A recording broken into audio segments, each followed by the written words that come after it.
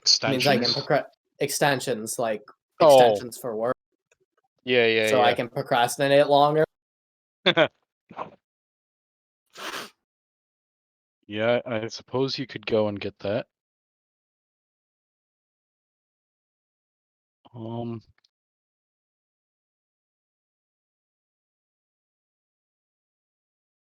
need graham crackers. That's what the fuck I need. Are you 80 years old? No, they're fucking good. I'm 82, thanks. Okay. What's up, Cobra? And I need the ones with the cinnamon on the top, otherwise it's just no good.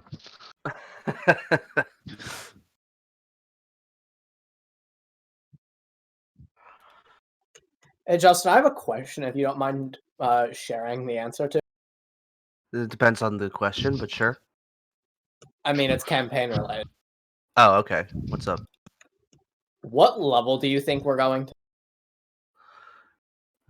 Like end this campaign at? Yeah. My goal was to get you guys to about 9, probably, before I consider us like in the end game, basically.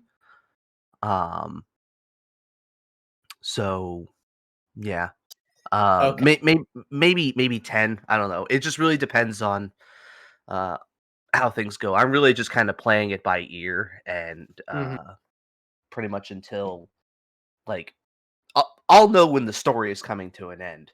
But Of course. it just kind of depends on how things progress, what choices you make, what because some plot points might get completely closed off depending on what you guys do or don't do, and yeah. Yeah, exactly. What's up, Music Man? Howdy. Your recital was really good. Thank you. I'm glad you guys enjoyed it. I didn't get to watch it because fucking what's it? I mean, you can still watch it even though it's not live anymore. It's still there. I'm not Yeah, but asking you to. I was on my phone and Vimeo, chilling. whatever. Yeah, Vimeo no, or whatever program. Vimeo Yeah, that sucks. doesn't. Yeah, Vimeo sucks and doesn't allow live stream playback on mobile. I know. Don't worry, you're fine. So, are we level 7 yet? Maybe we had a lot of fights. It is a fair question to ask. Well, you're about to have another one, so. Arco's in a pillow for it. Fight the DM. Convince him we are level 7. Can I use my charisma? Because I have a +9 to my charisma saving. Only if it's an intimidation check. I'm gonna intimidate the person, make him go away. That's Lillian, who don't know who you are, but hello. Yes, you do. Oh, that's okay. Different name. Gotcha. All right. Ellis. Elaine, I don't mean to be like rude, but if can you use like push to talk or mute your mic when you're not talking, because it's very irritating. Thank you. Yeah, you've got mic feedback. Yeah. I don't mean that. Well, okie dokie, artichokes. How is everybody? Doing all right. You missed it, but my arm fucking hurts. But I want to play D&D, and it's my birthday, so. Oh, happy birthday! Sick. Thank you. All right. I just want to make Happy sure Ellis birthday. is good. Here's your shot. Hopefully it's not a miserable day after. Right. Have we rolled initiative yet? We're going to once. No, you didn't roll initiative last time. No, that was the other game. Yeah, I was gonna say that was the other game. I just want to make sure Ellis is good to go before we start. Excellent. I am running to get something to drink while we're waiting.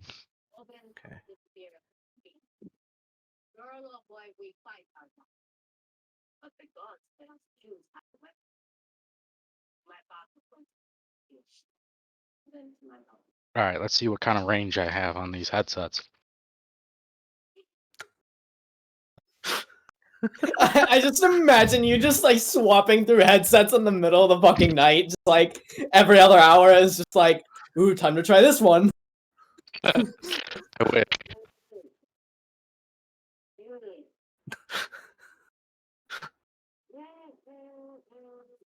Oh, here I go killing again. Oh boy, here I go killing again. Jake, I'm gonna Oh say boy, here I go killing again. Oh wow. Hello.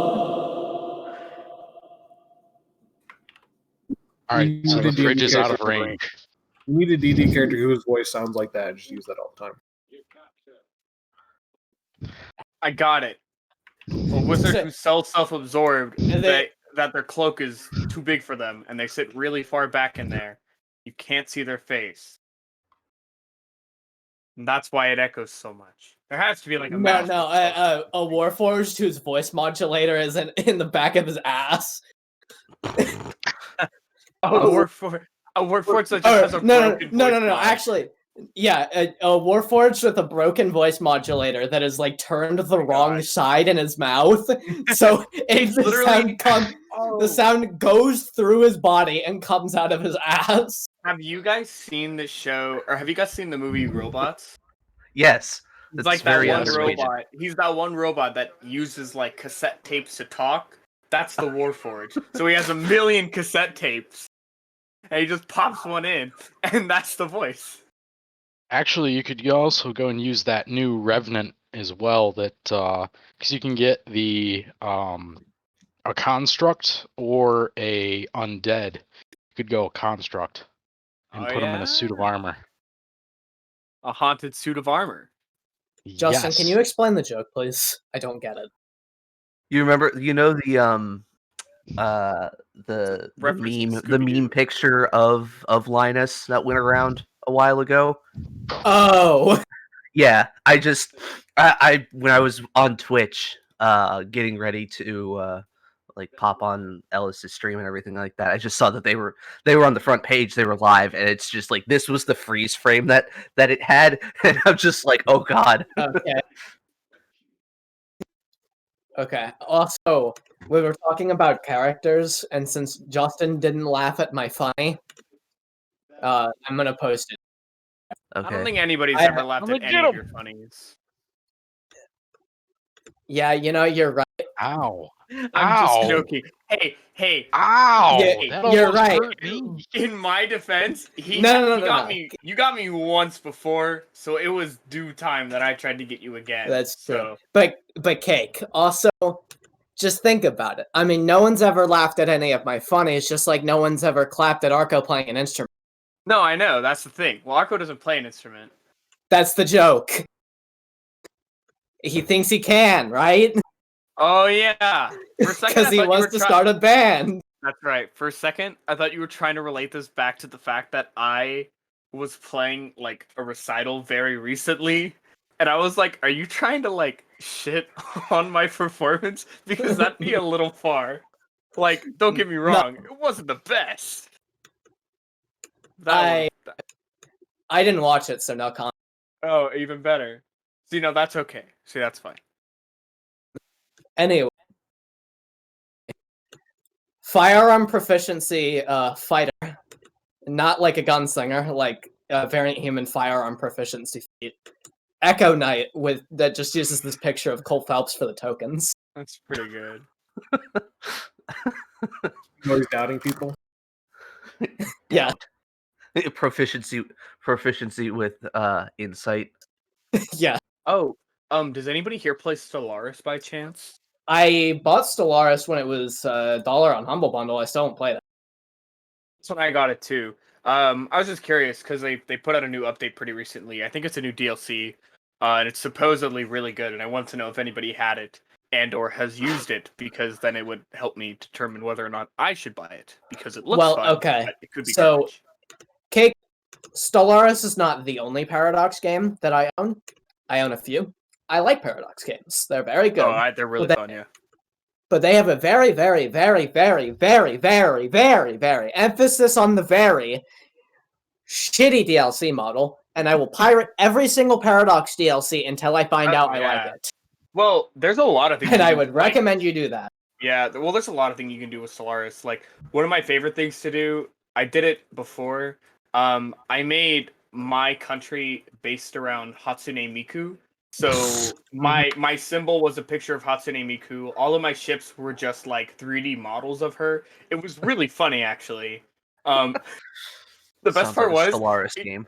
in Stellaris, you can like pick how your government is ran. I just picked dictatorship, 100%. Just hardcore dictatorship. We're enslaving aliens. The robots are our army, and we're enslaving any alien race. I mean, it was luckily, really funny. Hatsune Miku could. She would take no fucking prisoners. Oh, Oh, hell yeah. absolutely.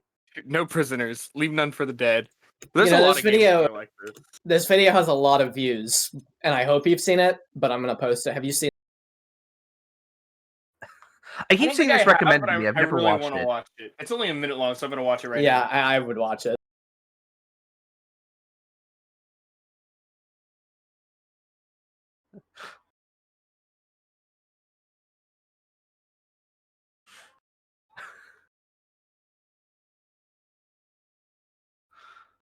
Is that the dude from Soul Suspect? No, No? that's okay. Cole Phelps from LA Noir. Oh, okay. Alright, I thought I'd seen him before. Because he's the same guy in the Doubt meme. No, I've actually played Noir. Oh, okay. I mean, yeah, I hope you have. It's a very good game. I love it. I liked it.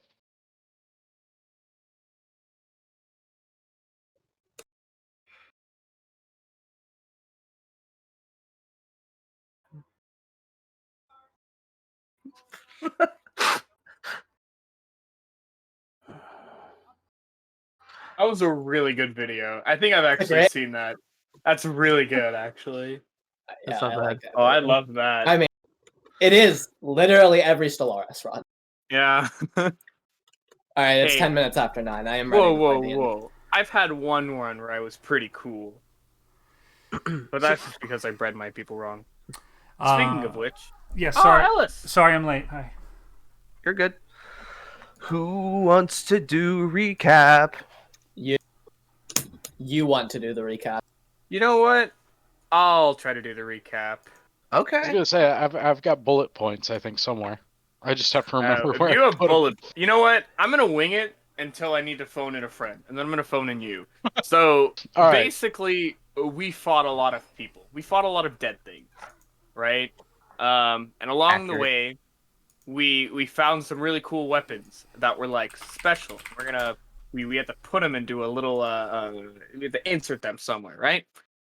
Basically, we went around, killed a bunch of people. We fought a giant snake thing. That was actually really scary. We fought, I think, was it technically a lich? No, it was not a It lich. was a Damn bone it. naga, I think. Oh, okay. Well, we fought that, which was cool. Then we found out the correct order to put all of the weapons in because they had to go into a certain slot. A door opened. We found this guy. He's hanging out. I was laying on his bed.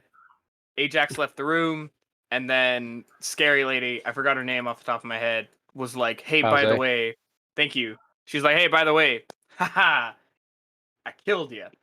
Recap. Done. Bam. I should do these more often. That was easy. You got all the bullet points pretty much. Yeah. Kaze had snuck her way in, and while Levingham was getting ready to explain something, answering somebody's question, she cut his right arm off, and his severed arm is now gripping the spine of his spellbook on the floor. And I think it is time we roll initiative, with everybody except for Ajax being surprised. And then a Sure. wizard. No, wait, he is the wizard. Never mind. Oh shit. I was gonna say, and then a wizard Yeah, goes and no. comes in and casts tiny object or tiny Tiny servant on his arm, and it runs out the door. It's that. It's the hand from Coraline that just kind of falls around on the floor. Very spooky. Oh no. One of those fucking things from Uh, Zelda. Oh yeah. Justin, I had the music bought on like 170. It just scared the hell out of me. Oh, sorry. No, it's okay. I Yeah, have that it would. muted, thankfully. I have it muted too, but I turned it up a little bit and I heard what was playing, and I'm like, yeah, that would probably scare me too. Yeah.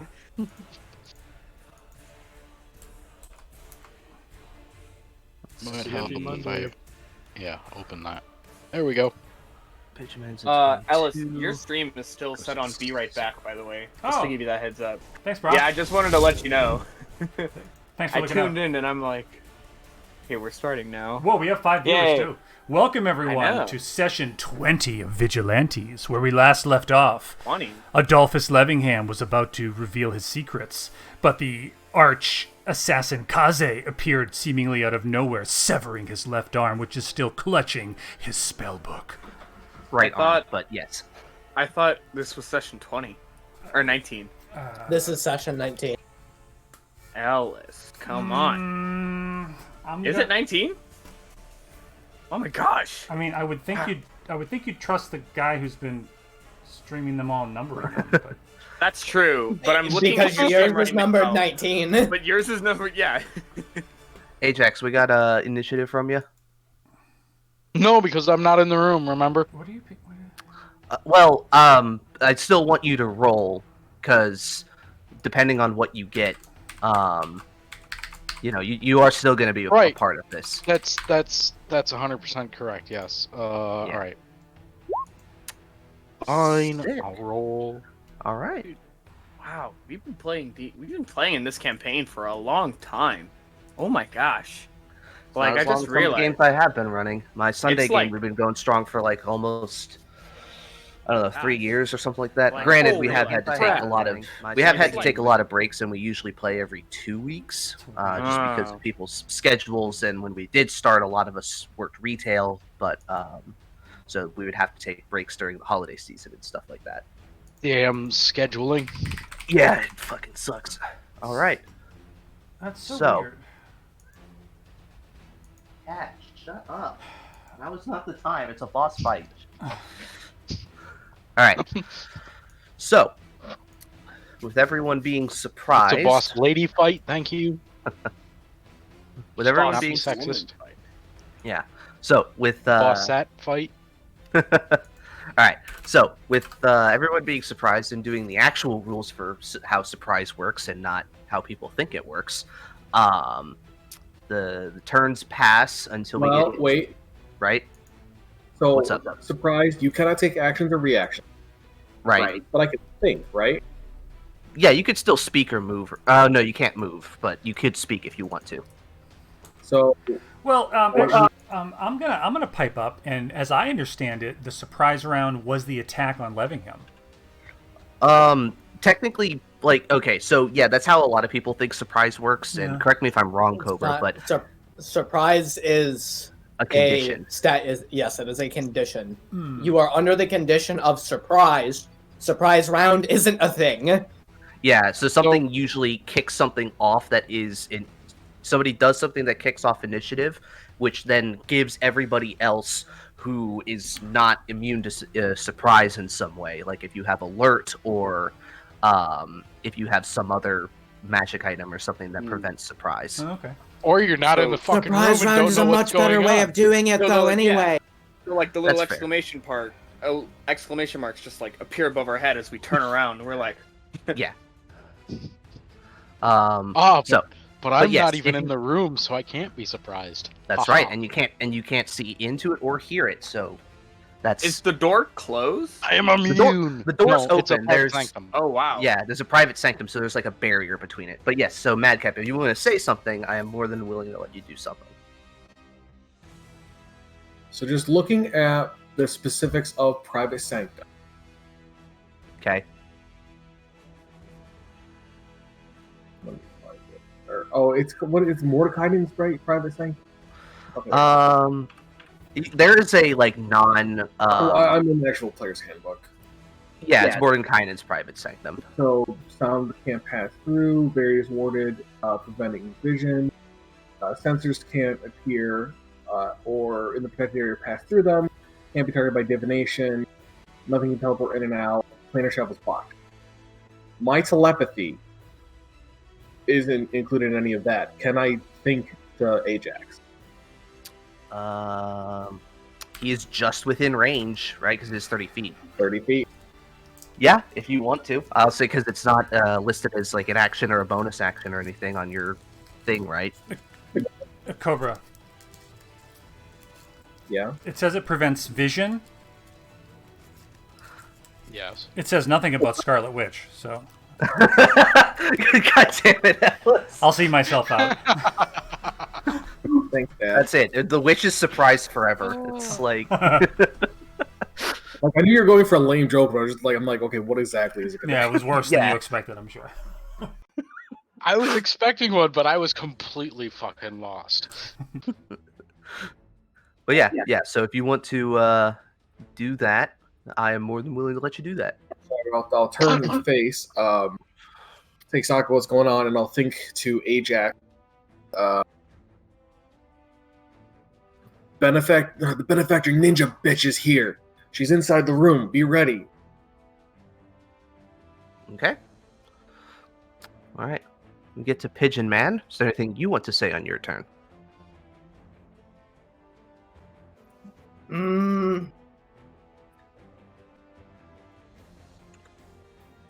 I don't think so. Like, Okay. give me a second, though. Let me look through my shit. Okay.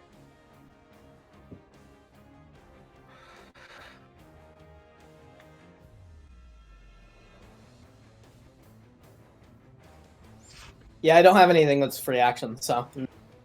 Okay. Ellis, is there anything you want to do on your turn? So I can't move or action, right? Yeah. You can't move. You can't do any of your main stuff, but if you have anything that you can do for free, or if you want to say something, you can do that. Okay. She would just simply say, Levingham, no. Okay. I get nothing. Yeah. No. He's leaned up against his desk, like on his butt, gripping his stump as it's just bleeding everywhere. All right. Then we get to Kaze's turn. She's going to step on the severed arm and reach down and grab the tome. It is a big tome, and she has a kind of pack slung to her side, kind of like a messenger bag, and she will put it in there.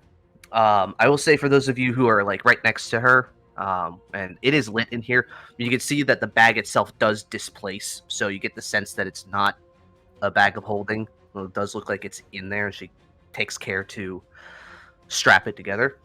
I'm going to say that is her action, because this is a big book, and she's doing this more or less one-handed. So I'll be nice with that. And then she's going to bonus action dash and head out of the room. Just gotta measure the exact path. Okay. That's not a bitch and a half. Yeah. So you watch as when she does that, she kind of looks around, takes she does kind of like a 2-finger salute from her brow to all of you, and runs out the door. Ajax, you will see rushing out of the doorway, because I don't think he's met her before. So you see a half-elven. It's kind of a blur, but like once she kind of stops and it gets to your turn, you can very clearly see what she looks like. A half-elven woman wearing basically like a ninja getup, a little bit more exaggerated than your historical accuracy, but she has a kind of short wakizashi, a short katana, in her hand. And it is now your turn. Now, any good ninja doesn't dress as a fucking ninja. They dress in regular clothes. when they're when they're trying to not until they're trying to infiltrate something, when they're on a mission. You heard me. That's Anyway, what was her exact path? She moved like through these pillars, so she definitely would have avoided your attacks of opportunity or something like that. All right, gotcha.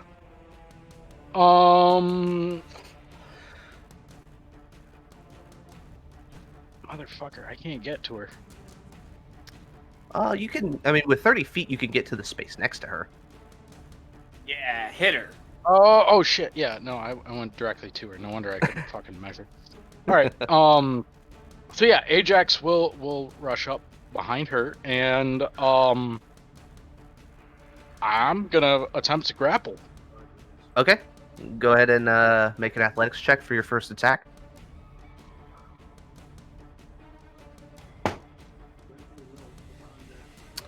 Fuck, 14. Yeah, unfortunately, she Roll a beats, 2. She beats that. Unacceptable. So, I'm pretty sure grappling you can do in place of an attack, right? Not a full action. Correct, in place of a single attack. Yeah. Yes. And honestly, even if not, he has the grappler feat. I would say that would be a nice perk for it, anyways. Yeah. But yeah. So if you want to try that again, feel free. You know what? What the hell? Why not? Ooh, I rolled pretty low. Oh, right. Athletics.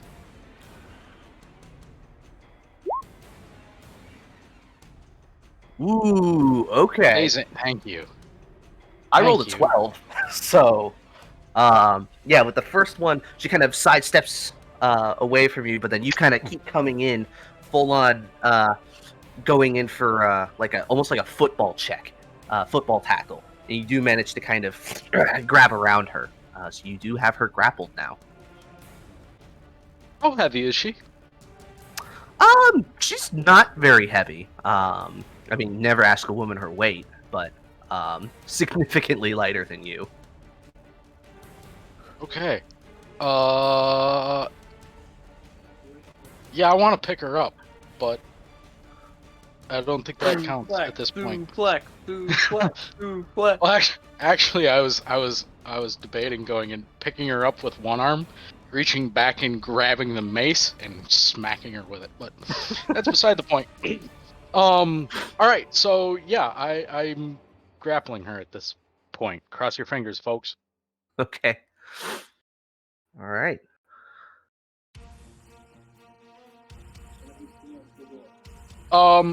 Now, can I respond to Madcap? No, Yeah, it's No, one-way it's a one-way? telepathy. All right. One-way short-range telepathy. Gotcha. All right, never mind. Okay. Then yes, that's end of turn. Okay. Neat. Oh wait, Arco's at 15. yeah, I get advantage now. So That's my right. least I shitty initiative think it is is. gone. Yeah. We go there. Uh, What's up? You're surprised, so Yeah, I was gonna say. So all I can really do is talk. yeah. Just all gonna right. put everybody on a square. Yeah, sure. Levingham is surprised, so his turn passes. And then we get back up to the top with Madcap. Levingham should be beyond surprised at this point. Yeah, well, he's still trying to process, oh fuck, my dominant hand is gone. Shit. So he's coming up with a plan. You're righty. I am going to main action dash. Okay. And close this door. And stand in front of it. Okay. And that'll be me for a turn. Okay. You have the flame on her. I don't have much key right now, and I need to make good use of it. Right. Okay. I'm gonna run up, and you kind of have to reach a little bit to grab the handle, but you do manage to go and close it to the best of your ability. And I can't do it on the grid, but I would want to be standing if Yeah, I gotcha. Yeah, you're right at where the you're standing roughly in front of the handle. All right. It is now Pigeon Man's turn. Okay. Before I make my action, did you say her bag is not a bag of holding, or does not look like mine? It's the same kind Doesn't of appear to construction. be a bag of holding. Yeah, it's the same kind of like style of bag, like a large messenger bag. But you saw the tome, which is large and thick, displaced inside of it, and then she took care to like close it and secure it. So you get the sense that it's okay. Yeah, just so it's not holding. a bag of holding. Okay. Yeah. So I'm gonna bonus action A dash. bag of many and hands. Mm-hmm. can I use my main action my main action to wrangle the bag from her, since Ajax has her grapple? I'll say because of Ajax's grapple, the strap is kind of like he's got like his arms around the strap because it goes around her entire torso. So There's nothing stopping you from slicing Yeah, the. yeah. I'll use my strap or attack something. action to slice the strap. okay, go ahead and That's what I was gonna. I'll say you can make one with disadvantage, so like a called shot, but the AC is kind of low because it is an item. Okay. I think you hit. Well, it's disadvantage, so roll again. Oh. 10's what you needed. So you kind of pull out your short sword and you slide it in between the where the strap is, and you kind of with the flat end, and then you go and with the magic sharpness of this sword, you manage to slice it, and you see it slip and fall in this square here. And is it? I know technically picking up weapon or items is like an action or whatever, but actually I have fast hands. So, I mean, it's not. But is it safe to assume that I can pick it up? Read me off fast hands real quick. Actually, fast hands might be. So, for bonus action. interacting with objects around you is considered something part of your main action, and that includes an example of picking up a dropped axe. Okay, I'll say if you want to pick up the bag, you can, but that's as far as you're going to be able to get. Like, you can't open it and pull the book out. You can't put it in your bag of holding because it's heavy. I just wanted to pick it. Okay. And after I slice it, right, I'm gonna say, like, as I go and grab it, I'm gonna like snatch it from the fucking sliced handle. I'll say, I'll be taking that.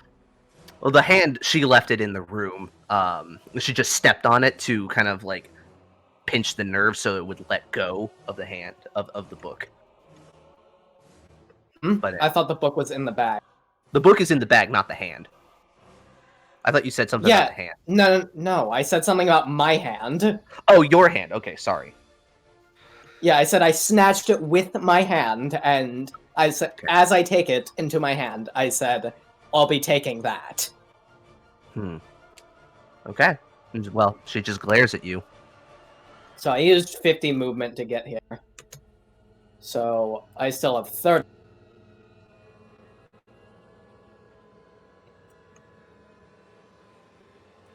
I'll move back in. Okay. That'll be my turn. Used 50? How did you get all the way there? Because I have mobile, because so I bonus action dash, so I had 80 movement. Oh, okay. Hold on one second. Mobile is dope. Yeah. He's got 55. 30 normally. With mobile Yeah. gives him a plus 10. Yeah, And then 40. he's bonus action dashing, which gives him 80. Okay, I'm just... Yeah, I'm probably more like right here. I'll go there because Yeah, I'm gonna say that's well, that's because I wasn't on that square. I was in the middle because I ulted myself when I was okay. When we were doing the roleplay there, and I didn't put myself on a tile for combat. So that's my fault. Oh, that's good. But that this area seems more likely to where you would be. Yeah. Okay. It is the witch's turn. All right. So at this point, has she dropped the bag? Is the bag on the ground? Oh, you don't know. On the ground, yeah. Oh, okay. Yeah. Well, okay. right, so I'm going to use 25 feet of movement to come out here, and now I'm going to look and see. Ajax is Yeah, holding her. Yeah, it is decently lit in here. So yeah, you can see her. Okay. Am I accurate that Ajax has her grappled and the bag is on the yeah. floor? Pigeon Man has the bag. He does. Okay. Okay, that's cool. So let me think. Does it look like she is like struggling, or does she look like she's? She looks. I'm trying to think. She looks more annoyed that this guy, kind of has her pinned down. Mm-hmm. But she doesn't look like afraid or anything like that. Okay. Okay, so the witch would step over here, over here, and call out, Ajax, bring her to me, and she will hold an action with her rapier if anything aggressive happens near her. She'll hold an attack. You may want to move if you can, because there's no way that I'm going to be able to get her to you. Especially, I'm not 100% sure if you're carrying someone in D&D. Yeah, I was going to say I don't think I'd be able to make it to you. So. Okay. I've only got 5 feet of movement left anyway. No, you have. You did 25. You have 10. You're a wood elf. Okay. I thought I used 30. You got there, so you could go like here or here or something like that. That would at least get you closer to him. Okay. It's just out of character. It was more of in a general let's interrogate her thing, not so much drag her immediately to my position. All right, yeah. So she will hold that attack in case she gets loose and whatever, Okay. So don't suplex her against the wall. Fine. Actually, you know what? I'm gonna actually. Do you have any control spells? Can I get here? Yeah, I can get there, right? Yeah, you can get there. Yeah, yeah. Okay, I'm gonna stand there holding the action in case somehow she gets loose and tries to get the book. Now I'm next to Pigeon. You know what I mean? Okay. Yeah. All right. Cool. Thank you. No problem.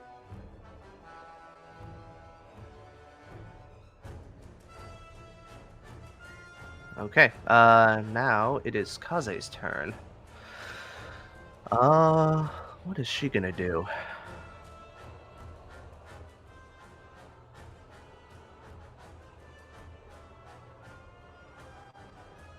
Okay. She's gonna attempt to break that grapple. So, Ajax, I need you to roll an athletics check versus her acrobatics. 17. 17? Oh, I hit an 18. Oh no. I was like, is that enough? And I was doing the math. I'm like, oh, it is. So I rolled decently low on the die, but she's got high acrobatics. All right, so she manages to slip out of your grasp, and then we'll bonus action disengage, and it's gonna come here and look at Pigeon with like basically staring daggers at you, with her weapon drawn. I'm just checking to see if she can. Yeah, no, that's everything that she can do. All right, Ajax, is now your turn. She's slipped out of your grasp. It is times like this where I really wish I had fucking Charger right now. Give it a few more levels. No, I only need one. Fighter, remember? Oh, right, yeah. But yeah, that would be rather nice. Fighter and mobile. Oh. Or Charger and mobile. What kind of range do I have here? More than enough. Yeah. I'm a full-on fucking tackler against the wall. Okay, go ahead and another grapple check. Yup. Roll We're me gonna play that football athletics. all fucking day. Fuck, 14. Actually, Hmm? actually, I still have inspiration. You could do that if you want. It's a D8, I think, right? Yes, I'm pretty sure Ellis? yeah, it's a D8.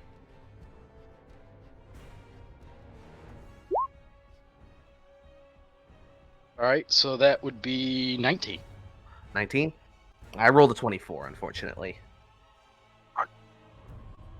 What she got? Like a plus 12 to her fucking acrobatics? 9 actually. So I rolled a 15 on the die. So you managed to run in and try to go for that football tackle again. She just kind of sidesteps out of the way and kind of brings her leg up to kind of stop your charge and pushes you away. In that case, I'm gonna hit her with. No, wait, because I can't. Can I use a vocal only spell, or not spell, cantrip? No, because you used your action to do one of your grapple checks in place of an attack, Okay. so you have to either grapple check again or attack. All right. Yeah.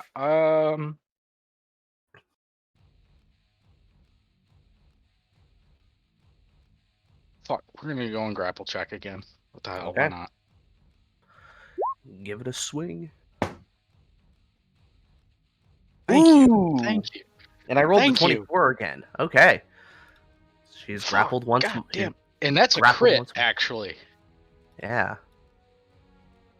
Son of a bitch. Waste of a crit, too. That's one way to guarantee success on this, though. Yeah, that's fair. All right. So you just like really annoyed. You go and grapple her again. Do you have any more movement? Yes, I could actually get to the wall. Okay. With I'll let you do movement, that. So, Just kind of shove her up against the wall. Nice. so we're technically occupying the same space, I'd assume. You're occupying separate spaces. But like I'll say you. Just okay, yeah. Yeah, I you're like gotcha. pushing and holding her against the wall.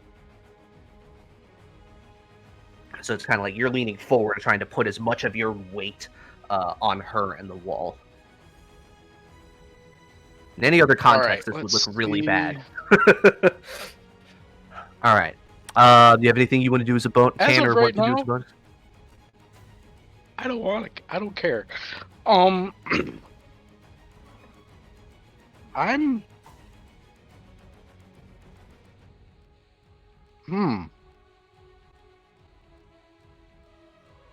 I'm gonna go and use my second wind and try to recover a little health point here. Okay. So let's see. That is a D10 plus 5. Fuck. All right, so that's 11 hit points back. It's not bad. I mean, that's average. Yeah, but a full-on fucking 10 would have been nicer. That would have. All right.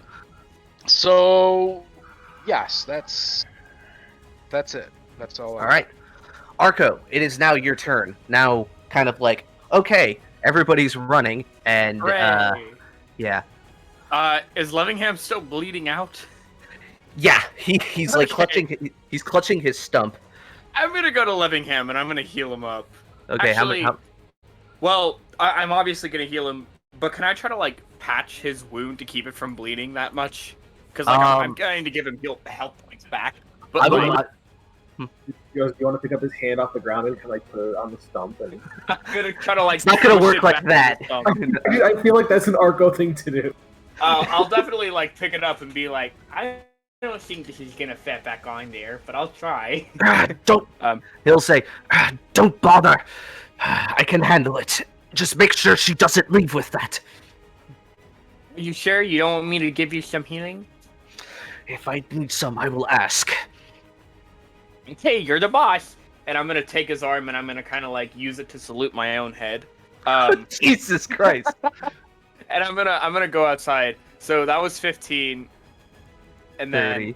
another 30. So that's kind of my full. And you know what? As a bonus action, I'll cast Expeditious Retreat so that I can use the dash option, so I can move another 30 feet. Okay, nice. From here. Use the Oh, spell. look at that! Hey, I'm gonna go beat her up. I'm gonna go over here, and I'm gonna swing at her. Expeditious Retreat is a bonus action, and you get to do the dash on the same turn you cast it. Yup. Pretty good spell. All right, Yeah, I make don't sure think it you're. goes away. Wait, actually, let me read it. It's concentration, so Yeah, do keep that in mind. concentration, So 10 It's a minutes. concentration, so yeah. So just don't get hit. Okay, well, I'm gonna try to hit her. Non-lethal damage, though. I don't know Okay. how much health he has, just in case. So I'll hit her twice. Wah, wah. The 9 misses, but that natural 20 hits. Yeah. All right, And go ahead and do the damage. you know what? Just for the hell of it, I'm gonna use my what's this called as well. Dude, I just had it out. Divine Smite, because your Divine Smite adds to the weapon attack and crit. Actually, yeah, Divine Smite. Okay, So I'll well, add make my sure. Divine Smite to it, and I'll cast it first level. I don't need to cast it second level. Okay, Not well, yet. that should be, I think, 2 first level spells, so you might be out by this point. So just make sure you're keeping track of your slots. But yeah, Yeah. I'll let you do that. Go ahead and roll the damage, and then add 4d8. Slash roll 4d8. And like I said, non-lethal. So 14 plus 12 plus 11. So 37. That hurt. Not a Honestly, at this non-lethal. point, Non-lethal. I don't think A Bahamut non-lethal cares. bullet to the head.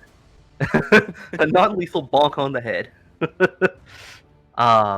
Yeah, no, you kind of you swing, and she kind of ducks out of the way, and the No, she the can't. flail.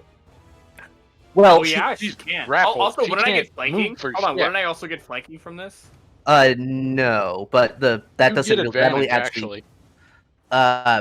no, the flanking I do +2 for this campaign. But you're not doing, but it's a natural 20, it doesn't matter. So the first hit swings past and slams into the wall, and it just leaves like an indent, and then it pops out. You go in for a second one with a uncharacteristic, like, draconic roar. Arco comes down with Bahamut's divine fury imbued within this flail, and it slams into her, and this like kind of explosion of radiant energy fills the room. She well, she does. You can't hear her groan, but you imagine she is very much in pain, and there is like this charred piece of her clothing there that's just smoldering and smoking at the moment. Nice. Also, I gotta say, Hit her with Ellis, the backswing. the meme that you posted is really funny. Thank you. I thought you would like. I really liked it. And that'll be my turn. Okay. All right. Levingham's turn. Levingham, thematically, is going to cauterize his wound so it stops bleeding, which I know, Cobra, you've said is really bad, but this is a fantasy world and he's very desperate. People don't know better. Yeah. He probably does, but he's like, I just need this to stop bleeding so I don't pass out. So, thematically, he's going to use his Firebolt cantrip to do that. Yeah. He has to hit himself. He does. Quinn says, "Does anybody smell barbecue?" Yeah, Smell- I just want this to go down on the record. Cambodian. I literally said I would have healed this guy, and now he's casting Fireball on himself to cauterize his own. Firebolt, not fireball. Sorry, Firebolt. My bad. But still, I It's more offered so. to heal. It's more so. He's like, I'm good. Save your stuff for them. She doesn't want me. She wants my book. Make sure she doesn't leave with that. I wanna look out for the guy, man. He's not doing so hot after that, but he's gonna get up. How much movement does he have? Do some level 20 wizard shit, bro. Let's go. Well, he's going to be very limited in what he can do because he doesn't have his spell book, and he is missing his good hand. So some of his higher level stuff he might not be able to do.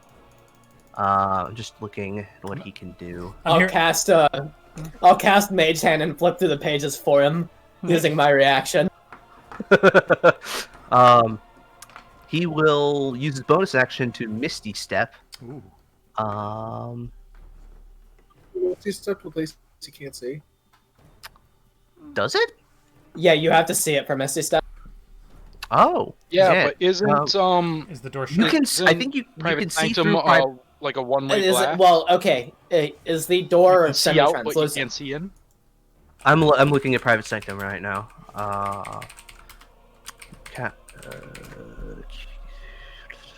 Yeah, I always thought it was like a fucking one-way glass sort of setup. It says can see out, but you preventing can't dark see vision. in. Yeah. Yeah. It doesn't specify. It says Let that me you read can't Private see Sanctum. into.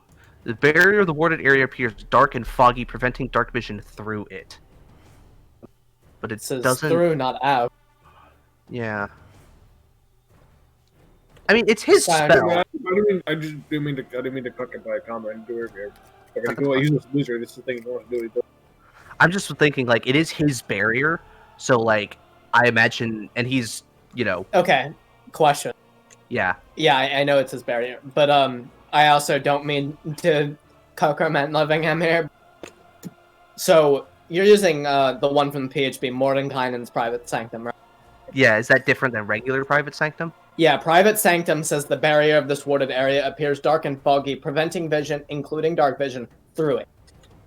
It just says the barrier of the warded area, not in it.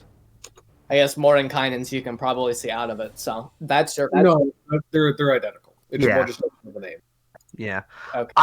Yeah, I've always version. thought of it as like big boys, whatchamacallit, tiny hut. Mordenkainen's large hut. Yeah, it's Mordenkainen's large hut, kind of one-upping Leomund. That's how I've always seen it because you can see through tiny hut if you want. So I'm gonna say it's a foggy barrier on the outside. If you're inside, you can see through it. So he will be able to do that Misty Step, and he'll get here, just because he still wants to have some distance. He sees that Pigeon Man has her pack, and he goes, and with it, he goes to point with his dominant hand, but it's just a stump that's like cauterized, and he goes, "You hold on to that tight." Everybody looks at each other and goes and says, "Hold on to what?" Yeah. That will end his turn.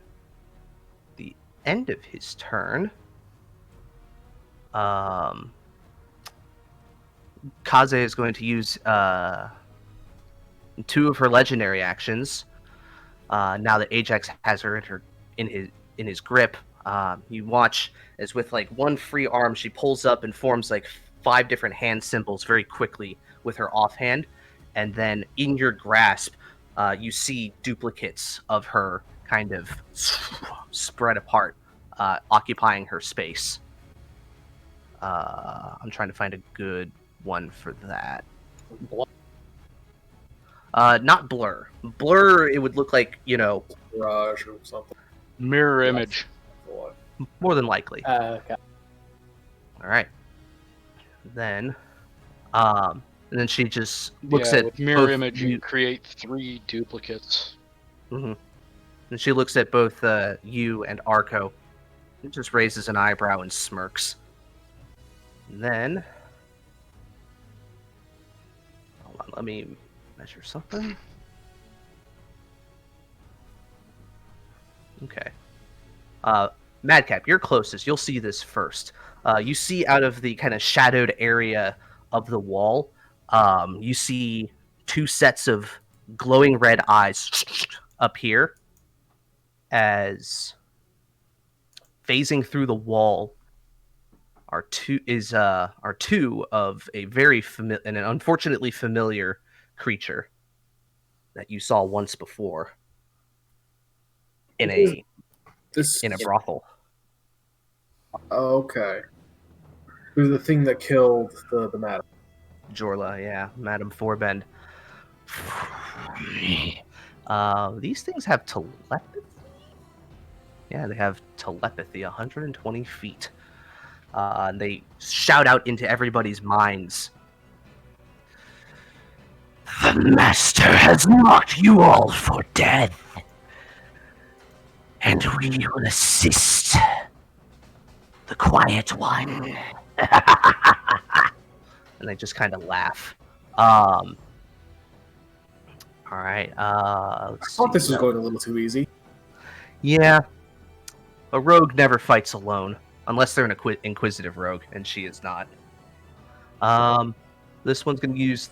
Well, that was its movement. That was all their movement to get there, and I thought they had more than 30, but they don't. So this one's just gonna dash and kind of come up to Madcap and kind of loom over you. This one is cuts them to pieces.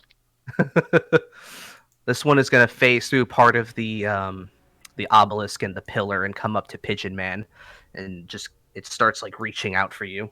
That's going to end their turn. Madcap, it's yours. Let's say, we got some fucking demon shit in here. X attack. All right. Oh yeah, that definitely hits. 23 for max damage. And X attack.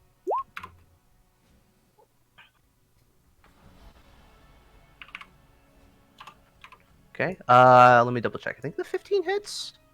Yeah, the 15 hits. So 9 damage. So that's a total of 21. All right. So you go in, cutting through this thing's form. It at first it looks indifferent to your swing, but as soon as you slice through it twice, it looks and goes. Get the sense it was not expecting that to hurt so much. How's it looking? I'm gonna give it an orange dot. It was not expecting you to hit it so hard, so it's looking rough. Kind of stylishly pivot around this way and flurry of blows kick at. All right. The 14 hits. Flourish around this way and kick it again. Hell yeah. The 11 will miss, unfortunately. And yeah, you're level 6, so your fists are magical. They are. When your key like manifests, when you have to overcome magic resistance, like what does it look like? Does it actually like have some kind of appearance to it, given your like halfling type? I guess in the description it doesn't specify.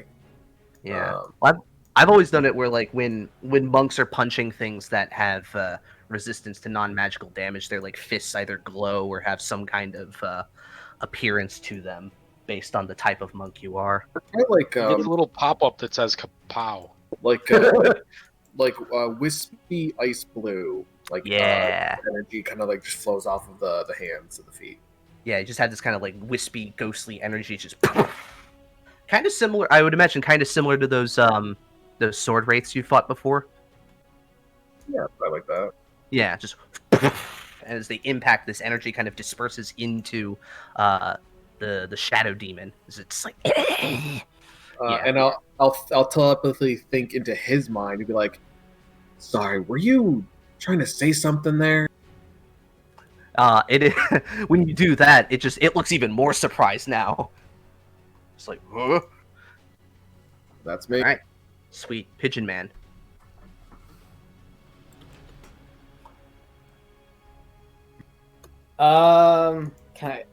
Let me reread the interaction.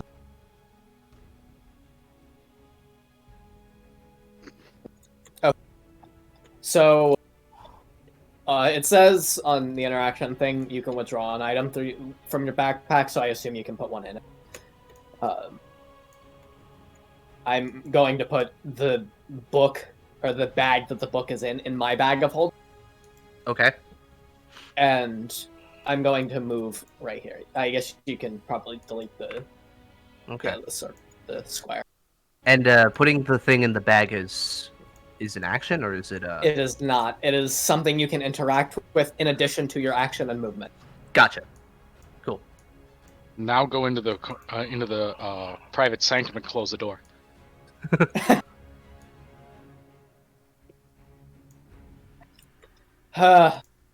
Another one of his goons.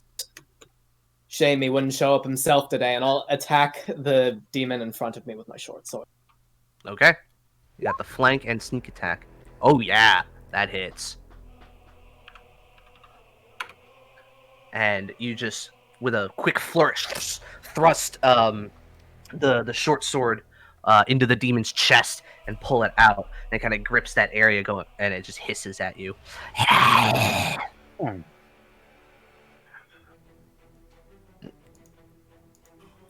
Alright, and then... Dagger offhand, boys. So that's 3 damage. 3. Okay. And then just a very quick, like, slice across it. Does not seem to hurt it quite as much. All right, that your turn? Yep. All right. The witch. Okay. Wen would say to Levingham, be careful, you're no use to us dead. As she would step forward and make a rapier attack against the shadow demon. Okay. 21. 21? That definitely hits. And I'm going to Roll. spend a bardic die to throw a little Psychic Blades? on there. Yeah. Okay. What is that? 3d6.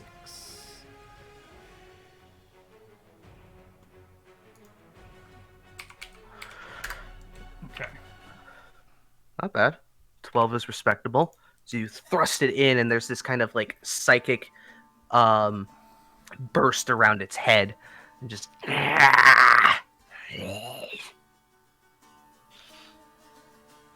right. I'd love Not to bad. see you take Piercer. That'd be With pretty that cool. fucking, with that freaking rapier? Hell yeah, that would be freaking awesome. Is that a feat? Yeah. Yeah. Oh, next time. It's like so Ajax has Crusher, Piercer is like the piercing damage equivalent of that feat. Nice. Yeah, there's Crusher, Piercer, and Slasher, for the different types of melee weapons. Okay. Does that end the witch's turn, or do you have something you want to do as a bonus action? No, that'll do it. Okie dokie. It is Kaze's turn. Kaze's gonna attempt to get out of that grapple. Cross your fingers, boys. Roll me in athletics. Oh, you already did. Nice. 22.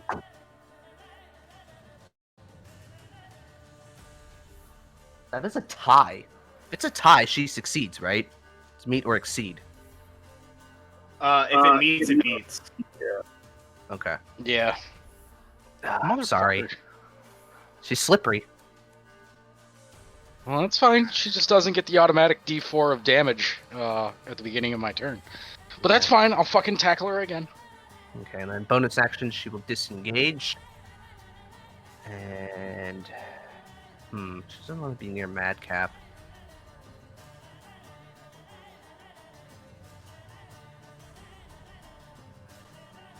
Now, can she Well, go she- through my space? No, you're right. You are right.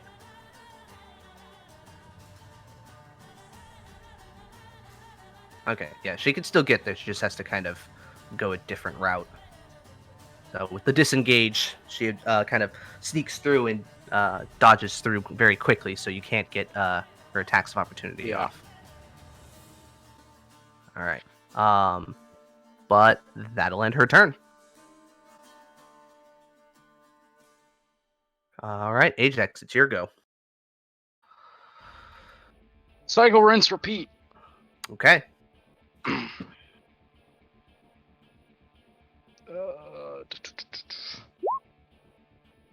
27's 27. really good. It's a 19. Fuck, I rolled a natural 20. God damn it. I really want this to happen for you, Ajax. I'm sorry. No, that's fine. We're not gonna go and do it this time. We're just gonna Okay. fucking hit her this time. What? It's Wait, He's like- starting to get pissed. wait. He rolled to grapple, Yeah, and he rolled a 27. and she Yep. rolled a natural 20. Oh. And she has a +9, so she still beats.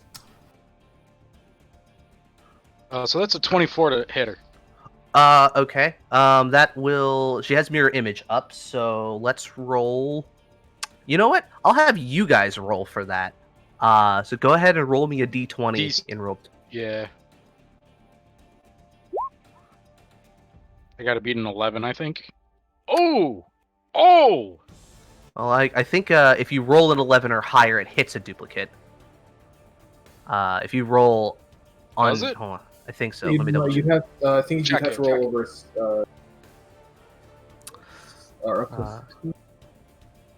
To target a duplicate with with 3 duplicates, you have to roll a 6 or higher to hit a duplicate. So you'd have to okay. roll. You have to roll. This is the one time when you want to roll low on d20s. Yeah. So you run in, you try to grapple her, but it's really hard to make out which one is the real one, and you're just like, fuck it, and you go for a full-on haymaker, and you manage to punch one, and it shatters like glass. You could, Now, if with Mm-hmm. the grapple check, how does that respond to the mirror image? Because if I'm attempting to grapple her and I miss because I grab for a duplicate, I clearly know that that's a duplicate at that point. So wouldn't that go and clear that? that's one of the things with mirror image that it doesn't really account for. So the way I've ruled it and looked at things with mirror image, so area of effect spells or things that force a specific creature to make a saving throw, like Vicious Mockery or something, can target her specifically and not the duplicates, because it's going for the creature, not the illusion. For you with the grapple checks, I'm saying it's like you're charging at her, so, and because the duplicates all occupy the same space, you'll hit her. But basically, Okay. so it's more so like you're charging into her space to try and like force yourself around the real one. Okay, gotcha. It is So one of those things. basically, like when he's going and trying to grip her, like the Mhm. back of his hand is skipping off of her actual form, as he's going and trying to grab a Yeah. hold of one of the others. So he knows Pretty that much. he hit her, but he just doesn't. He just didn't have enough. Okay, gotcha. All right. Then in that case, for my bonus here, I'm gonna use my healing light and heal myself an additional 2d6. Okay.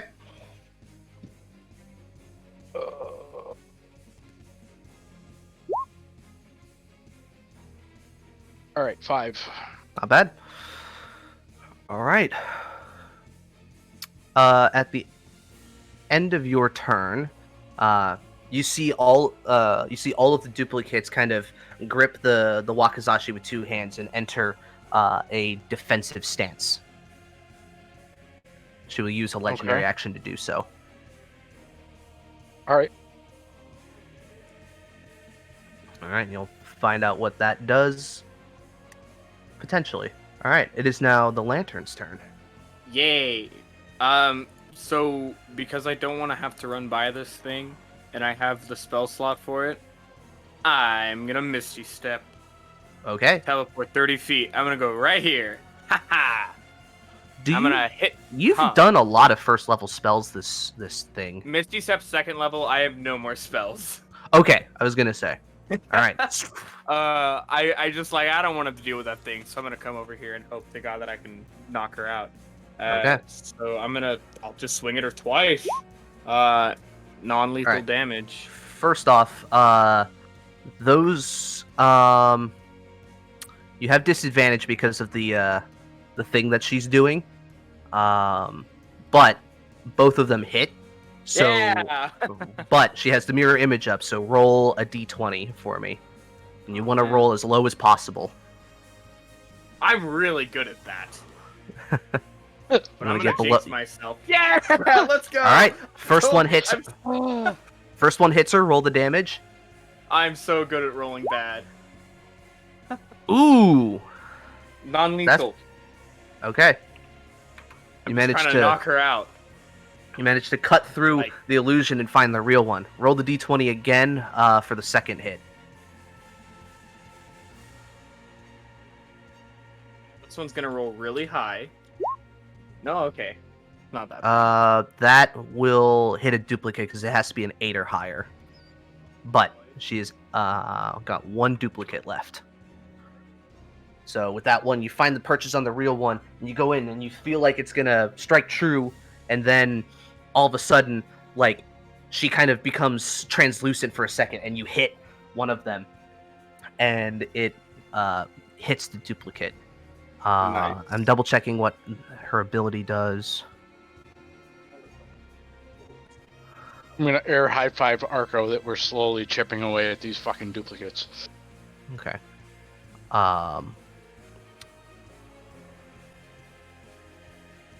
Okay. So, she's gonna use since you missed with that second one, that procs the second part of her legendary action. She gets to make an attack against you since you missed her. Oh man. Fuck. She's got martial abilities. It's a custom thing that I did. I kind of did base it off of one of the Battle Master things. One of the there's a feat. It's like martial initiate or something like that. Where you martial can get- adept, and you can learn other maneuvers. But this is a Yeah. legendary action, so it's a bit more powerful for her. In total, what the fuck did I just roll? Hold on.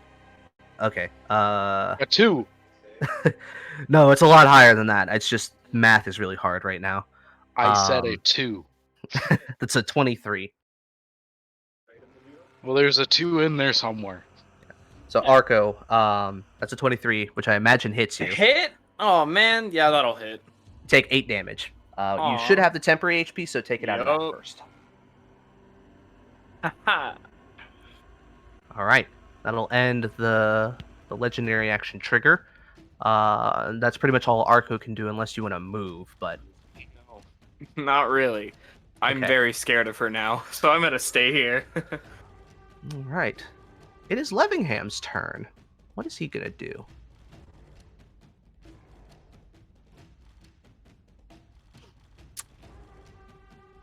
You know what? He's gonna target this one with magic missile. So he'll just take up his Look it left. up. He'll take up his left hand and trace a very simple spell rune in the air and kind of grasp it. And these 3 darts appear and fly out, hitting unerringly. He's targeting all 3 of them. It's 3d4 plus 3. Ooh, gross. 5 plus 3 is 8. But it takes 8 force damage as it hits into this thing, just kind of impacting on the smoky form. And then he's gonna back up a little bit and just kind of eye at Kaze. Alright. That's pretty much gonna be his turn. That was the Shadow Demon's turns. This one did not like Pigeon Man stabbing it, so it's going to attempt to attack you.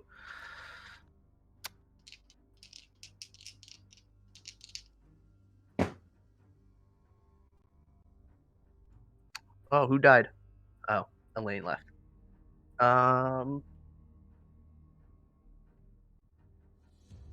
16 on Pigeon Man?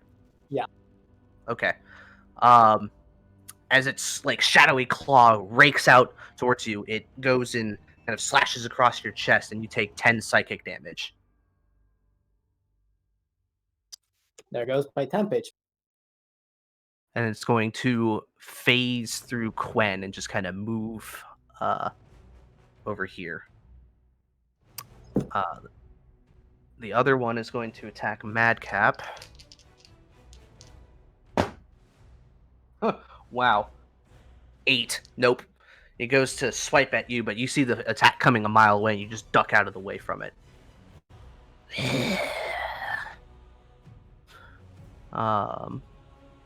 Back up at the top, it is Madcap's turn.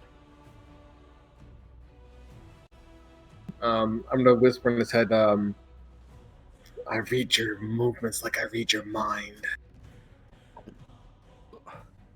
Which I don't. Metal. Oh, that hits. 10 damage. We'll go with Next. an unarmed strike for just a second. Okay. Alright, that 18 will hit. Get the 6 on that. Then you have your thingy. Agile parry. Agile parry. That's still alive. Yeah. How much have I done to it total?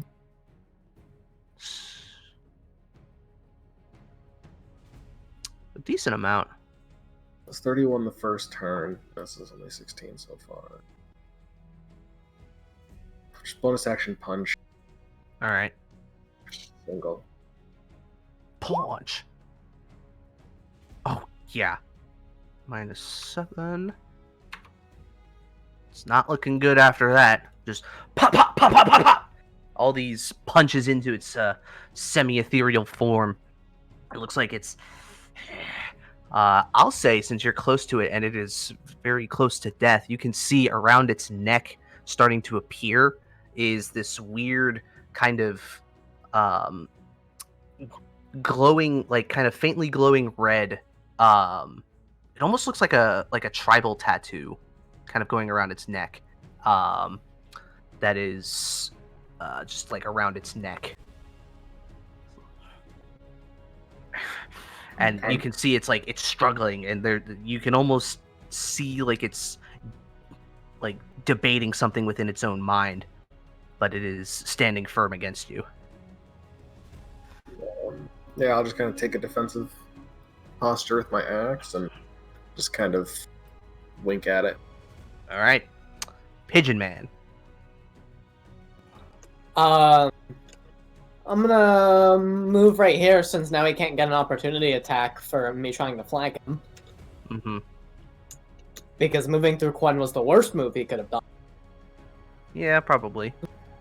And I'm going to attack. Okay. What? Ooh, that definitely hits. It's not looking good after that.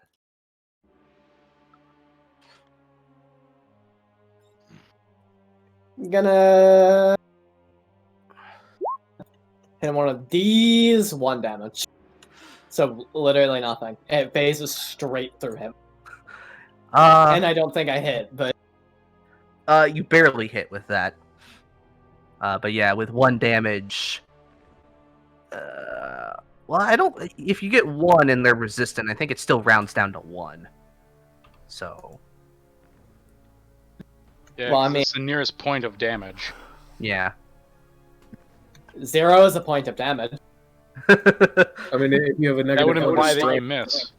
if you have a negative 1 to strength and you punch something, The nearest positive Yeah. integer. still do That's the 1 fair. damage. If damage can That's be fair. 0, then 0.5 That would is write fair. down to 0. That is fair. So you go out with the offhand dagger, and it just sliced through it. You feel purchase on something, but it seems to just ignore your attempt to stab it. Negates. And just misses. An unintentional miss. All right. It's like that you hit an end Pigeon Man's turn? Yeah. You hit something that's untargetable and it says that ability failed. Task successfully failed. Or it's all right. like you cast Earthquake in Pokemon and get magnitude 0. All right, Or Gwen, it 1 is or your whatever. turn. Yes. Quinn will attempt a weapon attack on the Wraith. Okay. Let's roll that. Okay, 21. That hits. Okay, 7 piercing. I'm checking something. How do you want to do this on the Shadow Demon? Ooh. As Quen, she would just drive the tip of the blade. Is it facing Pigeon, or which way?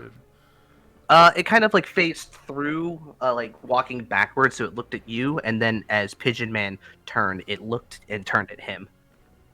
Okay. She would drive the blade through the thing's back and just try to like whisper in the closest thing it has to an ear, "Tell your master to despair." So you thrust into it, it's like, and you can kind of hear it audibly like gurgle in a way, and then within your mind, and only your mind, Quen, it says, "Tarkazeth is free," and then fades into nothing. For furiously writing that down. Quen is a bit shaken by this. Is this door open or closed? That one is open. Okay.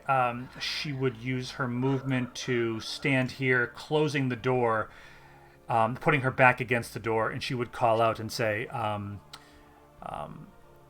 "Kaze, you're running out of tricks. Submit." All right. She It is locks herself now- in the closet. It is now Kaze's turn. She still has the mirror image up. She's going to use her recharge ability for After Image Strike. Let's see. So during her movement on her turn, she can make attacks at people she passes.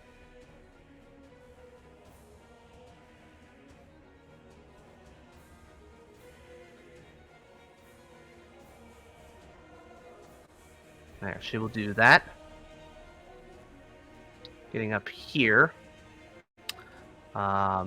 Before leaving your guys' space, she will make an attack against Arco and Ajax. And this movement does not provoke opportunity attacks, by the way. I'm just gonna pile driver into the fucking wall again. That's fair. I expect it from you. Oh god, that's over 20 against Arco. Yeah, that'll hit. Okay, I'm just seeing. It's going to be the same damage all around, unless you guys have resistances to certain things. I'm just Yes. rolling to see who hits. Okay, so we got Arco, Ajax, natural 3. I'm pretty sure that misses you. Levingham. Yeah, just a touch. Yeah, that hits Levingham. So you got Levingham, and then Pigeon Man and Quen.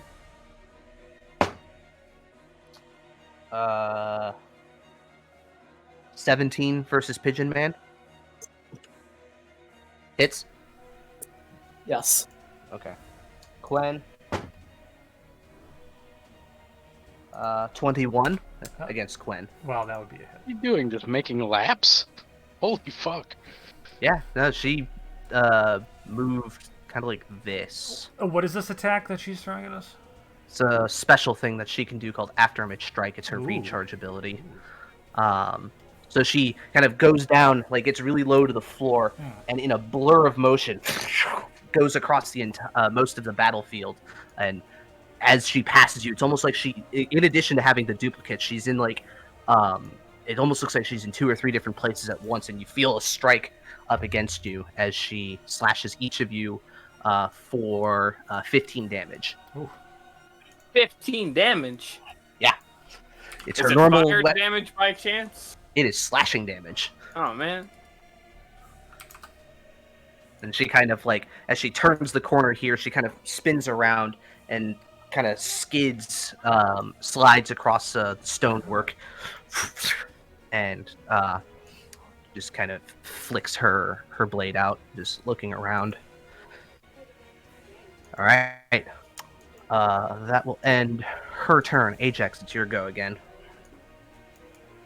Cycle, rinse, repeat. All right. That hit did not do very well for Levingham. All right. Athletics 17. Yeah, that's 26. All right.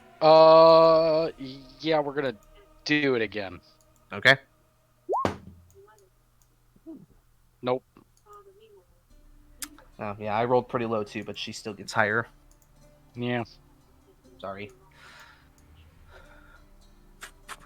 She's very slippery. You go in for one, she dodges out of the way. You try to come up over top, and she kind of slips out from your attempted grasp. All right. Well, bonus action. We're gonna heal again. Okay. I think you only get 2 of those, right? Correct. Okay. That's the last of them. All right. Fuck. Oh, that Ooh. heals healing. That could come in handy. You never know. It's all right. I only have 7 points left, so technically I'm at 60 out of 57. Not bad.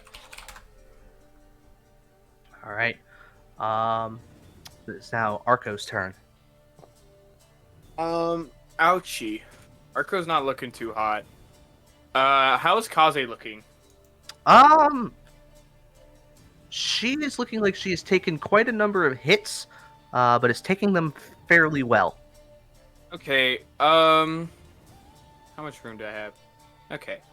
I'm gonna go down here, and I'm gonna stand right here. Okay. Sure.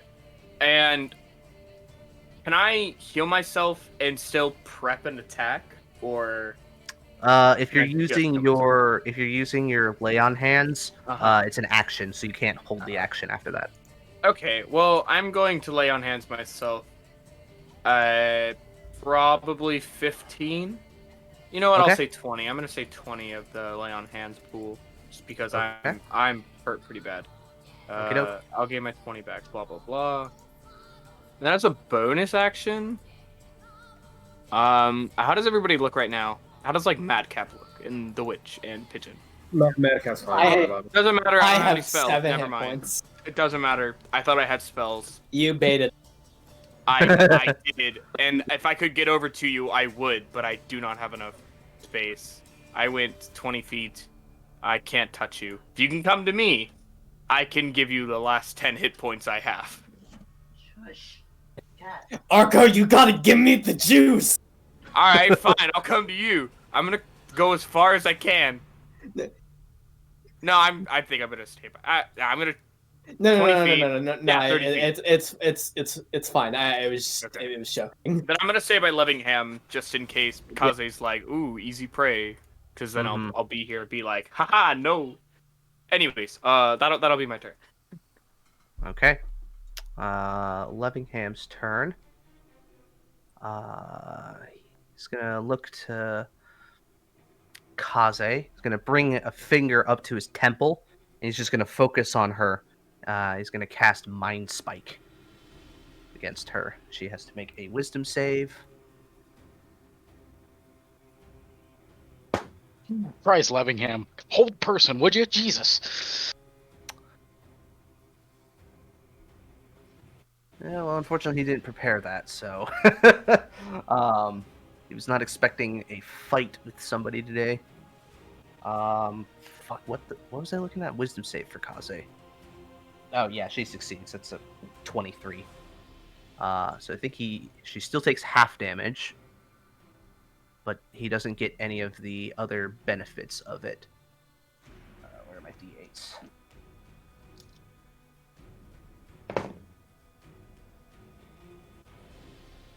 Ew, that's really fucking low. 7 reduced to like 3.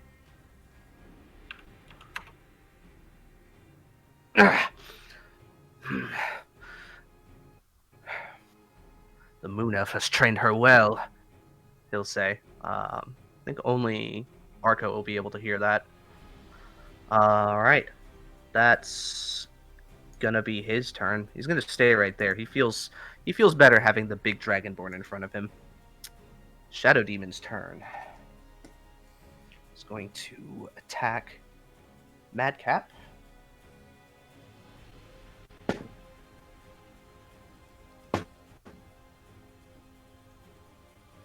I got exactly a 20, which I think hits you right now. Yeah. Okay. So you take 10 psychic damage as it comes down with a like kind of dropping its claw on you, and slices through, and you feel the pain not in your body but in your mind as its claws rake through you.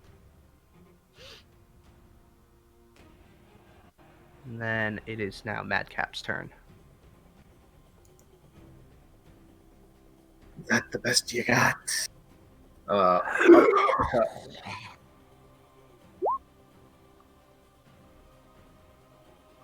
Okay. It is still up, but barely. Bonus action punch. Okay.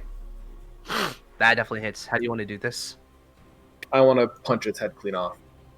Okay, so you leap up and full on, like, Superman punch it in the face, and you watch as its head disperses into smoke, and it just and just kind of dissipates into nothing. Running over this way, I'm gonna kind of jump off this wall and do like a full spinning axe swing at her head. Okay. All right, that'll hit. Roll me the d20. See if you hit her or the duplicate. All right.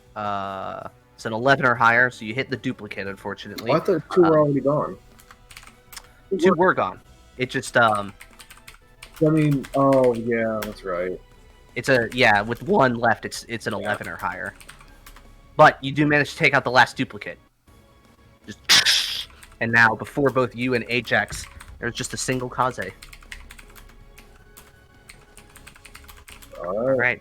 Wait, no And mirage. Get that sneak attack in, bro. All right. That will. At the end of your turn, she's going to use her legendary action again to do her swift counter, entering her defensive stance. Let me get rid of that one in the little bubble on her. That way I don't confuse myself. Pigeon Man, it is your go. What do I do here?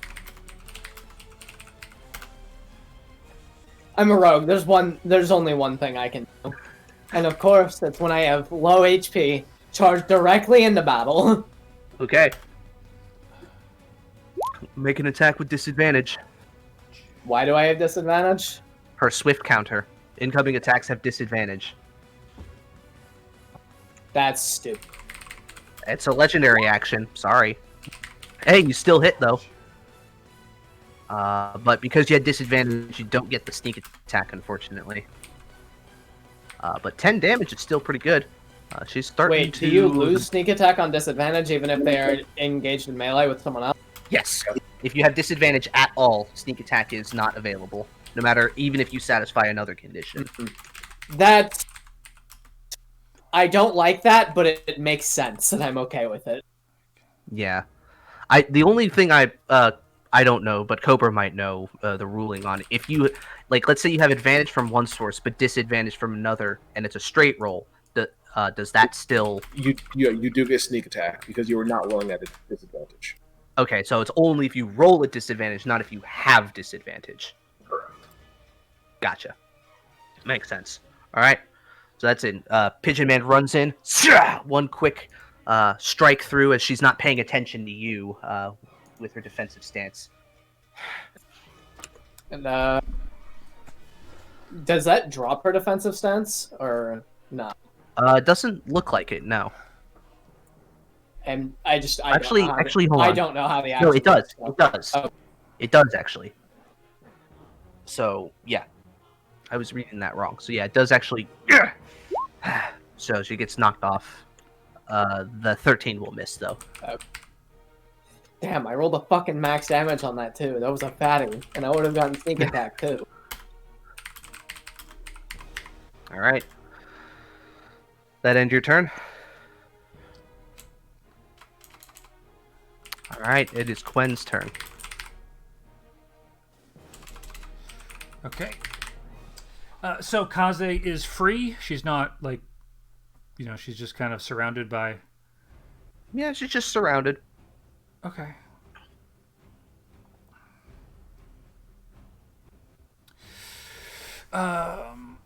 The witch would simply cast, keeping her back pressed against the door, she would simply cast Vicious Mockery.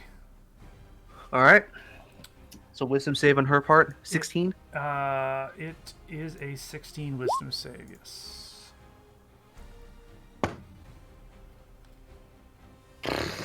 That's a natural 19. So that puts it over 20, unfortunately. Oh, what a surprise. Sorry. I'm rolling hot, dude. I don't know what's up today.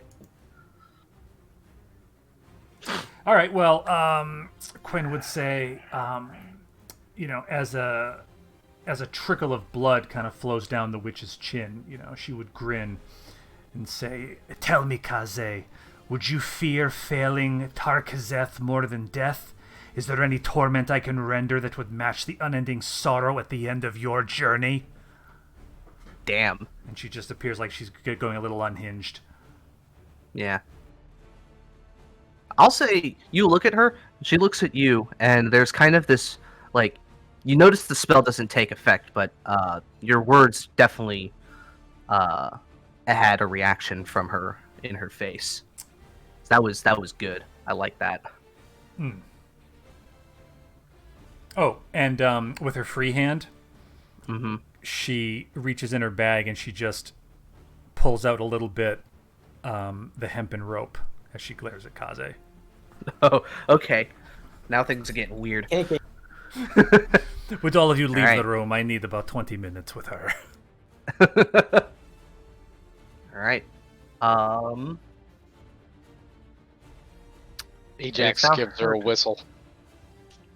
It is now Kaze's turn.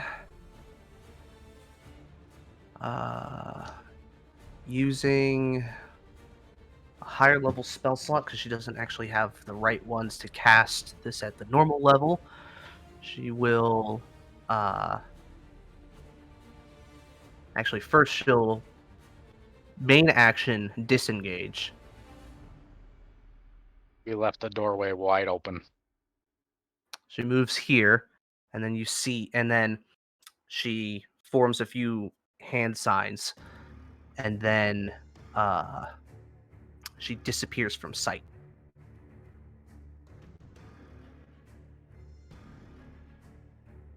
And then I am going to... Levingham cast Dispel Magic. Alright.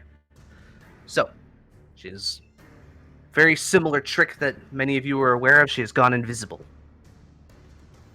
Where she is, nobody knows. Ajax, it is now your turn.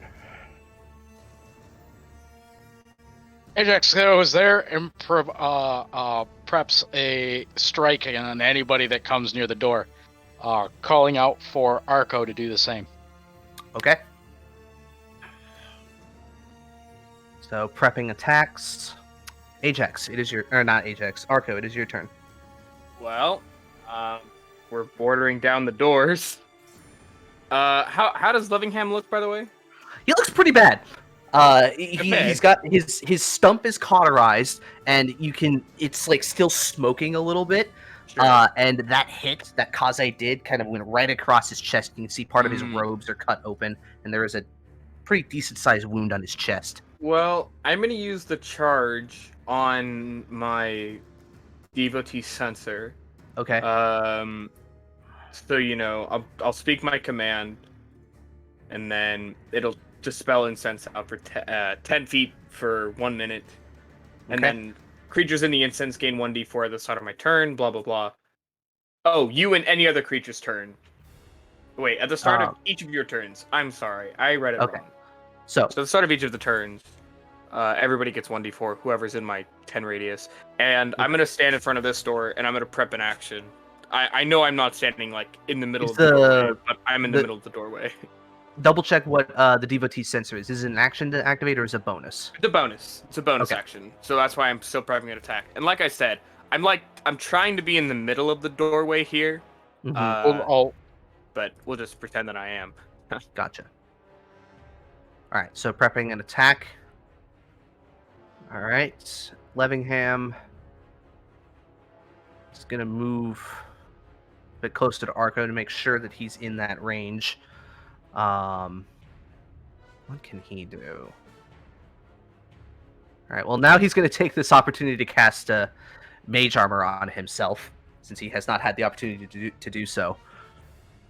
So I'm just gonna reinforce his body with some magic. Well, that'll make future attempts harder. And he looks to Arco and goes, and he kind of sees the incense coming out of your sensor, and he goes, neat trick. All right.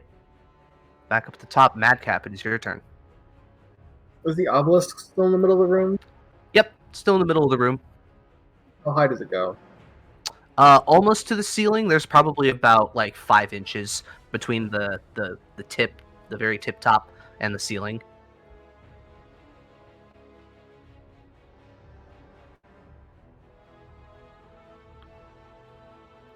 Trying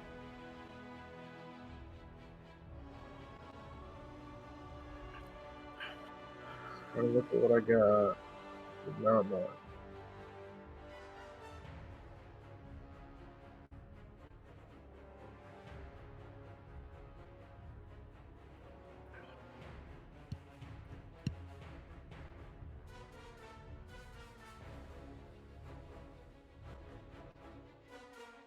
All right, what are you doing? Sorry, I'm just reading my skill. Oh, okay. Unfortunately, Kensai Shot only works on my turn, so I can't hold it. Like, it doesn't work with held attacks.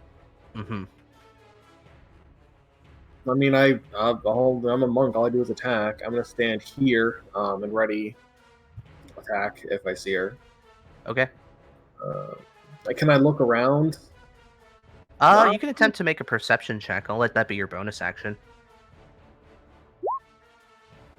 All right, let me roll her stealth. See. I'll do like plus 12. It's not that high. Hold on. Actually, yeah. You're looking around. I'll say, you rolled pretty high, and she did roll higher than you, but only slightly. Just based off of basic, object permanence and everything like that. If she moved up here and cast, she has to be somewhere within this corner. She can't be very far away.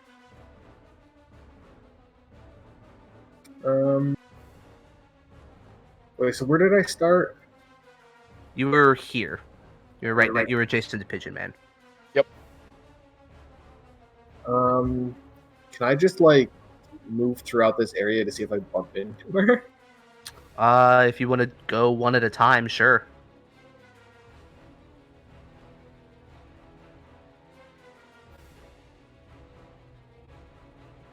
No.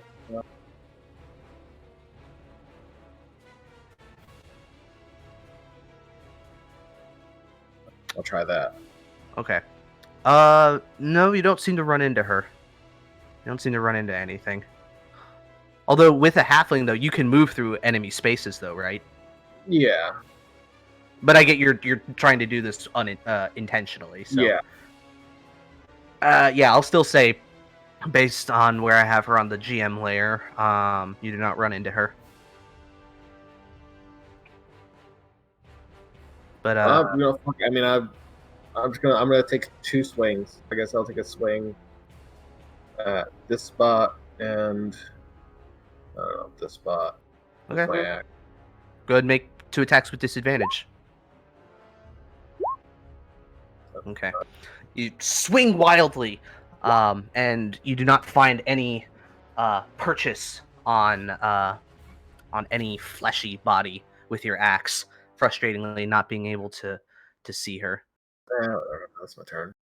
Okay. It's Pigeon Man's turn. Question: what was the spell scroll we got? The one that you got from the hobgoblins. Yeah. It's sending, and I think Quen has it. I've got 'Cause three. Sorry, I've got 3 spell scrolls on me that I'm aware of. I've got I've got Crown of Madness, Fear, Flame Blade, and then I've got something that says Druidic Nature based. I don't know if I. Yeah, that one you haven't identified yet, but you did get one that you should have marked down from the hobgoblins before you entered.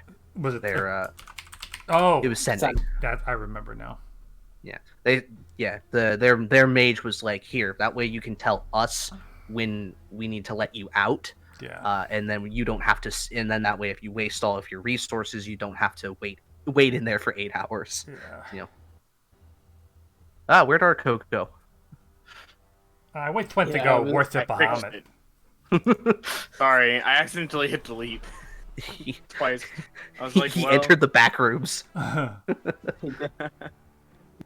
He now I have clipped to out add of you back, reality. and you had Arco stepped into the room. What are you talking about? he no clipped. Yeah, the back rooms. All right. So, what are you doing, Pigeon Man? I'm gonna make an investigation check. Try and find her. And Okay, go ahead. Roll against her stealth. of course, I roll a fucking 3. Yeah. Unfortunately, she is. You know, you're good at what you do. She's also really good as well. She's not dressed up like an animal though, and that's why I'm losing because I'm not dressed like one right now. Yeah, you're just guy man shaped rogue. Yeah, I'm Turkish man the rogue. Okay. I'm gonna just go hold the door with Ajax. All right. Hold the door. Hold an attack too. I mean, is the investigation check not my action? I let Madcap do a perception check as a bonus. Okay, yeah, then if I can, then I'll hold an attack. In the sake of fairness, I'll say sure. All right. Okay. Quen, it is your turn. Okay, so we have. Am I correct that we have the idea that she's somewhere near Madcap, somewhere in this area? I would say you don't know that. Madcap thinks that she's near there. Okay, I mean, I would have seen. Because you haven't done any perception. You just saw Madcap swinging in the corner. You didn't hit anything, so you're not entirely sure if he's pissing in the wind or if, he's losing it. Okay. So let me look here.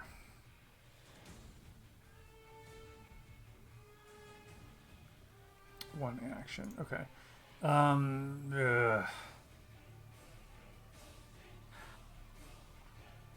Well, I've got to hold this door. Actually, now that I'm thinking about it, I had an idea.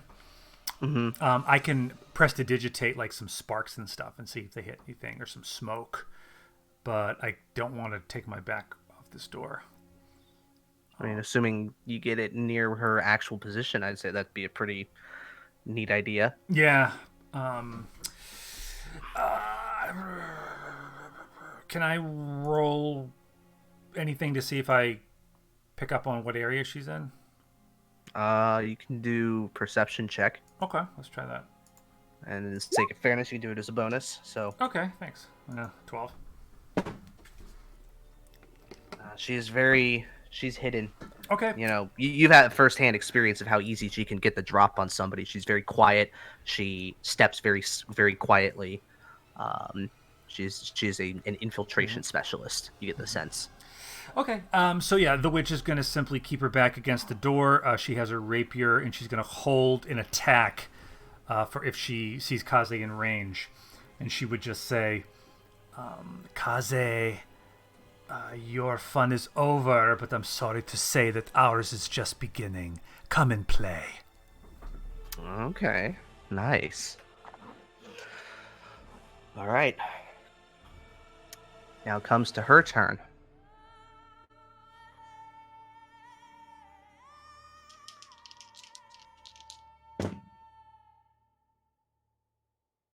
Okay. That is going to be a 19 on Madcap. as she reappears behind you. 19 hits Madcap. It does. Okay. Second chance, reroll that. Okay. I still get to do it with advantage because she was striking from stealth or from invisibility, but it's a full reroll. You're gonna hate me. I got higher than that. I got like 24. No, that's irrelevant. But always worth a shot. So you take hold on. Have to add these. A total of 25 damage that you get from her sneak attack. She slices like right across your back. As she comes out of stealth. Okay. You doing okay? I'm doing fine. All right. And then she will bonus action disengage. She didn't move that far. It's right behind this pillar where the mace is. All right. Ajax, it is your go. We are going to hook around the pillar. Okay. And we're gonna fucking hit her. All right. There's no grapple this time. We're just fucking hitting. All right. Hit it and quit it, dude. Oh, natural 20. That hits. Look at that. No. Here's the fun thing. Okay. Natural 20s with the Crusher feat. When you score a critical hit that deals bludgeoning damage to a creature, attack rolls against that creature are made with advantage until the start of my next turn. Sick. I have 3 more to roll. Because we're going to be using... surge. Yes. All right. Go ahead and just roll them one at a time before you declare action surge, just in case.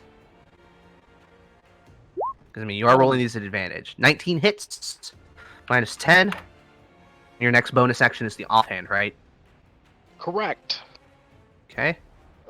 The 27 hits, bring it down to 4. Okay.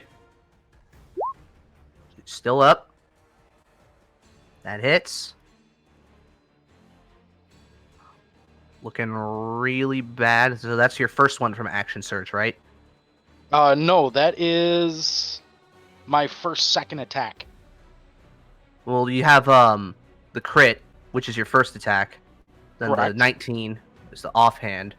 Then the 27 would be your second. My second attack. And then this 27 is your first from action surge. Oh, okay, gotcha. All right. Yeah. So then we've got the last one then. Yep.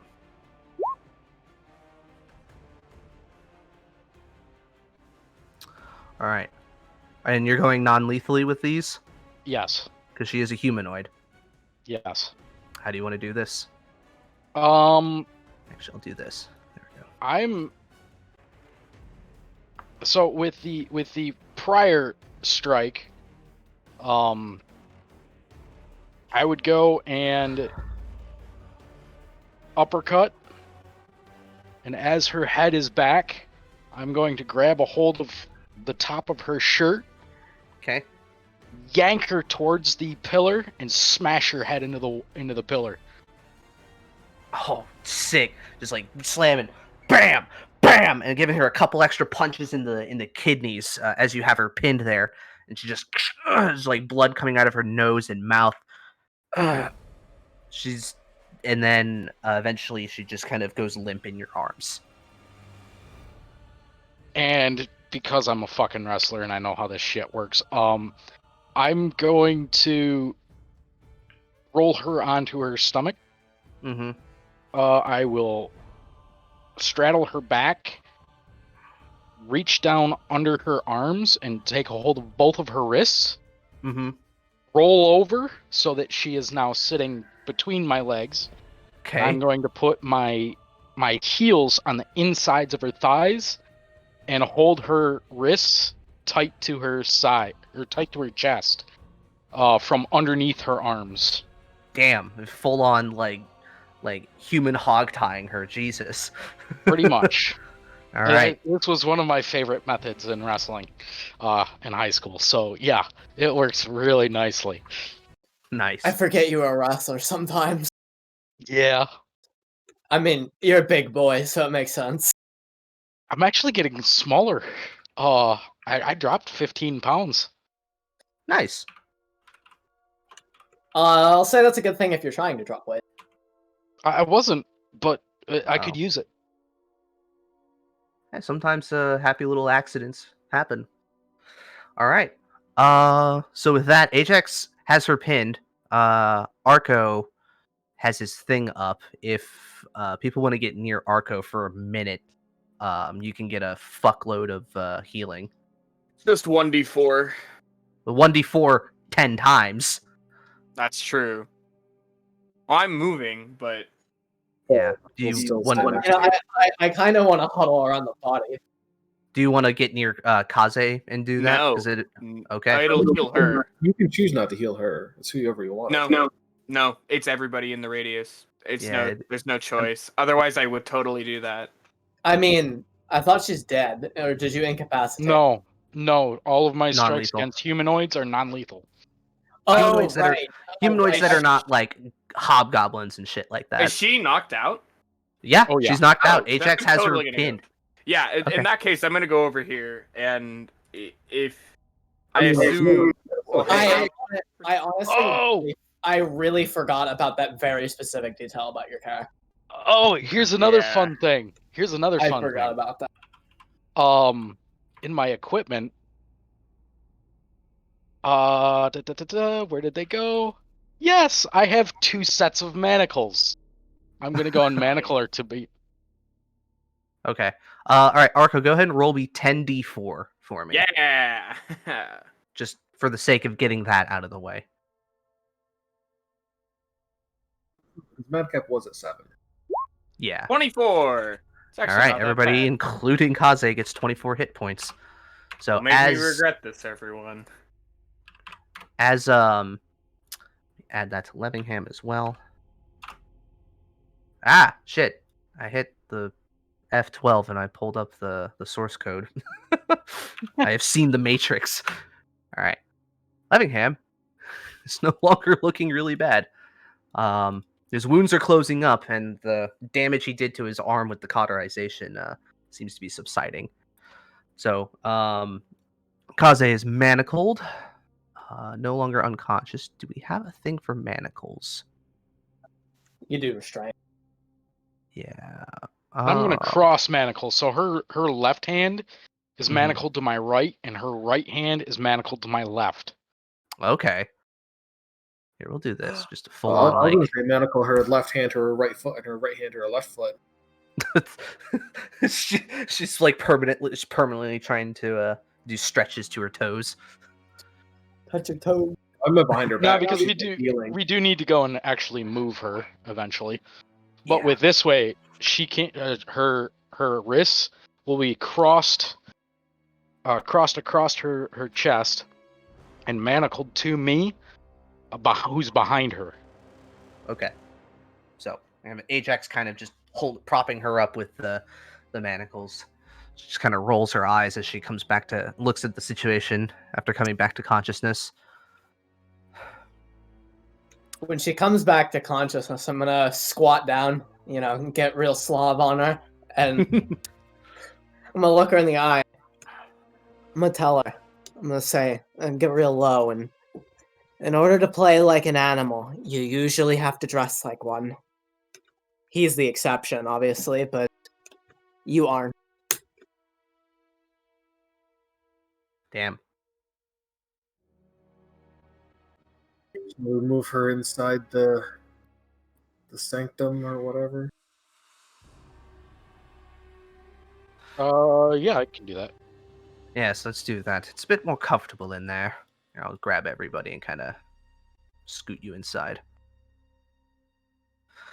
So, little Miss Assassin. And he looks over to Pigeon Man, and he kind of holds out his free hand. When she's dead. I am going to need it if my threat is to be believed. Okay, fair enough. And you watch as he kind of traces, and in place of where his hand was, his mage hand now sits there. Do you put the tome in the mage hand? I mean, it was implied, yeah. Okay, I just want to get your confirmation. So you can pull out the tome from the bag of holding, place it in the mage hand. The mage hand kind of struggles to hold it a little bit, but it does manage to do so. And with his free hand, he goes and brings it to an interior section, and he leans down to Kaze. And he looks at her and goes, "All right. On this page is, given your disability, this page will allow us to have a conversation for upwards of an hour. You'll be able to tell us what we want to know, and you don't have to worry about messaging specific people." And he looks at everybody else. Does that sound agreeable? It is often hard to interrogate the mute. Yeah, but okay. Sure, but what's the threat? The threat is on this page. He kind of puts his finger on the next one. On this page is disintegration. Your choice, madam. And she just kind of looks around. He goes, and he starts to do like a slight incantation. He's doing it very slowly and tracing something in the air with his hands. Just like, she just kind of rolls her eyes and just shakes her head and then nods. Good. Everyone else, who wants to get in on this? He's going to be attempting a telepathic bond, which I think it does up to 10 people, right? I gotta say, I like this idea. That way I can break her fingers. What was the game plan? Because she can't talk without casting like message and stuff, and with her hands bound, that's going to be kind of difficult.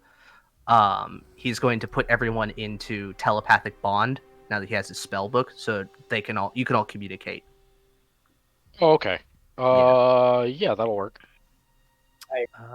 Up to 8 willing creatures. So I think that's everybody. Quen would nod at Levingham as she just kind of runs the rope through her hands. Okay. So he goes and begins the incantation. And in a flash, everyone, you can feel the presence of each other in your own minds. And he goes, "All right." And without him speaking, you hear him in your heads. And he goes, "All right, I'm going to tend to this." And he points to his stump. "I will interject if I need to." And he looks over to Arco. He goes, "Are you good with dressing wounds?" Oh, yes. I can dress him up however you like. In a nice outfit. We can put him in a nice tuxedo. Sorry. He just looks at you and then says to you, he goes, "I meant as in, never mind." He points over to some of the stuff on the alchemy, and he starts on the alchemy table. He starts like pointing out things for you, and basically Arco's going to help him address his stump. Yeah, I kind of figured I'd be doing that. Okay, roll me, just for the sake of it, roll me a medicine check. Oh boy, +0. Hey, let's go. Oh my god. Hey! Arco, this brings back bad memories when you were on your pilgrimage about having to deal with somebody who was traveling with you to the Platinum Sanctuary in Almaria.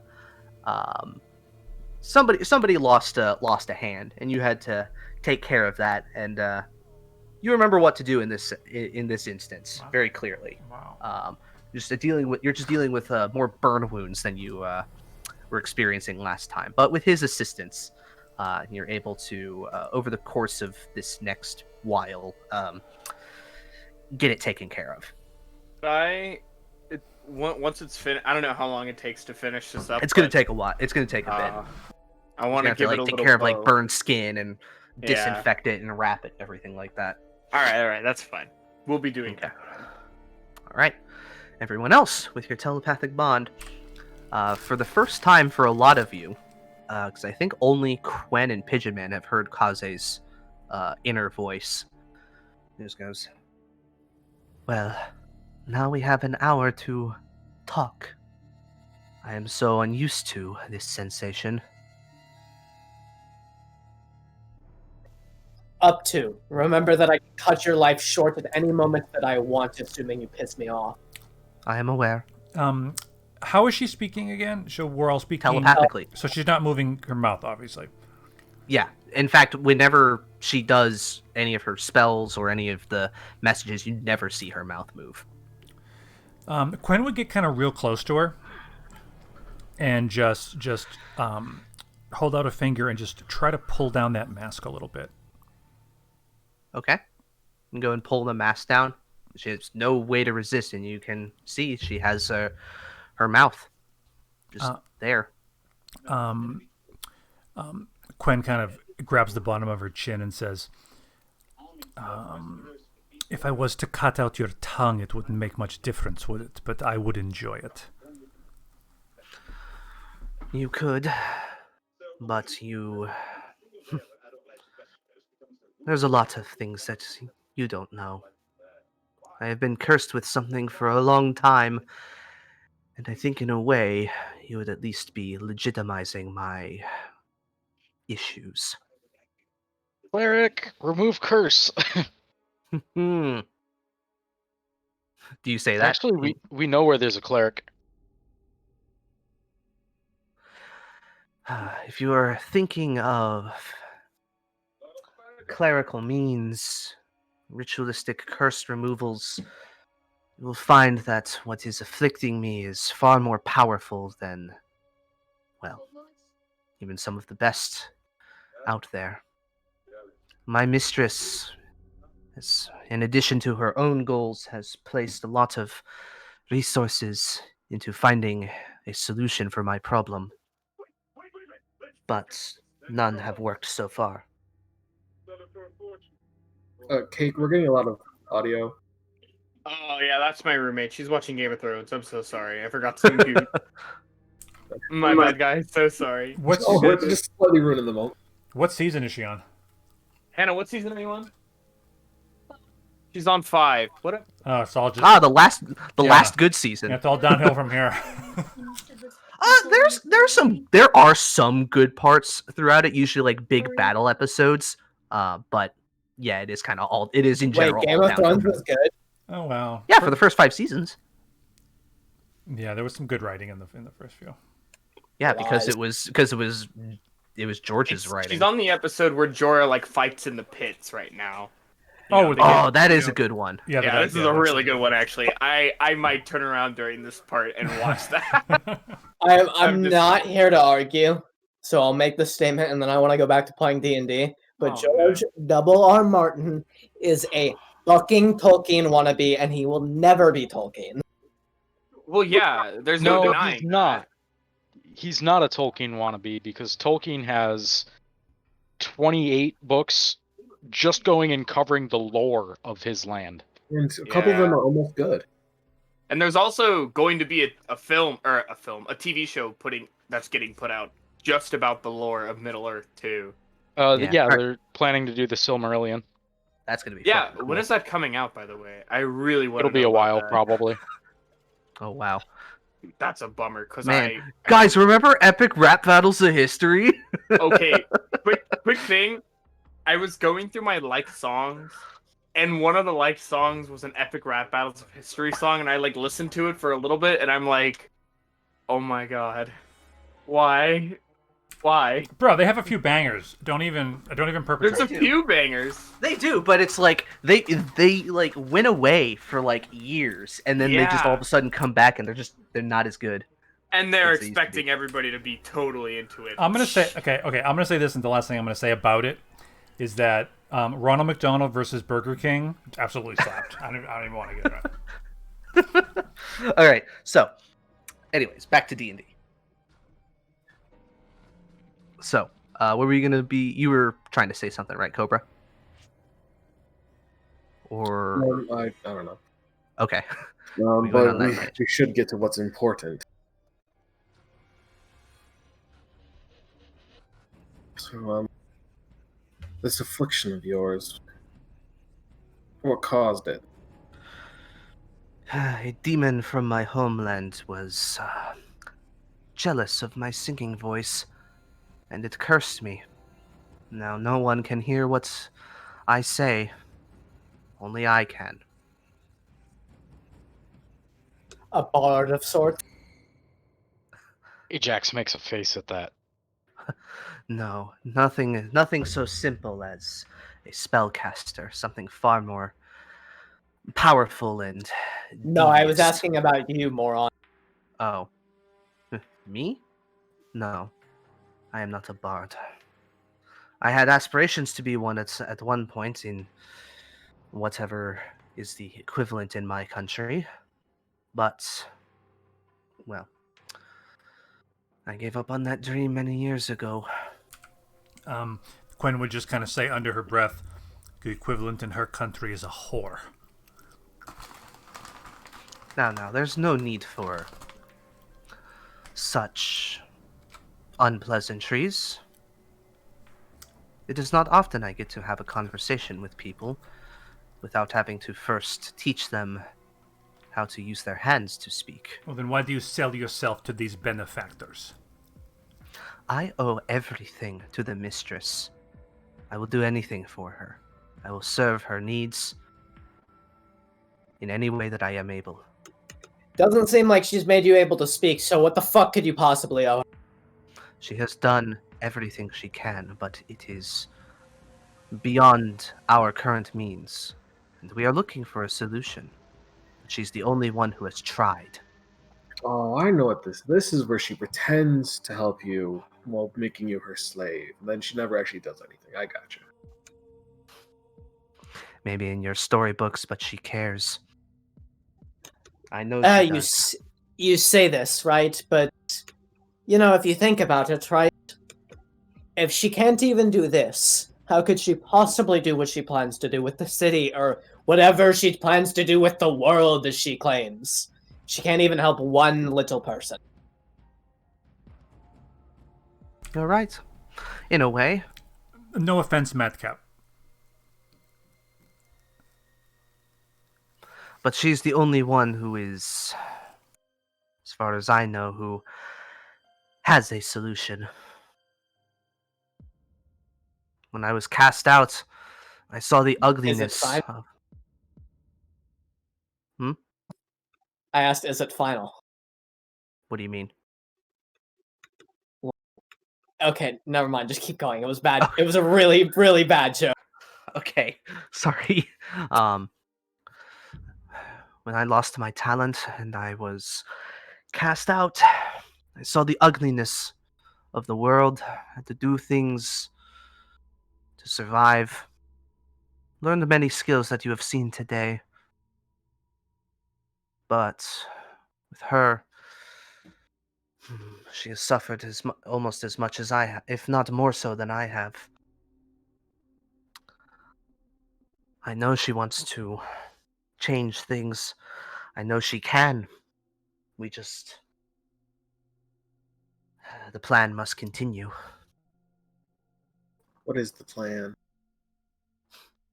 I thought you would already know.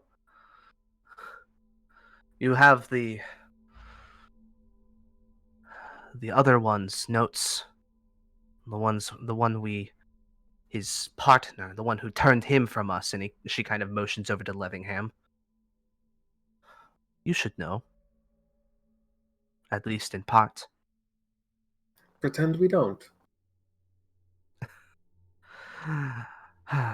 Fine, I shall assume you are as stupid as I have always assumed. So, the Tarask, a creature of absolute destruction, uncontrollable, by all accounts. But our summoner friend is quite good at getting things to bend to his will. It is what he has spent much of his life working towards. Those shadowy friends who had accompanied me here, they, under normal circumstances, such things are controllable for a small amount of time. But he knows how to make it permanent, to make them his slaves, his thralls. We will apply the same methodology, we will apply the same things, the same knowledge, the same principles to this creature. And with it, my mistress will be able to trample down every nation that and every place that claims to provide sanctuary for people, but does nothing but push them down. And in her words, hold on, I have a thing that she will say. I have a quote. I just have to find out which one it is. Let's see.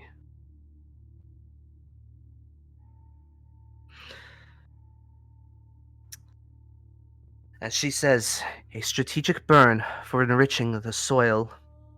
And once the fruits of her labor have ripened, no one will remember what came before this garden and its bountiful harvest.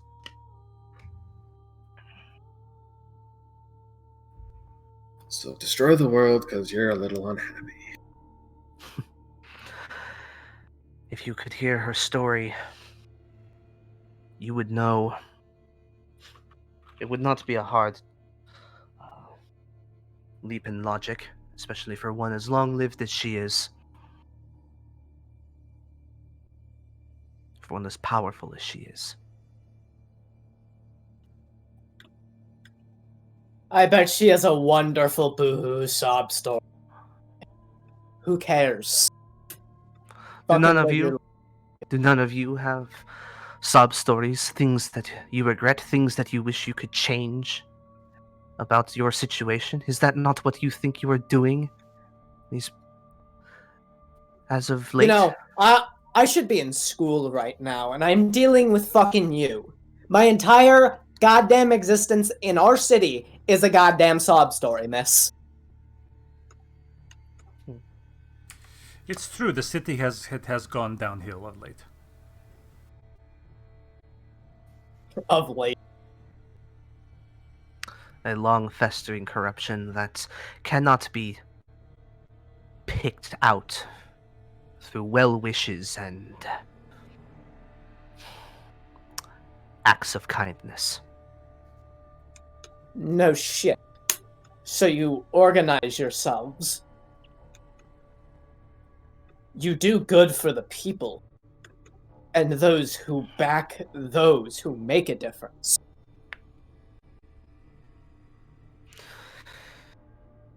That is all It well doesn't- and good, but what happens when you are gone? What happens when the people who the best interest of everyone is not in their hearts? What happens when they gain the upper hand? You teach those below you, those that are newborn, those that come into our society, how to deal with those that are hungry. Exactly. And But to that's do that not what you're doing. not at first. I may not live to see it, but she will. Oh, what good is it to you then? Why do you fight for this lady? As I said, I owe her everything. And what have you gotten in return? Well, as of late, not much, but in a way, almost like a family member, somebody who does not look at me with disdain for my problems, somebody who cares for me, an elder sister or a mother, perhaps. something I have been sorely without for much of my life. Yeah, I've got 2 of you that are working in my tavern. How lucky for you. Not everybody is as fortunate. Call her a monster if you will. At first, I thought so as well, but then I thought about it. Sometimes, you just have to start over.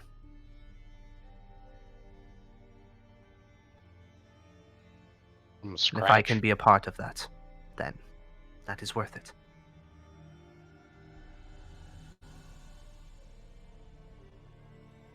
So, when this city's gone,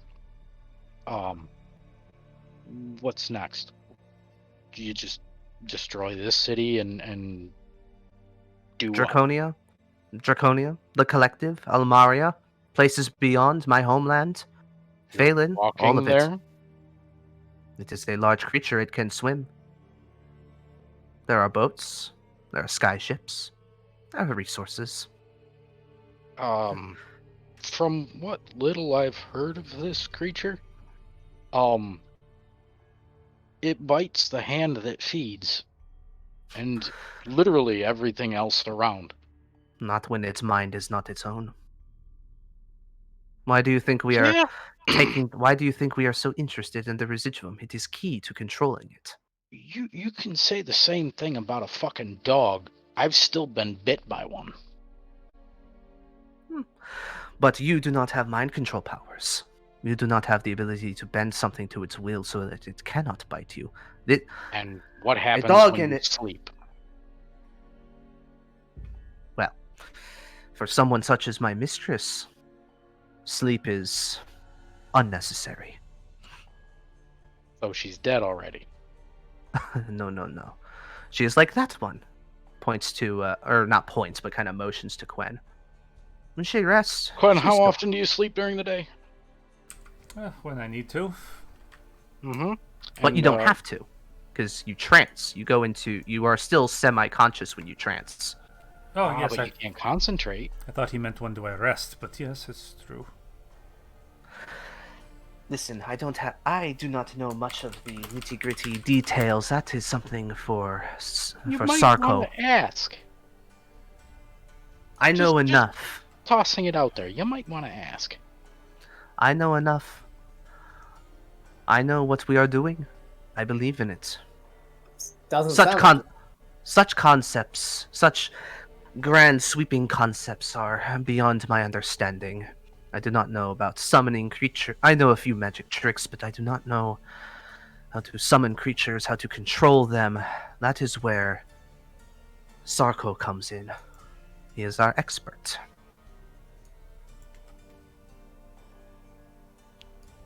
But I'm sure you already figured that. Who's this Sarko? You guys know the demonologist's real name. Aramon. Aramon Sarko, yeah. Yeah, Ajax, I don't think knows it. Okay. Sarko. Sarko. Here, I'll type it in roll 20 chat. Sarko D's nuts. That was actually pretty good. I'm not gonna lie, Jake. Well, don't worry. Sarko will get his. Now, tell me about this archer. Ah. Him. Oh. He is a mysterious one. Doesn't talk about himself much. And such. And if Sarko is to be believed, certain divining magics reveal nothing on him. An enigma. But a powerful one. One who is keen on causing a bit of ruckus, a little chaos.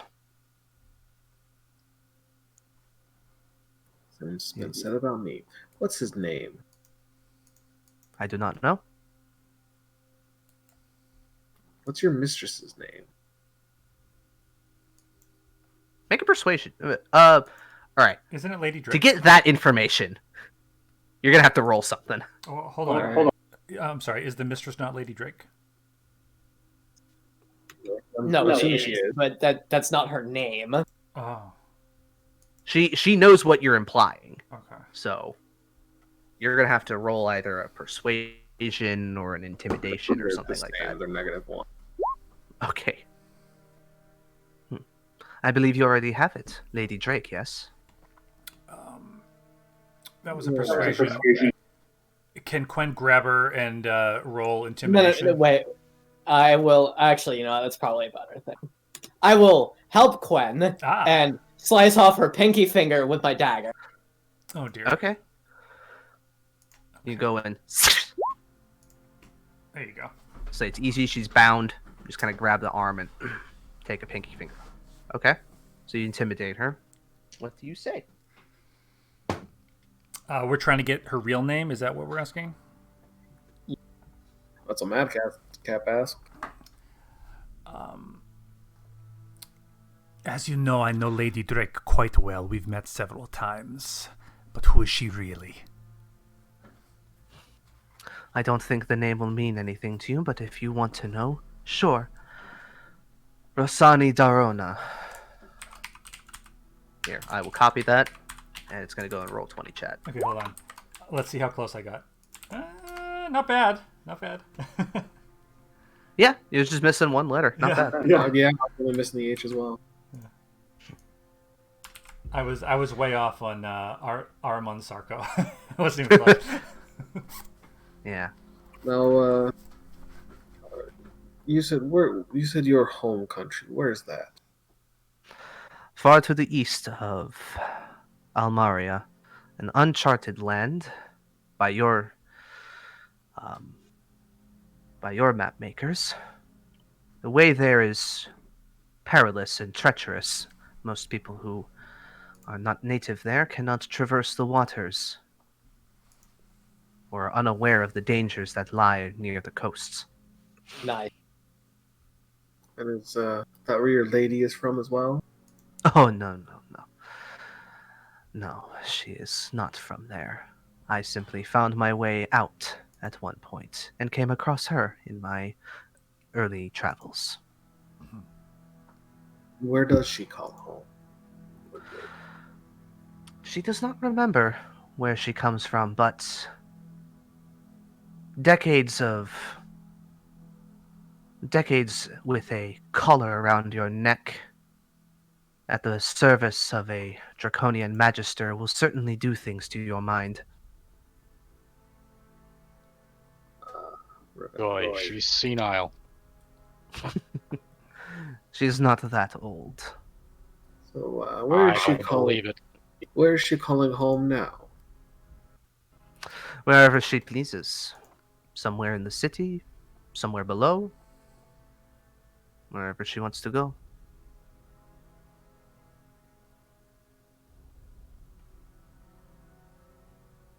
So tell us of her ability. I saw her drain the life out of that man. I'm sure she's capable of more. A useful trick. One of the things that earned her a little, in her own words, it's one of the things that earned her a little bit more comfort in her younger years. But also one of the things that made her the most dangerous thing that her former master, possessed. From my understanding, it is the ability to drain power from other things, life force, knowledge. When she earned her freedom, she says she encountered people who were infused with draconic power and took it for her own. And now she repurposes it. Oops, I hit my mic. Sorry, Now I was sneezing during that. What were you saying?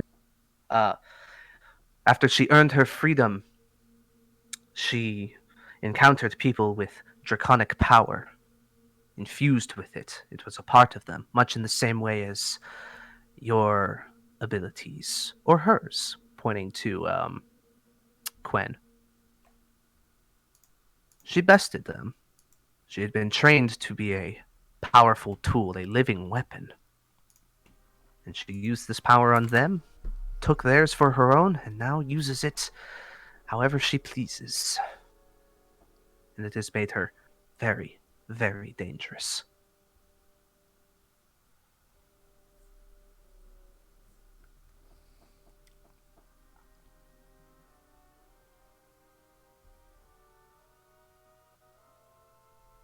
Okay.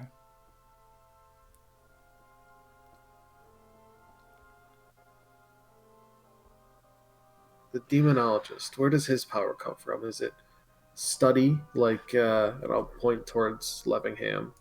Is it innate? Is it something else? He is a studious one, more similar to our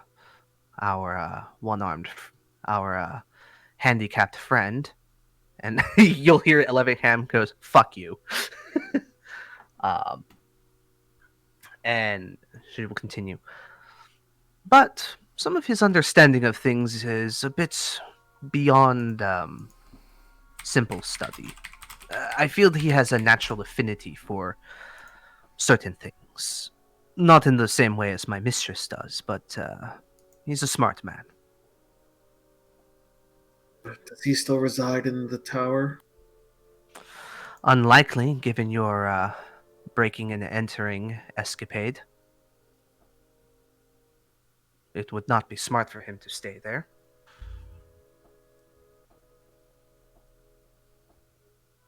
Well, he seemed a cocky one.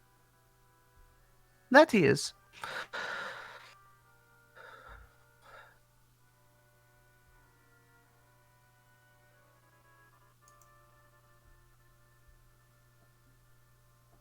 But you have given him quite enough reasons to seek you out. I'm sure at some point your paths will cross again. Oh, I guarantee it. I can't wait. You are lucky you have one such as the dragon there on your side. Without him, your chances of surviving any encounter with him or his friends are significantly lower. I've come I'm to glad he's. Go ahead, Cobra. I'll say, oh, I'm glad he's here, but I wouldn't underestimate any of us. Clearly I did. So, I think we know which of us is the fool. It was bold of you to come here alone, so brazenly to take the book. Why did you wait for us to arrive? Did you hide on our boat, or did you follow us?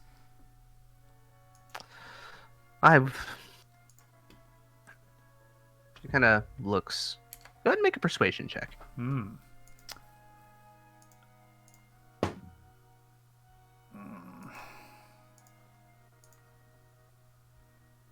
There you go. Ooh, I rolled pretty good on her roll, but that natural 20 seals the deal. Fine, doesn't really matter much, anyways. Yes, I've followed you. I've been following you for quite some time, ever since you broke into the Fat One's warehouse. Yes, I remember seeing you there. Who do you think sent that imp to your home? You know, I've had to live in a tavern since then. Oh, poor thing. You should try the streets. Anyways. Yes. Ajax looks at you. Hey. It is very nice tavern. No. Yeah, would the demon fucked that place up too? Yeah, that's true. Yeah, Not as bad as it could have. Yeah. Not as bad as it could have. Hey, was that your doing? Yes. What's left of it? Well. Getting repairs. But yes, I did follow you. I saw you speak to the blue one, the blue dragonborn. I knew of his boat. Seeing as how you went to I did a little bit of investigating on him, given your apparent desire to escort him to safety after the bowman's job. We've developed some fondness for Mr. Ordok. So, while they were loading things up, I snuck my way aboard, performed some tricks of my own to make myself undetectable, and with some preparation from my mistress and the demonologist, I had the resources I needed. Once I arrived and followed you, I... well, you can check my bag. There's a scroll case that had that once had some interesting things in it that brought those shadowy creatures to my side.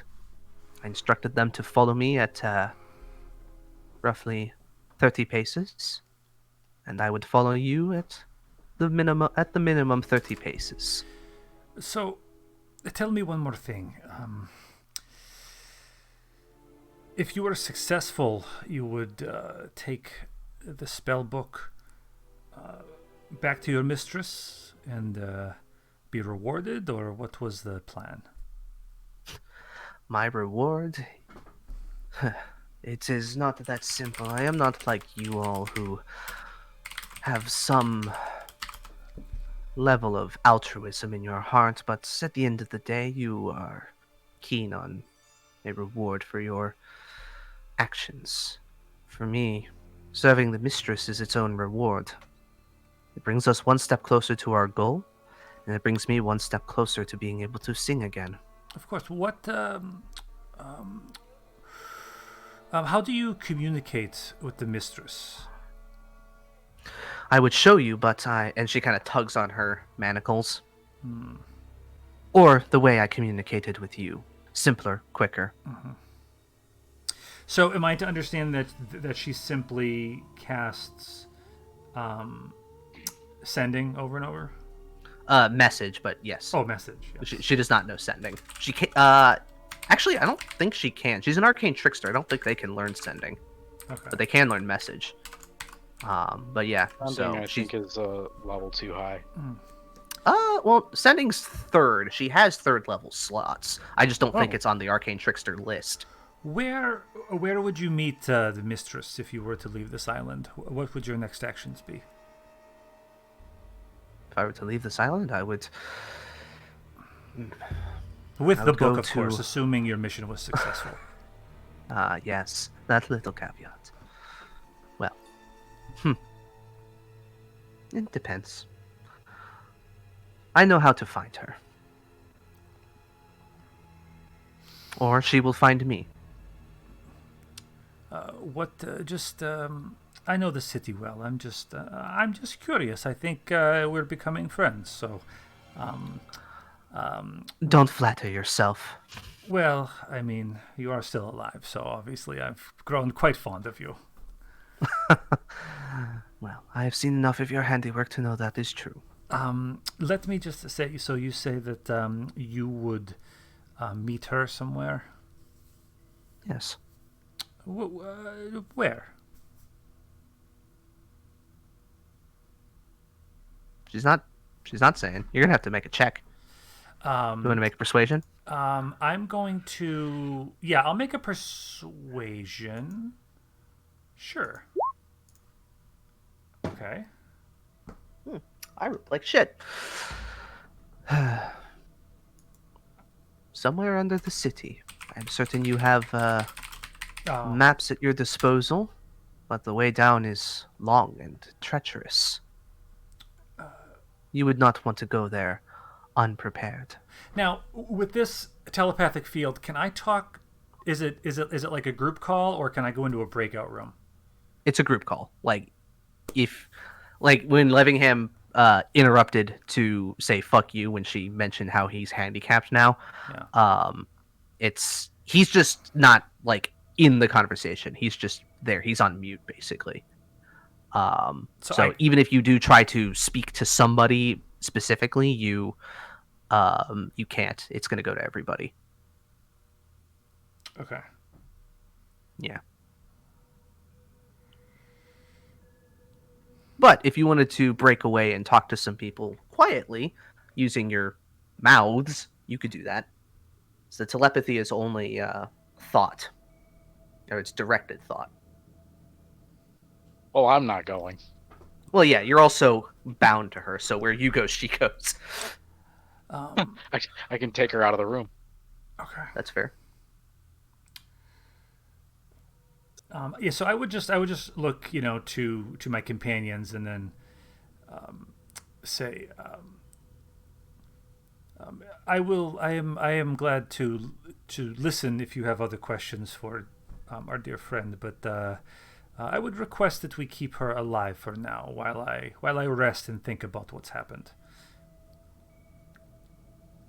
She's too dangerous to be kept alive.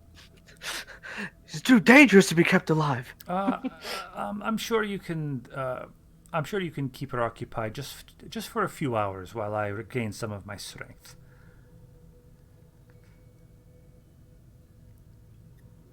Care to fill us in on exactly what your idea is? If you'd like, I mean, I know that this is a Zoom group call, but if we can create a breakout room, I'd be happy to show you my PowerPoint. Madcap, let's circle back on it. We'll put a pin in it until next quarter.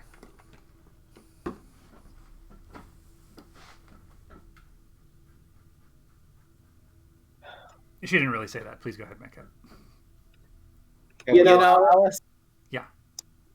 I play this game to escape the fact that I have crippling school anxiety, not to experience. That's fair. Thank you.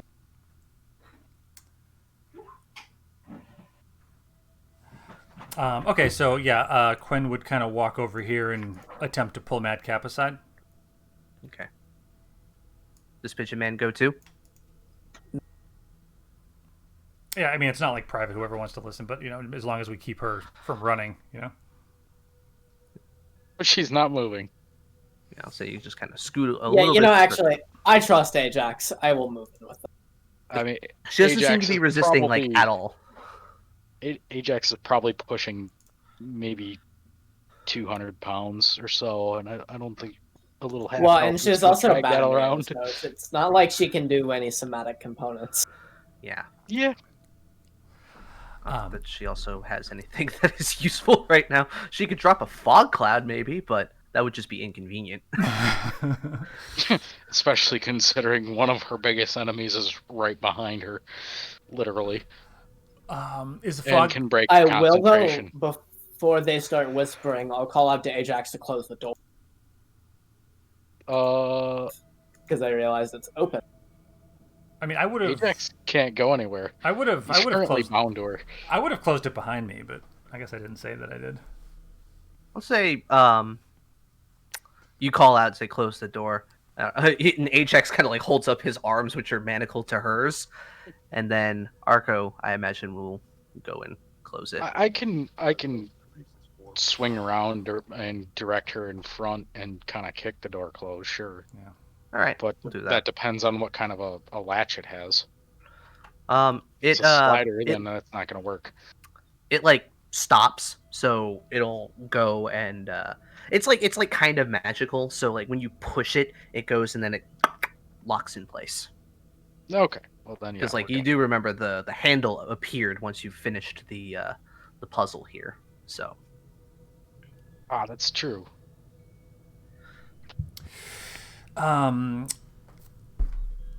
So yeah, Quen would say to Madcap and Pigeon, using her mouth face.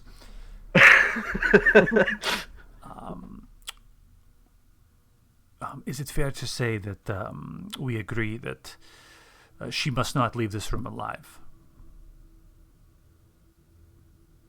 I don't Agree. know. I mean, she doesn't leave the island alive. Mm. So what? But you want to wait? Why? That's fair. Pigeon, what do you think? You want her dead? Absolutely. She is far too loyal to be kept alive. If we keep her alive, she'll go back no matter what. Any amount of convincing we can do will not change her to our side. It's best to cut our losses literally and cut her throat. What if I could tell you that there's a way that she could join our side completely, and I would stake my life on it. Why do you want to wait? And then she kind of like, she wipes some blood off her mouth, and she kind of stumbles a bit, and she says, "We have been through much. I will have a much clearer head if I could simply rest for a few hours, and then all will become clear." So no reason. I mean, obviously she has a plan. And the plan would be nice to know.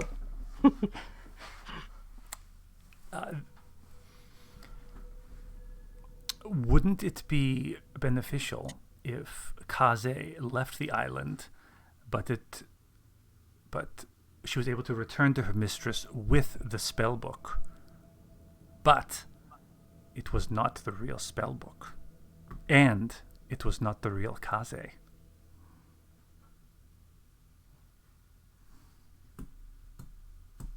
I see what you're getting at. Madcap doesn't. A trap for the good Lady Drake, where we can find out more, and there'll be no risk at all because the real Kaze will be buried on this island.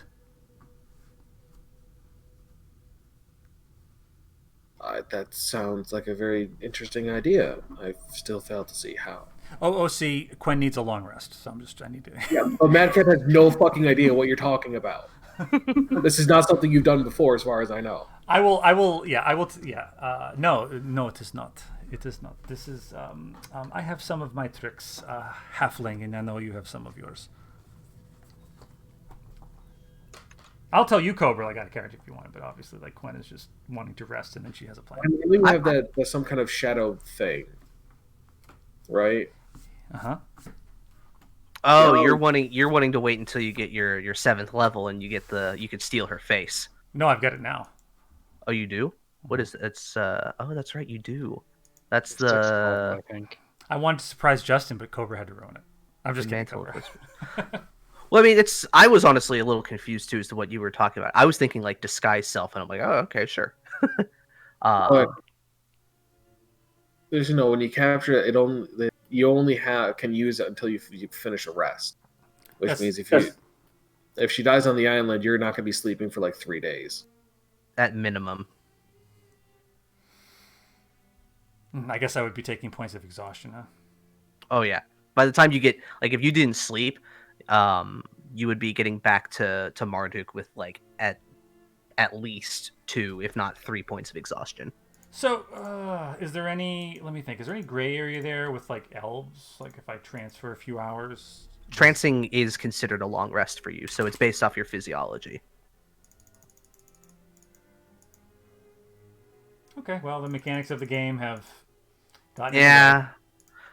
But it's Shadow to disguise yourself. Honestly, it's more like a free... No, wait. Disguise self. Yeah, no, it says until you use it or finish a... Hold on. You capture the shadow until you use it or finish a long rest. Okay. I thought you had to... Yeah, so it's like you can hold it, like once you use it, it goes away, or until you finish the long rest.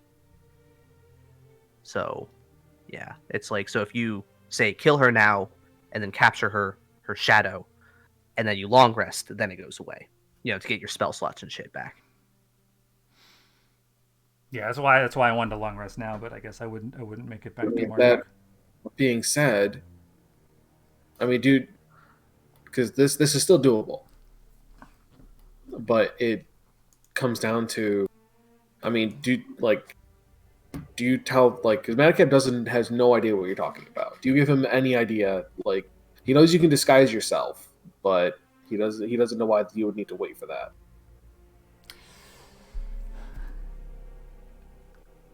I'm just reading Disguise Self, and I'm trying to understand why Mantle of Whispers or whatever is better.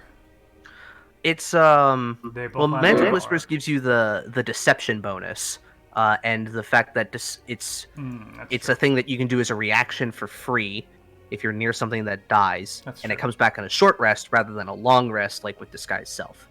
You also get some of their memories. Yeah, you also get some of their memories too. Okay. So it does I mean, have a lot I more know- going. It does have a lot more going for it. I mean, Alice, the thing is, we can keep her We can take her on the boat with us, keep her bound. We'll only do part of Madcap's plan, which was to cut off her hands, and then cut off her hands, manacle her legs, and leave her on the island. That was Madcap's plan. We can do that, but bring her with us right before we dock, cut off her head, throw the body off, and you have it for the day. Why don't we just leave her on the island with one gun and one bullet inside, like they do in the Pirates franchises? Oh, Bam! Wait. Why don't we leave her on the island, tied up with a bunch of explosive barrels around her, with a 3-day fuse? Jeez. Are we the baddies? Wait. Here's an idea. What if we blind her, cut out her tongue, and then leave her on the island? Well, cutting out her tongue doesn't do anything because she's already. Oh. Okay, let's blind her and cut off her ear. It would prevent her from being able to taste what she's eating. Cutting off your And ears that will wouldn't make drive it her so she mad. can't hear. So let's see. She lives on the message. She follows cantrip. Lady Drake. She already is. So yeah, if she doesn't have her She doesn't have hands, hands. she can't She do pretty that. much. She pretty much can't cast spells. I mean, she could just she could like draw an arcane rune with her stump, I guess. Now, do you know the message cantrip? I don't know it actually. Do you believe that? So I don't know how long you could. Do you keep need that up. both of your hands to cast spells? And you also don't know how she uses sign language. Oh. Wait, I got it. Here's what we do. Cut off her feet, cut off her hands. Feet go to where her hands are, hands go to where her feet are. Bam. No. Puncher. No, we get rid of the arms and legs entirely. We get It's we only get a Domino's. flex We get Domino's 20-minute delivery, or you get a refund. No, wait. And we sew the pizza to her hands and feet, so she Oh, has God. the pizza limbs. All right, once again, a joke that I think only Jake and I understand. What if we cut off her arms, we cut off her legs, we kick her off the boat into the water, and then we name her Bob? Wait. Here's the best one. No, This we'll is put it. her in This front is of my it. house and name her Matt. No. Here's it. We cut up. We like find a way to keep her hands at her sides and her legs. Will just tie together, right? Boom. We'll strap her to the hull of the boat. Let's go. Oh boy. She's the mermaid on the front of our boat. Easy. Nice. We can keep her alive. She can drink the seawater. It's perfect. All right. All of this discussion of how to kill this person does not matter, or like how to damage her or whatever. All that matters is that we need to cut off her hands, and then we kill her later. Does not matter how we do it. It's useless discussion. Okay, I demand everybody watch this 24-second video. Or you could do it later.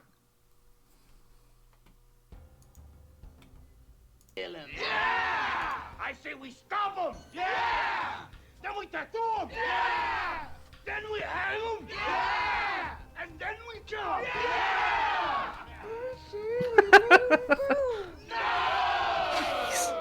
That's all I could think of. Yeah. So, Thank you for humoring me. we've had many discussions on the plan and many memes. Yeah, so I mean, I guess to finish the thought here, I'd say I do have powers that you don't know, Madcap. I'm sorry I have not shared them with you, but now that I'm thinking, I'm not sure what I'm thinking would work. There are too many variables at play. I think that Lady Drake would see through any attempt to portray myself as Kaze.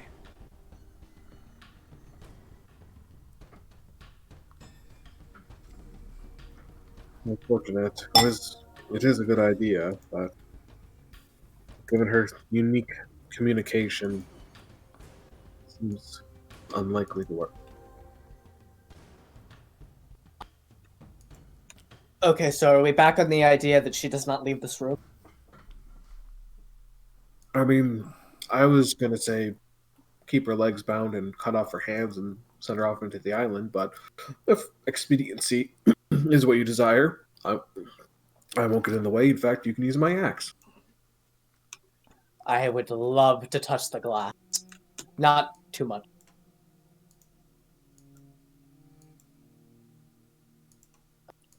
You know, I mean, she can leave this room, but not alive. I think it's up to her how far she can crawl.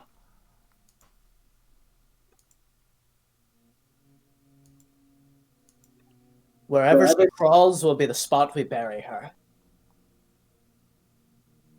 Now, is there any more information we should be getting out of her?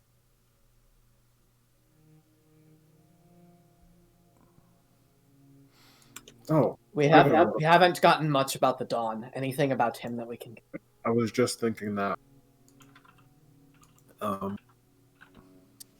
We've become blindsided by the original point of our purpose as a group of people. The Dawn? And that was to deal with him. Yes. Oh, Dawn Phantasm. I'm so focused on the benefactors. Don Fatas is one of the benefactors. Is he?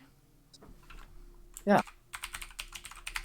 Remember, the one of the first time you ever heard of the benefactors, the Don was referring to them as his benefactors. Yeah, it's Kaze, Lady Drake, Demonologist, and Tarkov. That's my notes. I thought it was 5 of them. I thought he was one of them. No, the benefactors are the Archer, Demonologist, Lady Drake, and Tarkov. Kaze is just a tool. Oh. The Archer, okay. And what did she say when you asked her about the Archer? He's mysterious and she don't know shit. Yeah, she doesn't know his name, and the demonologist's attempts to divine an answer have revealed nothing.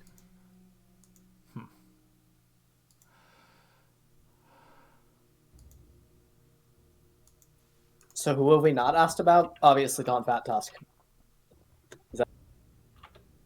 We could ask about the motivations of the others. I think we already kind of know Lady Drake's motivation, and that's childish glimmer. Lady Drake, yes, but the others. Yeah. I mean, it seems like Tarkov came back for this city, and it's going to be destroyed. Hey, while you guys are discussing, Vorm, let's hop in DM chat. Ooh. Yeah. Fucking get to the right. I just dragged him. All right, so now that they're gone, here's what we do with this girl. Okay, Now that mom cut and off dad her are gone. hand. But because I personally don't want to see her dead, what if is Levingham leaving this room? Because if he's not, we can just make her Levingham's like servant or something. Bam, she doesn't have to die, and Levingham gets a buddy. It works out for everybody. Nah, that means she can leave the island. Ah, shit. How? There won't be any boats here. There are these things on this, these humanoid people that live on this island called hobgoblins. Sure. They likely have boats. Actually, I don't think they would have boats. Why would they? They have built houses. In human history, they built boats before houses. But they're not humans. They're Okay. hobgoblins. Okay, how do they get to the island? I don't know. They swam. Hey, look, man. This is the question for the DM. Don't ask me. I'm just throwing out ideas. I still like the idea of putting her on the hull of the ship and making her be our little like mermaid token, even though she'll 100% be alive. Or we could just feed her to sharks or something. I don't know. I still want to bury her on the island because that's dark and thematic. Yeah, that's just a slightly more merciful planet that Madcap had. Oh, do hobgoblins eat people? I think they can. I mean, yeah, they're I don't know. humans, so Oh. they can. I don't know. I say we take her head and offer them the body. She's lean, but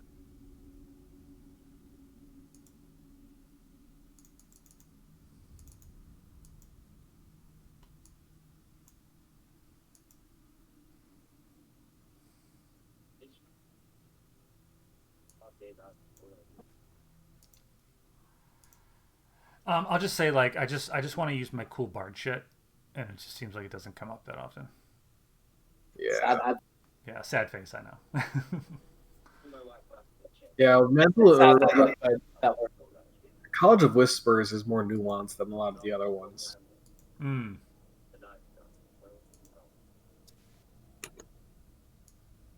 Yeah, since he's not here, the reason why I asked about levels is because I'm probably going to multi-class.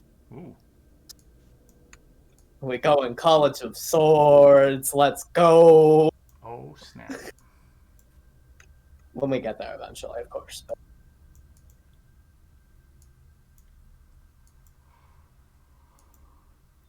I got tired of not having spell. You have a spell. I have a spell that I can use once a day. Though I think with Magic Initiate, can you use your Magic Initiate spell and use a spell slot? Don't know. Let me read it. I wouldn't think so, but Like it is a spell that you know. It's just the magic. I think the Magic Initiate feature, right, is that you can use the spell once at its lowest level for a long rest.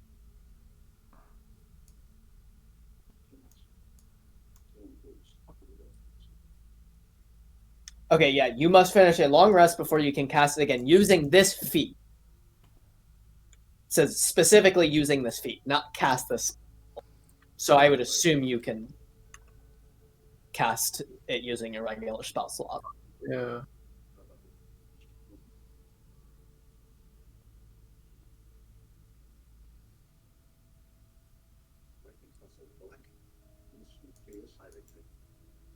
No, you can't. Really? I'm just looking up online. That's what people are saying. Okay, but is there a Jeremy Crawford? Yeah, let's see.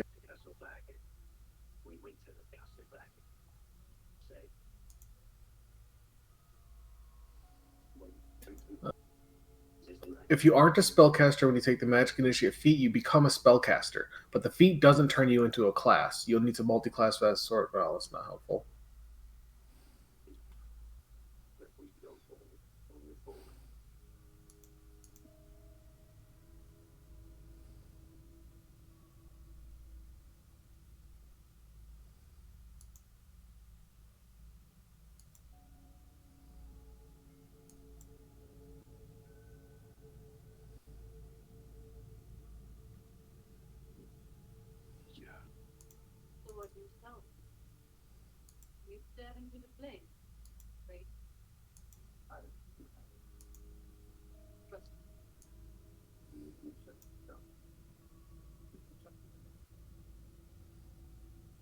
Okay, yes, but only if the class you pick for the feat is one of your classes.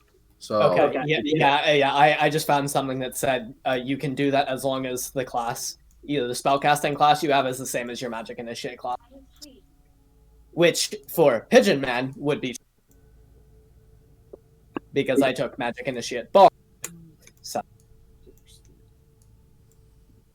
we've come full circle. I said I was going to go rogue the whole way through, but I think we all knew I couldn't go a campaign without multi-class. Mm-hmm.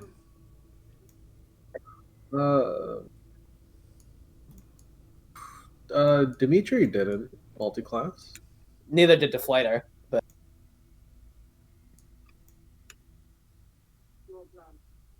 I could have with Deflator, but yeah, Dimitri didn't. That's because, though, with Bloodhunter, I just don't know what would go good with that. Yeah, because they're intelligence, right? Now, users now. They're intelligence classes now, so which I think makes more sense than wisdom. Yeah.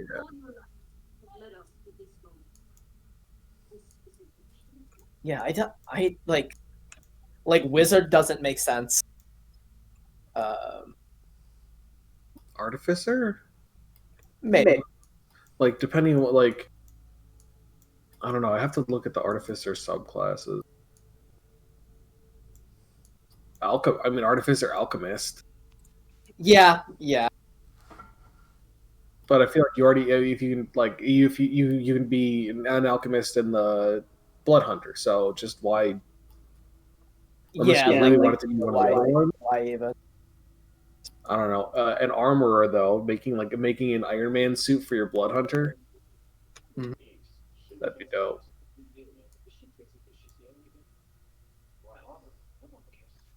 Do you have to focus in on your rights, right? You mean like concentrate? Yeah, concentration. Do you have to concentrate on those? I know if you drop the weapon, you lose it, but I mean, I don't not like that. I don't think. No. I guess you could do barbarian. That is true. Because then you could be barbarian with magical capabilities that can use magical stuff while you're raiding, and then you're also a barbarian with fighting style. So Yeah, and you have a lot. You have good hit dice, and you have to have resistance to damage, so you can deal the damage to yourself, and without being too hindered by it. yeah, barbarian works. What would wild Paladin, shape do? paladin's charisma though, so I druid's wisdom. Oh, you could go rogue, be like inquisitor or whatever. That'd be a dope. yeah, inquisitive rogue blood hunter could work. Yeah. That sounds pretty sick. All right, so just to fill you guys in, so while the people over there are having a conversation verbally, you hear in your heads responses from Kaze, but every time you look, you see it seems like Ajax is talking to her, and then she is responding to him telepathically, but you all hear it. Interesting. She's saying things like, she's kind of giving details on, where she came from, things about,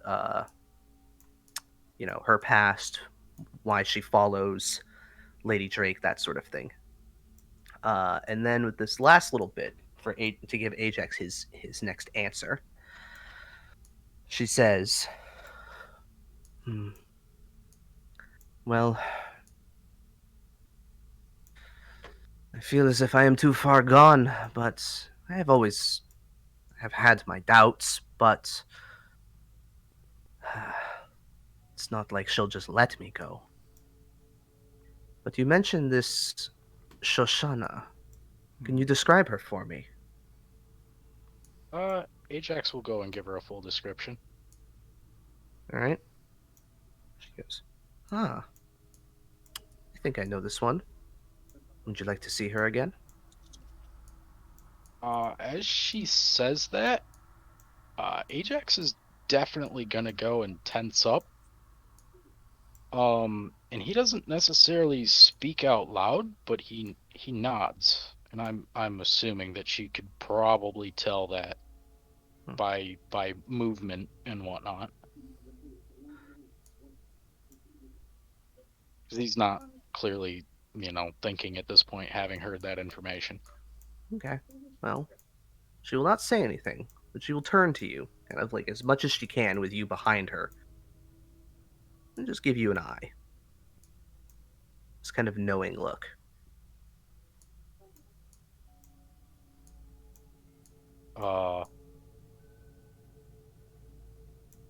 Ajax is probably in tears at that point, I'd think.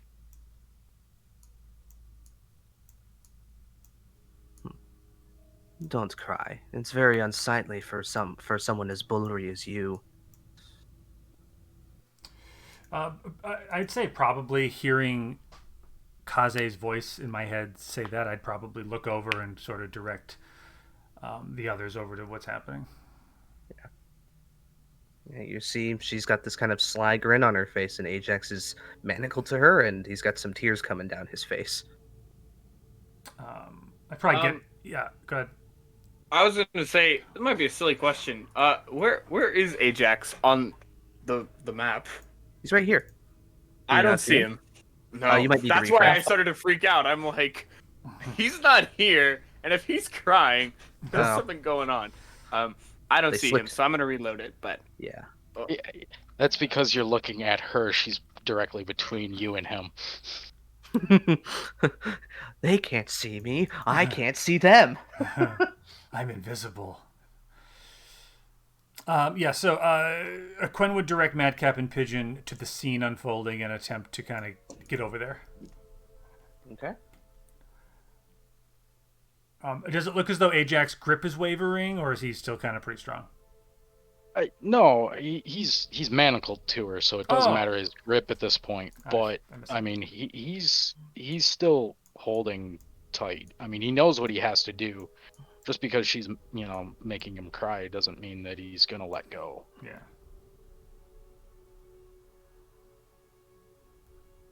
What? You can't fault a woman for letting a man who thought he was a widow. Wait, is that what Widower. you a widower? Yeah, who thought he was a widower? Ease his mind. Maybe I was a bit too harsh. It's fine. We all have our burdens that we bear.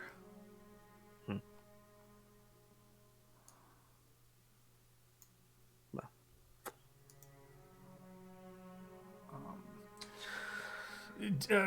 Madcap and Pigeon, did you have more? Did we have more questions for?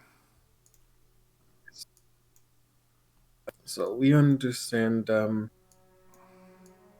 your lady is throwing a temper tantrum at the world, and you follow her for whatever reason. What do the others have to gain from this thing wreaking havoc? I do not know about the bowman. I think he just... I don't know. Something tells me he just enjoys the work he gets to do. Some people just like to watch the world burn. Exactly. Sarko is in a similar boat, though... I guess you could call him a starving artist, a frustrated artist, something like that. He thinks the world does not appreciate his curiosity and the things that he looks for. He was run out of Draconia a long time ago. He doesn't like to talk about it. Not that I try to talk to him much, but I have heard some. Tarkov, on the other hand, he is a curious one. I can understand the bowman's perspective. A little chaos, a little just fanciful thoughts of seeing how something plays out. But Tarkov, there's something about him that I have always questioned why he is with us. But he has proved a valuable asset from the inside ever since he has relearned of who he is. Was that something your lady did? Was tell him who he was? Oh no, not her. She is no diviner. She knows a few magic tricks, but she is not of the likes of Mr. One Arm there, or Sarko. It was Sarko's doing. The poor man was long unaware of who he was, far too young to remember his life before, and lived a hard life on the western side of the island. Got lost. He found his way to us. Since then, he's been a tremendous asset with some of his abilities.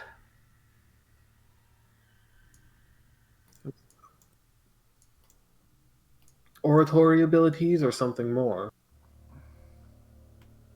You're on the right track, but something more. Well, don't make me Make a persuasion. See if she'll divulge some of Tarkov's secrets. That's performance. Hey, I get to re-roll even though it's the same. Oh, yay! An 8. Well, I gotta. Wait, on that last roll, I gave Madcap advantage. Okay. It's still an 8 with the roll that he has. I know. That's a joke. So just look and say, well, caused enough problems. I think you'll find out what sort of skills Tarkov has. But the city he fought so hard to come back to, why would he want it destroyed? Again, that is the big question. I have not deigned to ask, but I don't know. Perhaps he sees a bit of corrupt. He sees far too much corruption. I mean, lost his entire family so long ago that he barely remembered them. In an act of forward social momentum. Kind of fucked up, don't you think? So, what'd you say again? Is she talking about? Is she talking about Tarkov. Yeah. So how he lost his whole family, right? Yeah. His whole family was they were a pretty important noble family, and then they all got murked. It was deemed an accident, and funnily enough, another noble family was right on their coattails to take over their fortune. And then when he returned, a case was brought against them, and they were all brought to justice. Some of them were executed, others were exiled for, conspiracy to commit mass murder and, betraying this treason against the city and shit like that. Well, now for something that you better be able to answer. And I bet you probably want to deep down. Where do we find that fat bastard? You were on the right track a while ago when you went for the tiefling. Yeah, I And don't then you remember left? totally agree with that one. Well, Where is he now? You seem to be up his ass. at this point, with everything, with all the information that she has been feeding the guard, if he is not behind bars by now, he soon will be. He doesn't have many places left to hide. I don't want him behind bars. I want him in front of me. So, Well, then you might want to start swimming. still, give me what places he has left.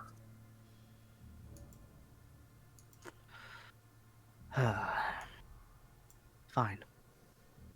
And she will give you a few addresses on the city.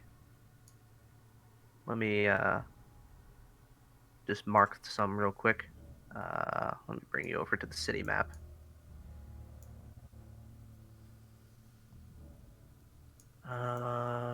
We'll make these green because he's green. And does she seem like legit that these are actual places that he would be a good place for Madcap to look? You can make an insight check. Oh, garbage at. Still gonna roll crappy. Hey, not terrible. Okay, I rolled like shit on her deception. So, um, you get the sense that she is being genuine. There does not appear to be any deception in her voice. And you get the sense that it's probably because with all of the shit that you have, done against the Don, like all of the work you've done at bringing down his operations, that he's probably getting cut loose at some point, if not already, and they're not going to help him anymore, which is bad for them. Don't get me wrong, but it does, and it does mean that the Don has less protection. He's a goddamn liability. Yeah, he's a liability now.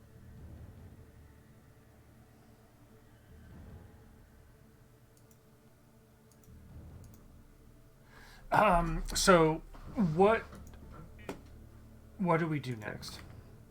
All right. So those little green dots that you see on the map, those will be the locations she gives you.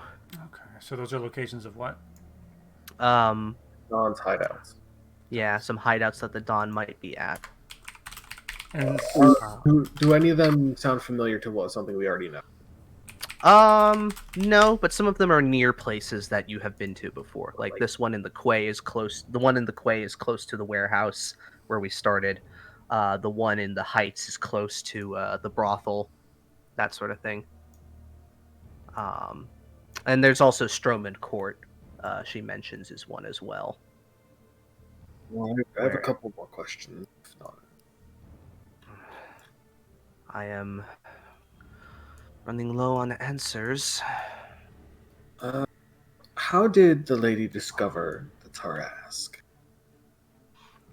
Well, she's walked this earth for many centuries. She does what anybody who is down on their luck with far too much power and not enough sense in their heads goes adventuring. Found some ancient secrets in long abandoned temples and other tombs and things like that, much as you have done here.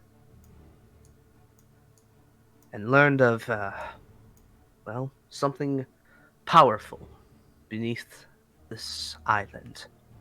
And upon coming here, she learned of the history this place has with its previous owners. And with enough investigating and enough digging, well, she found it. Say centuries old. Is she ageless or just taking her fucking time? Taking her time. I mean, ask that one, and pointing to Gwen. That one is quite young. Lady Drake, my mistress, is,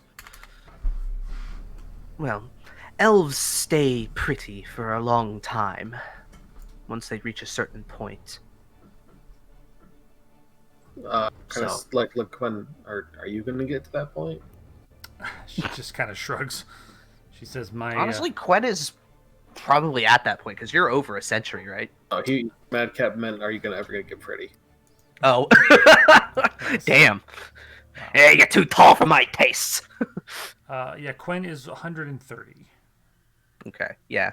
So like once elves in my setting, once elves hit like that 150 mark, they kind of the visible aging that they have kind of really slows down until they hit like 4 to 5 centuries, and then it starts to speed up again.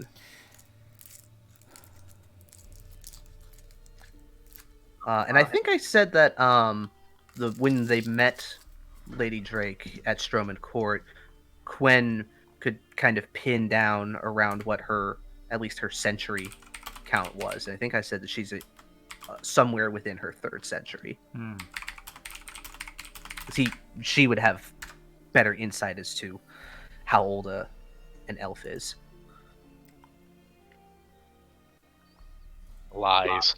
I have one more question. I think, how exactly can we get to this Tarask? What's the path to take? Go below. Keep going down. It's you, I'm certain. Retrace the steps of your inspiration. It wasn't that specific. Well, it's not my fault that he wasn't.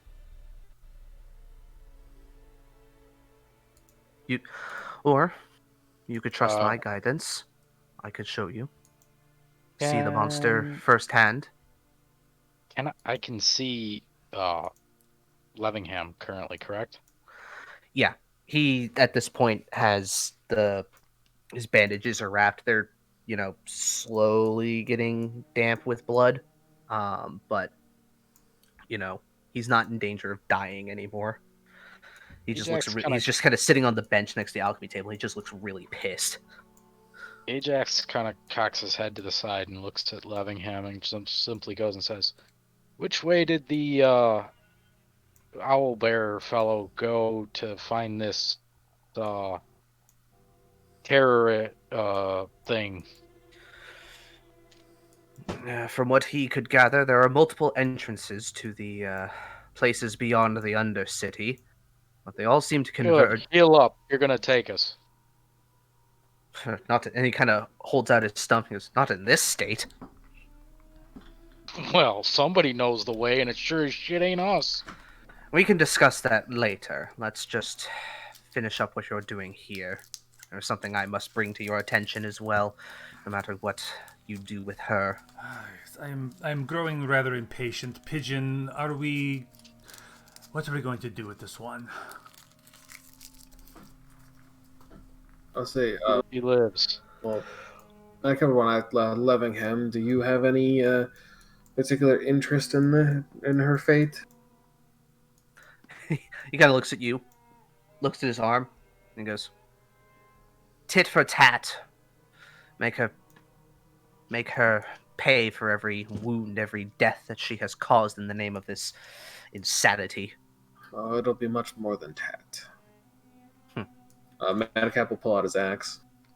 Okay. Objections? Yes. I want to do it a specific way. Arco has an objection. Okay. Arco, no one cares about your objection. You're not on this council. No, he's on the he's on the council, but we do not grant him the rank of master. There it is. Sorry, you're right. Wait, really quick. Have you guys seen that video where they did an edit to make Mace Windu just say the word milk? Have a sip. Yeah, I have. Have a sip. Sorry, I find that really funny every time I watch it. Have a sip, young Anyways, Skywalker. Argo's definitely gonna chirp in and say, I mean, I understand that you're angry, but I mean, we can always just put the arm back on, and I don't think we should take off her arm. I don't think that's very nice. If I could just reattach the arm, don't you think I would have done that already? Not with only one arm to do it with. Arco, in our fighting together, how many people have you killed? Are you asking Arco? Yeah. Outside of this campaign? Oh yeah, no, I mean, I was asking, like, I mean, has he killed before? Well, yeah. Yes, I mean, I had to. I had to save people. Well, do you not think killing her will save our lives in the future? Well, I'm not saying we have to kill her, but she can't really talk, and she doesn't have hands. All I'm saying is, if we make a potion of, like, stickiness, we can stick her hands to her side forever. She'll never be able to move them. Can you do that, old man? And I'll kind of, like, look back and look to the old man, because Arco 100% doesn't know his name. He forgot it. It's right there, but Arco forgot his name. There are adhesives in this world that could do what you want, but I am not in the possession of one. Oh, dang. Well, I get what you were going for, trying to do Wonder Glue or whatever it's called on her thighs. Look, man, Slap all her I'm hands to saying it. is... Alright, you know what? Hold on, I need to look up what this thing is Hey, actually the called. only wonder I'm doing is breath.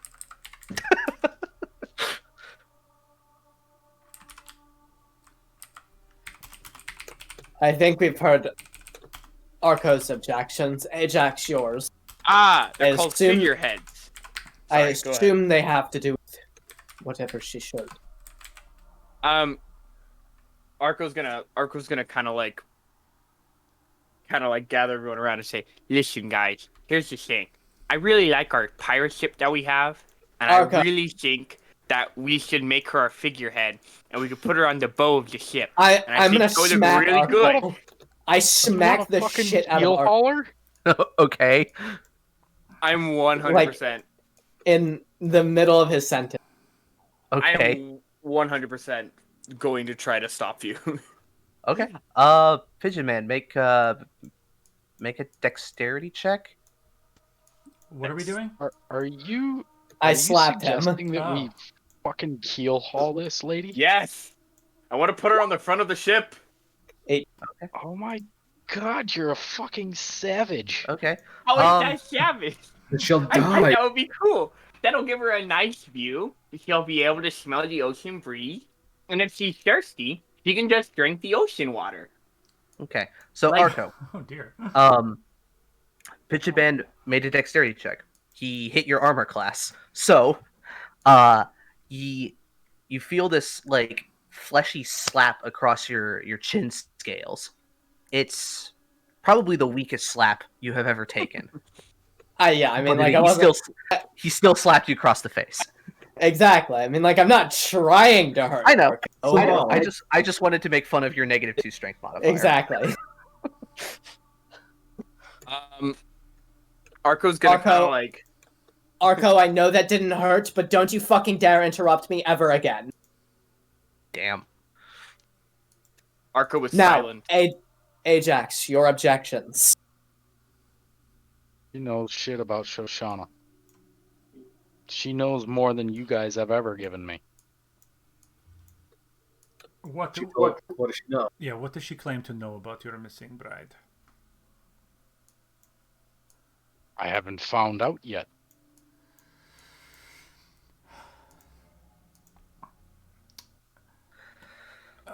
Quinn would go ahead and attempt to cast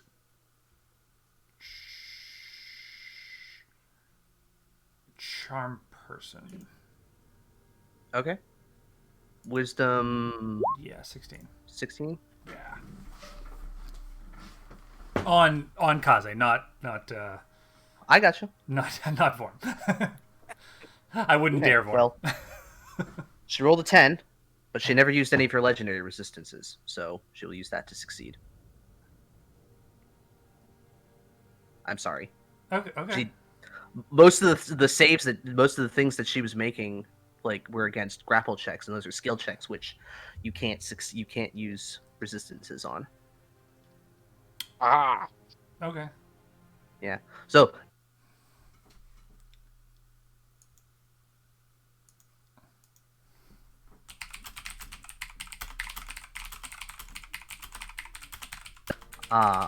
yeah. Hey, you took grappler. That's one of I think like the unsung things about Grappling, you know yeah. about grappling. So, but yeah, so you go and cast the spell, attempting to charm her, but just kind of raises an eyebrow Okay. and just goes, "Come on, we didn't fight that hard. I still have some tricks up my sleeve." Okay, hold on. Okay, 6 seconds later, I will attempt to cast Friends. Okay. Advantage on all creature. Come now, Kaze. You know we are friends. I told you before. Okay, well.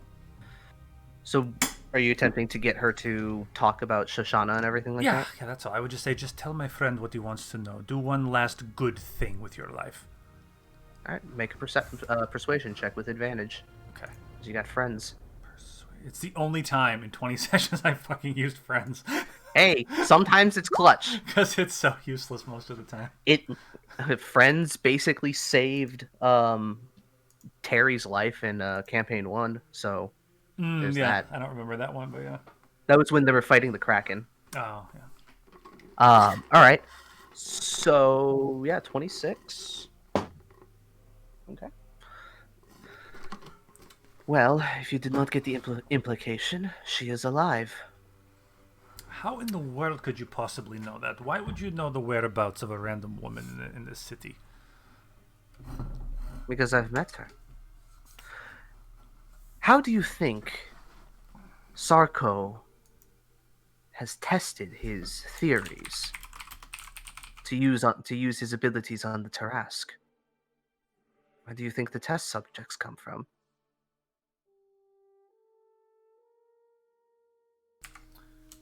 Hearing that, Ajax reflexively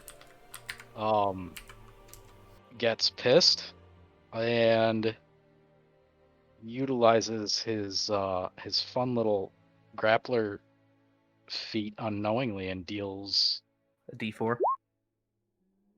3 damage to her. Okay.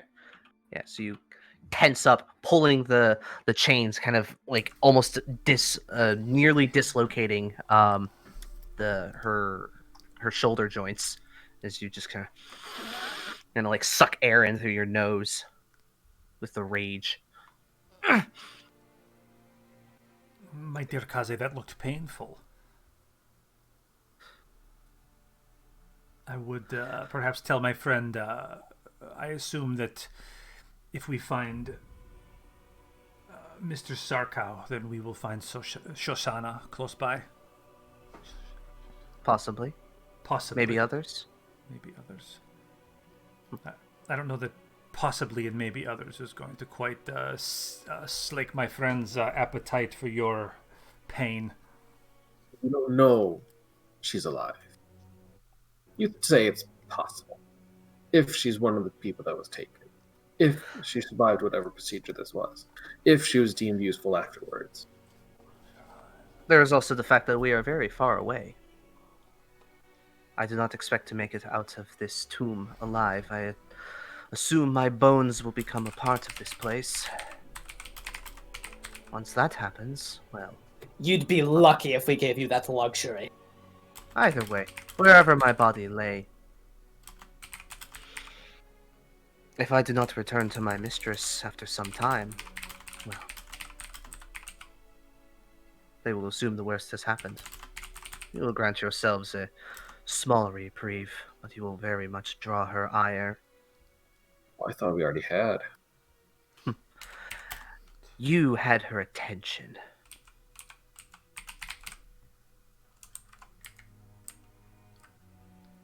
I welcome it. Very well. Do what you must. We've gained more information. The information we've gained is going to be more useful than probably initially thought.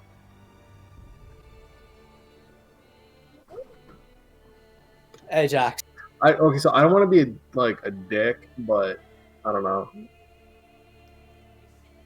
Because you can cheat in D&D. Well, yeah, but cheat with honor. What did you do?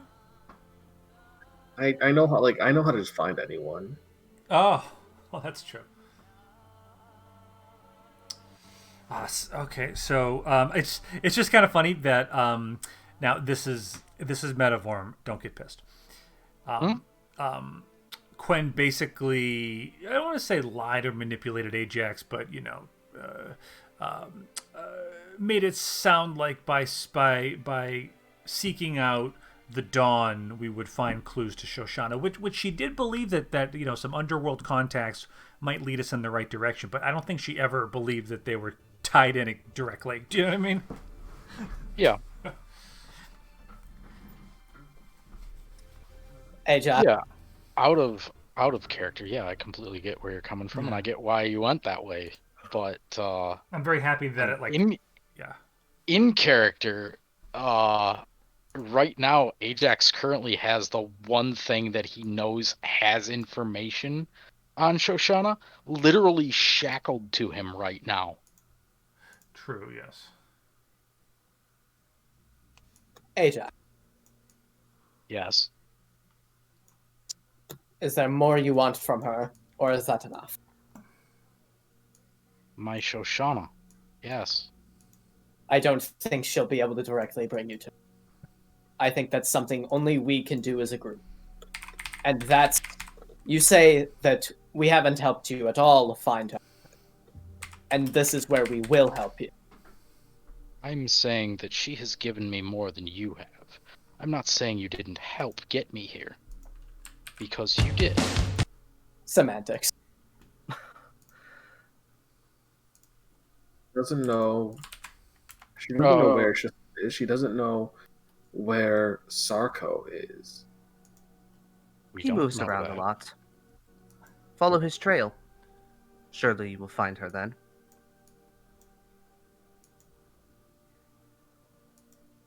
So just You for fully admit, Kaze, that this is all you know about his fiance. Yes. a mere plausibility, not even confirmed. You don't even know for sure if she was one of them. Just Oh, I know. I have met her. As I said, he moves around a lot. And with it, so do the test subjects. See, How the do they easiest way move? for somebody to find something that has gone missing is for it to remain stationary. Because eventually, the possibilities of its location grow smaller. But if it moves, well, then How do they move? This is how stolen items become clean. I'm very aware of it. Same thing with humans. how did they move, you ask? Yes. How do you think? With their legs? So they freely walk through the city. Oh, not freely, and certainly not through the city. Underground. Possibly. Beneath. The Johns are not the only smugglers in the city, but they are certainly the best when it comes to things from outside. Things from within, well, there are others who are better than them at that. Names. Can I roll a history check to see if I have background knowledge on, Sure. as a criminal, of course? Yeah, this definitely would be in your wheelhouse. And has it been a minute yet? Fine. It's yeah, I would say it's been a minute, and at this point she just kind of eyes you, and just kind of shakes her head. 5. Well, I mean, okay, Pigeon Man, you know that the Pipers are really good at stealing things and moving things around. As you said, the more hands it changes, the cleaner it gets, effectively. But you've never known the Pipers to deal with people.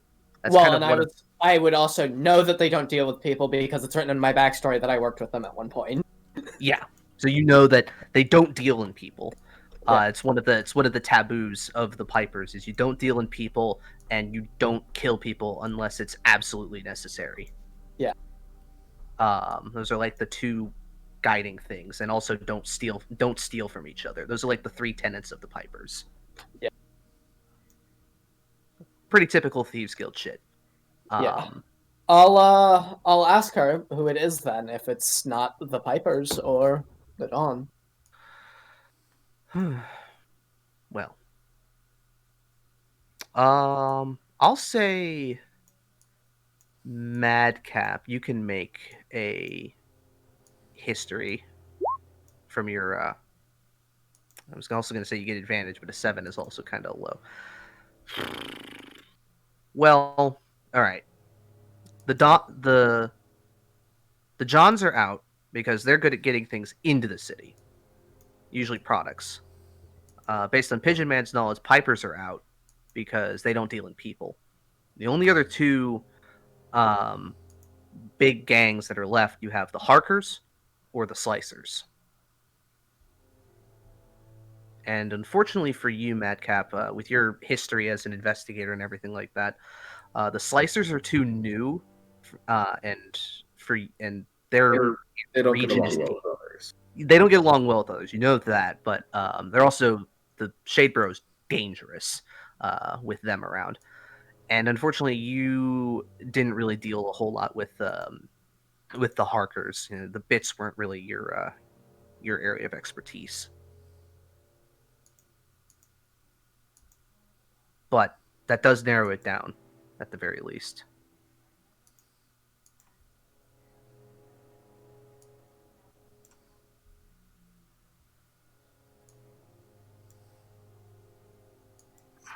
So the objections were Ajax and Arco. Arco, you say you don't want her to die, but you want to strap her to the ship and kill her slowly that way, as opposed to just killing her. No, that won't kill her. She'll It go will immediately. kill her. She will die. and it will be What? torturous and painful, and it will be all your fault. Is that? Well, what about wait? How would she die? What about all the other ladies that are on all the other pirate ships? Those They're are dead made too. of They've been wood. dead a long time. They don't look very dead. Madcap, Do they move around a lot? Is that what you see? Madcap, Well, no. let him have his fun. If he wants to strap her to the ship, let him have his fun. I will say, Cake. As much as I love this little naivety of Arco, I actually really you- want somebody to stop me. I will say, with your Bahamut paladin background, you know that while Bahamut is not opposed to the killing of those who deserve it, who have wronged others, and justified retribution for wrongdoings. Bahamut is more about making it swift, making it clean. They're very much against torturing people, like even to the point where, well, you have kind of effectively been torturing her here with like the cutting off of her finger and everything. You haven't been a party to that, so you're fine. But even like torturing people for information is kind of a no-go. You interrogate people, but you don't torture people. So you would know that that is a very what you're doing there. You're starting to think, okay, with everybody objecting, and then you think back, yeah, probably not a good idea. I kind of want to keep my paladin powers. Yeah. Just- Arco will probably, after thinking for a while, actually, Arco will kind of say, "All right, let's just kill her real quick." Yeah. So, because I have the Bahamut paladin in my my other game, and he almost lost his powers for doing something really stupid. It was funny in the moment, but it was really mean. Yeah, that's why I'm like, yeah. He had to deal with a cracked Kill her. holy symbol for a while. Oof. Well, So Arco said maybe we should just kill her. yeah, okay.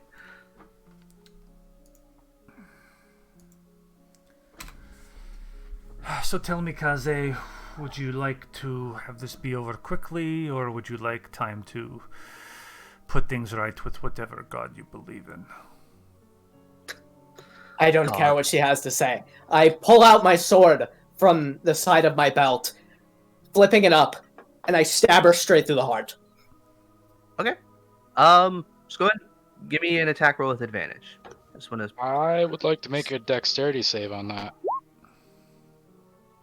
All right, hold on. Yeah, Arco's also gonna try to stop you. Okay. I'm gonna, I guess, dexterity to stop your I'm sword. not getting my second roll for some reason. There we go. Oh, there we go. 6. Okay.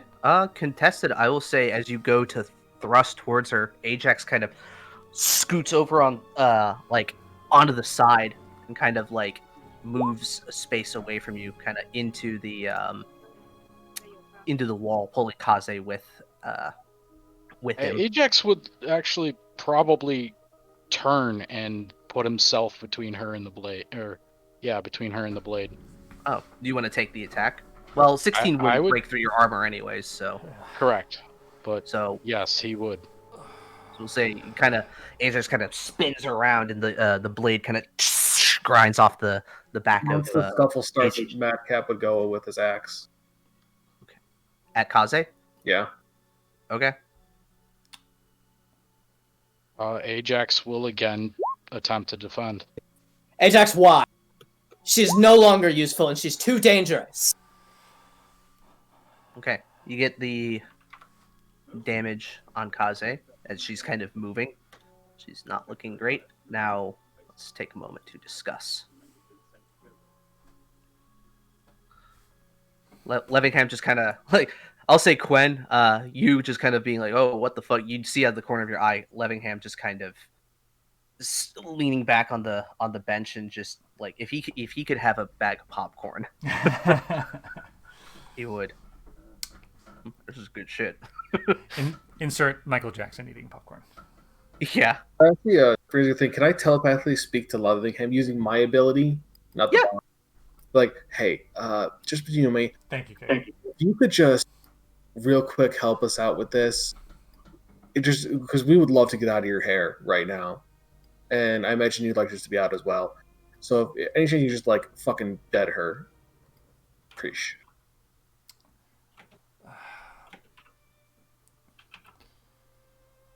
So is Ajax responding at all? I think.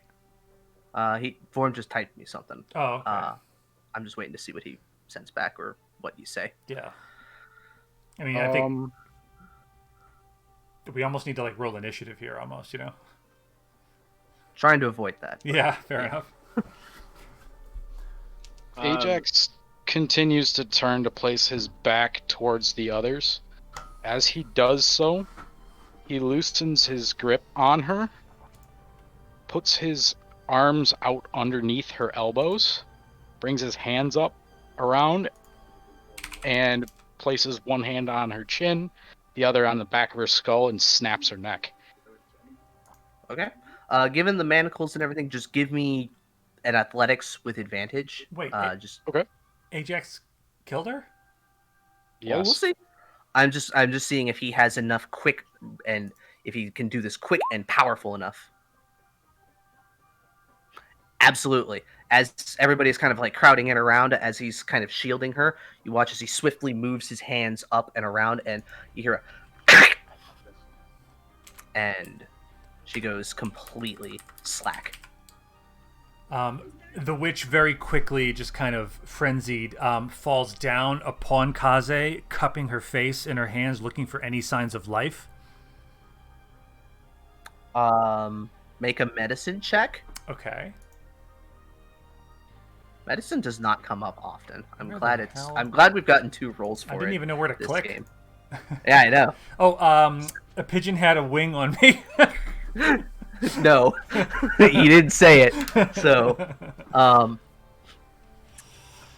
damn, dude, she's dead, man. Fuck.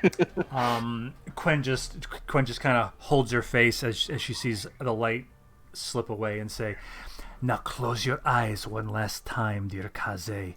You who have yearned to sing for so long, let your heart sing now, a lament of despair." And she just lays her down.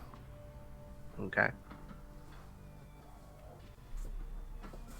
So, Ajax, you now have a limp, dead woman manacled to your arms. Ajax goes and he probably struggles a bit, but he goes to remove the keys from his around his neck to unmanacle.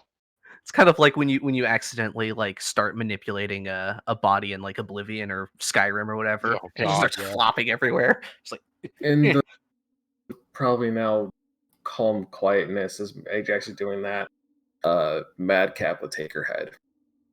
Okay. So we'll say as soon as Ajax gets free, you kind of just take the axe and whack. You now have a half-elven woman's head.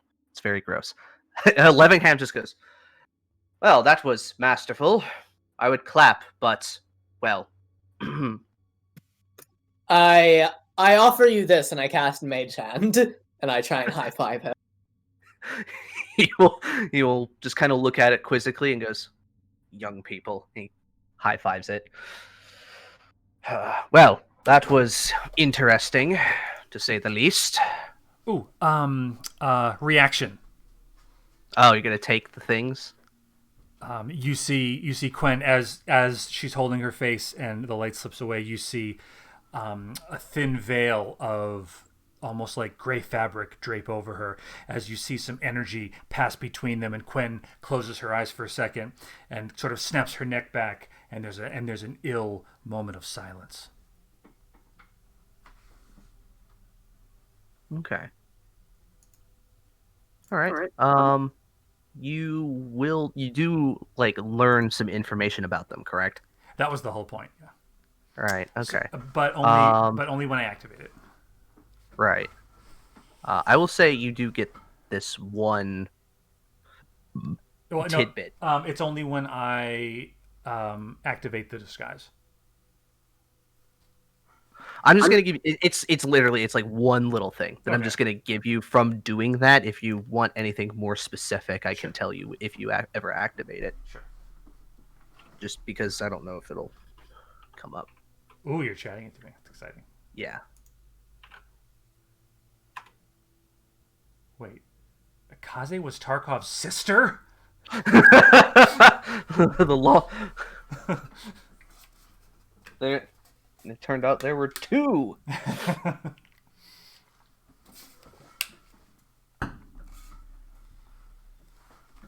All right. So, Levingham does kind of lean forward a bit more. He just goes, "Well, now that that's all taken care of, onto the matter that I had been saving until this was dealt with. See, we now have a problem. If she does not make it back to her mistress, then, well, she will assume that she is dead. And therefore this entire place, this island, is compromised. I do not think that the hobgoblins above will be enough to stop her. Believe me. As such, I cannot stay here. Do they know of this island? I mean, we know her messaging was short ranged. She would have been sent here if she were to be. She was sent upon our boat. Yes. And they landed here. Do you not think that this Sarko is incapable of finding a dead woman? Probably not inside your room. Possibly. But if I am not here to maintain... Well, Either way... Either Hold on way, once. He's gonna... Hold on, I'm gonna have him Arcana check something real quick.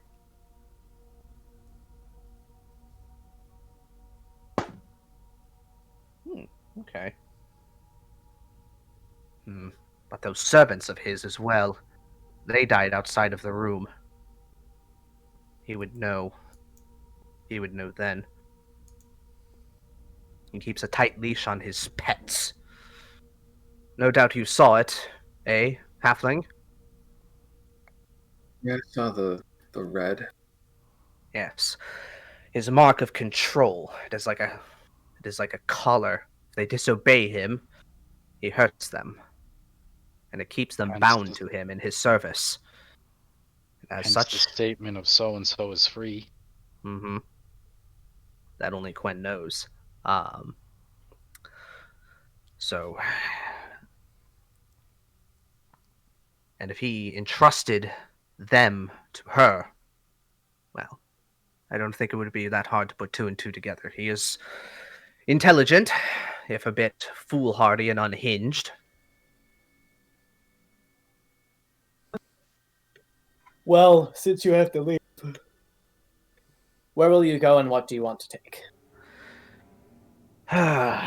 Well, obviously my book. I have a few things here I can take, but nothing of significant import. Just enough to make me functional. Is there a place you can go where you won't be found? That's the question. I've been down here for 3 or so years. A lot has probably changed. And it's not often a dead man starts walking up, and I would prefer it if people did not see a dead man walking about the streets. Dave. Surely. Well, I think I have an idea. You could. What's that Dave trade and your port on the western half of Almaria that holds some stuff magic people? I don't know. The Mages Association? You must be joking, boy. It was a suggestion, not a command. I can't Well- cast that high tier of magic. I appreciate the suggestion, but I don't know. I don't think I can even cast suggestion. Getting a bunch of mages together in one place is a bad idea. I don't know how they've managed to make it work for as long as they have. I don't know how they get bards to organize in colleges. So Well, you have to learn how to play an instrument somewhere. you know how I can tell you're a wizard other than the fact that you tell me you're a wizard, Loving? The fact that you think being a bard is just playing an instrument. Well, I know you are able to cast spells, but it is how you do it. This is semantics. The point is, And I I need out of here. smart-ass comments. Anyways, I need out of here. You came here by ship, yes? I would appreciate it if a cabin could be lent. I may be of service. I may be of use, seeing as now I am brought back into this whole nonsense. Tried to faked my own death to get away from it, and here I am, foolish enough to think I could get away from it. Do you have means to not be located magically? Kind of gestures around the room. I have the ability to cast this. I just meant specifically on your person. On my person? He kind of flips through his book. Yes, I do, actually. I can cast non-detection on myself. But they assume I am dead. I spent a lot of time preparing this place. They would not be able to locate me for quite some time. I do not think they will be looking for me specifically. No point in looking for somebody you think is dead.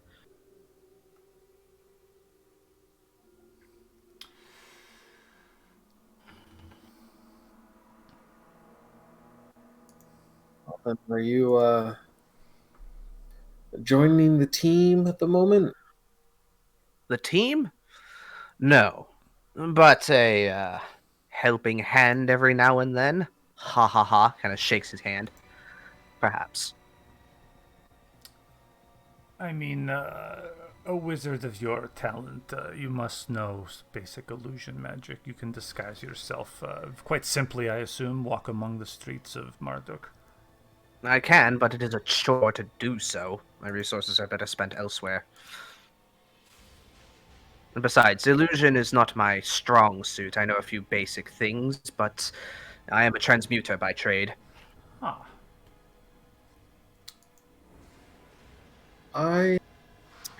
Would you be amenable to staying in Marduk itself? It's the only home I have ever known. I very much like the atmosphere. And I think I have a solution for us. Well, we can discuss the specifics later. He starts kind of going through his desk and getting various things and putting a bag together, using his mage hand to assist him. I would do whatever he needed to help. I would throw a Madcap in my bag as he goes over. Okay. Well, if that's a bag of holding, some of the alchemy equipment, just make sure you drain some of it first. That would be useful. There's nothing important to save in those vials. With all of that, and he'll go and kind of take a few books from his shelf as well. Don't want them to... nope, can't have that, can't have that. Definitely not that one. You there, strong ones, if you would be so kind as to, take the coffin and lay it down, please. Be very careful. Alright, Arco will try to lay it down carefully. Okay, make an athletics check. Oh god. 17. Alright. That's a I dex got set.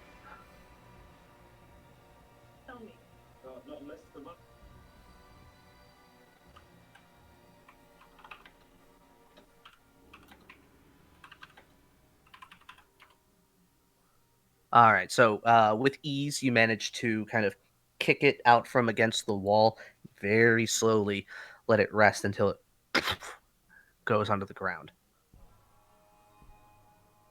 That one has yet to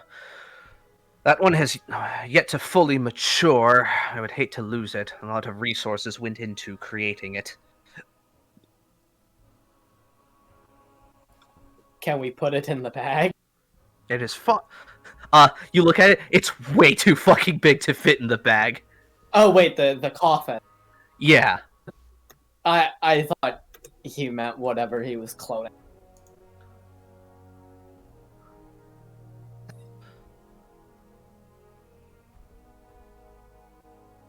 All right. Well, after a few minutes, he kind of seems like he has everything. Okay, what does he have? Because I'm writing it. In the bag of holding, you can put down high grade alchemy equipment. I'm putting Levingham's alchemy supplies. Yeah, just that's pretty much it. That's pretty much the. He was willing to let some of that go, but if you have a bag of holding, and if you're willing to carry it for him, he's more than willing to take it. Okay. You wanted to say something, Vorm? While they're going and doing that, Ajax picks up Kaze's body and leaves the room. Okay. The headless body. Yeah. Oh, Out this way. Oh yeah, where is the head? Madcap has it. Madcap, are you gonna do anything with that, or are you gonna put it on the side of your horse as a trophy? I plan to deliver it to Lady Drake in some fashion. Levingham, not that I want to waste your power, but can you preserve a body in a way? Actually, Is no. is gentle repose a? I don't think that is a wizard spell. Yes, it is. It is. I think so. Let's look. I It can just look prevents. I know it prevents Yeah, the body it is. from being turned. It's second level. Wizard can learn it. Okay. Let's see. He didn't really use Yeah, any. cleric and Is it ritual? I don't think so. No. doesn't say you can ritual cast it. It takes an action. Oh wait, yeah, Nope. no. Second level necromancy ritual. Could we just put it in the bag of holding? No, because it's still the case. Yeah, it's Oh, still the case, shoot. just a little slower. Oh, no. You need I a- guess we you are need a- pretty far away. You need a bag of preserving for that, Yeah. I see. Uh, because that's put it what in a- Ajax or what Varn was going after. Was a chest of holding. hmm. Well, let's You're put it hoping in a for bag of preserving, and then put that bag in the bag of holding. If a bag of preserving has like the demi-plane or whatever, I think it does bag the of same, holding, like, it would blow it would up. do the same thing. Yeah, Cake, are you aware of what happens when a bag of holding goes into a bag of holding? Doesn't it kind of like create a black hole and then everything gets destroyed? It creates a black hole to the astral plane, like Yeah. something. And then everything, it just tears apart the space-time continuum, basically. Yeah, Not really, not that big. Well, it's pretty bad. Okay. it's dividing by Play- 0. Yeah. Any creature within 10 feet of the gate is sucked through to a random location in the astral plane. All right, so Then the gate Levingham closes. pulls out his spell book, and the mage hand kind of flips through it and goes, if you give me 10 minutes, I can make that more amenable to transportation. So if you lay the head down on the ground, he'll be doing a ritual cast on that. I'm gonna go pee real quick.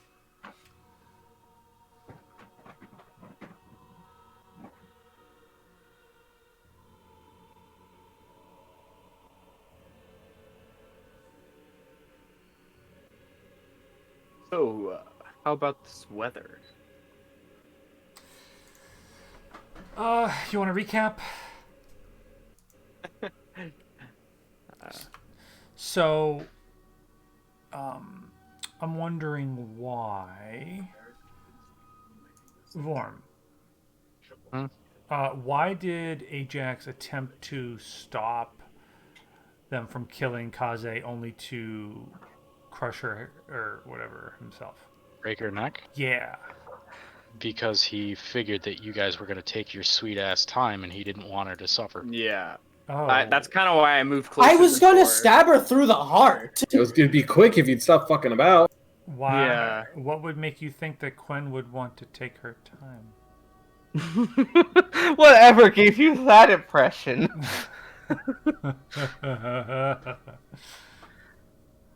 I don't mean, know. I would have taken my time, but I knew Ajax wouldn't have fucking let me.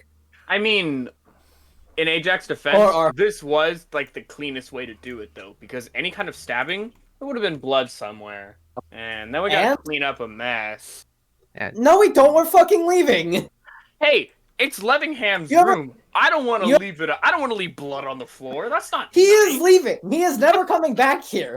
Hey, Have you what if ever been to somebody a else fucking comes in? What if somebody Okay. else comes in? Cake? I know this is D&D, but have you ever been to a fucking movie theater? Like, Okay, yeah. Okay, So- but okay. Think of it like this, though. What if I decide to come back and I want to live in this little room? Like, it's cozy. You saw me snuggling up in the bed. That thing was nice and snuggly. Alright? I don't want to come back to there being a bunch of dried blood on the floor. Come on. He's got it figured out. I get it, Ajax. He's looking out, keeping it nice and clean. More No, respectful. that's not Ajax's intention at all. He has no idea what you lot were planning to go and do.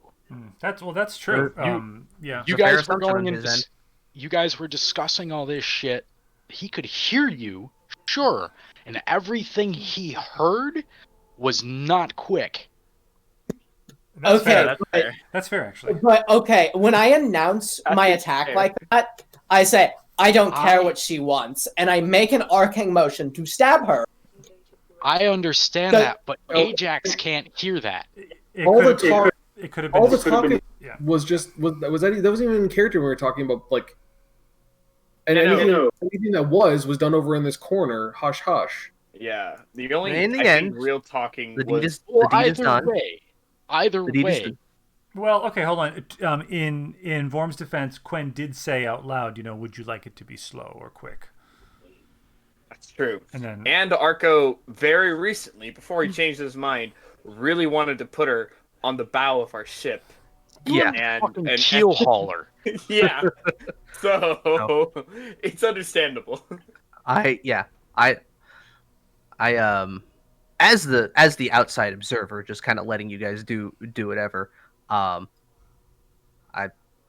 It's fine. I think Ajax made a very interesting character choice. Well, his patron is only a fucking angel of the Lord of Justice. So he's gonna make it quick and get it done and out of the way as efficiently as he can. Yeah.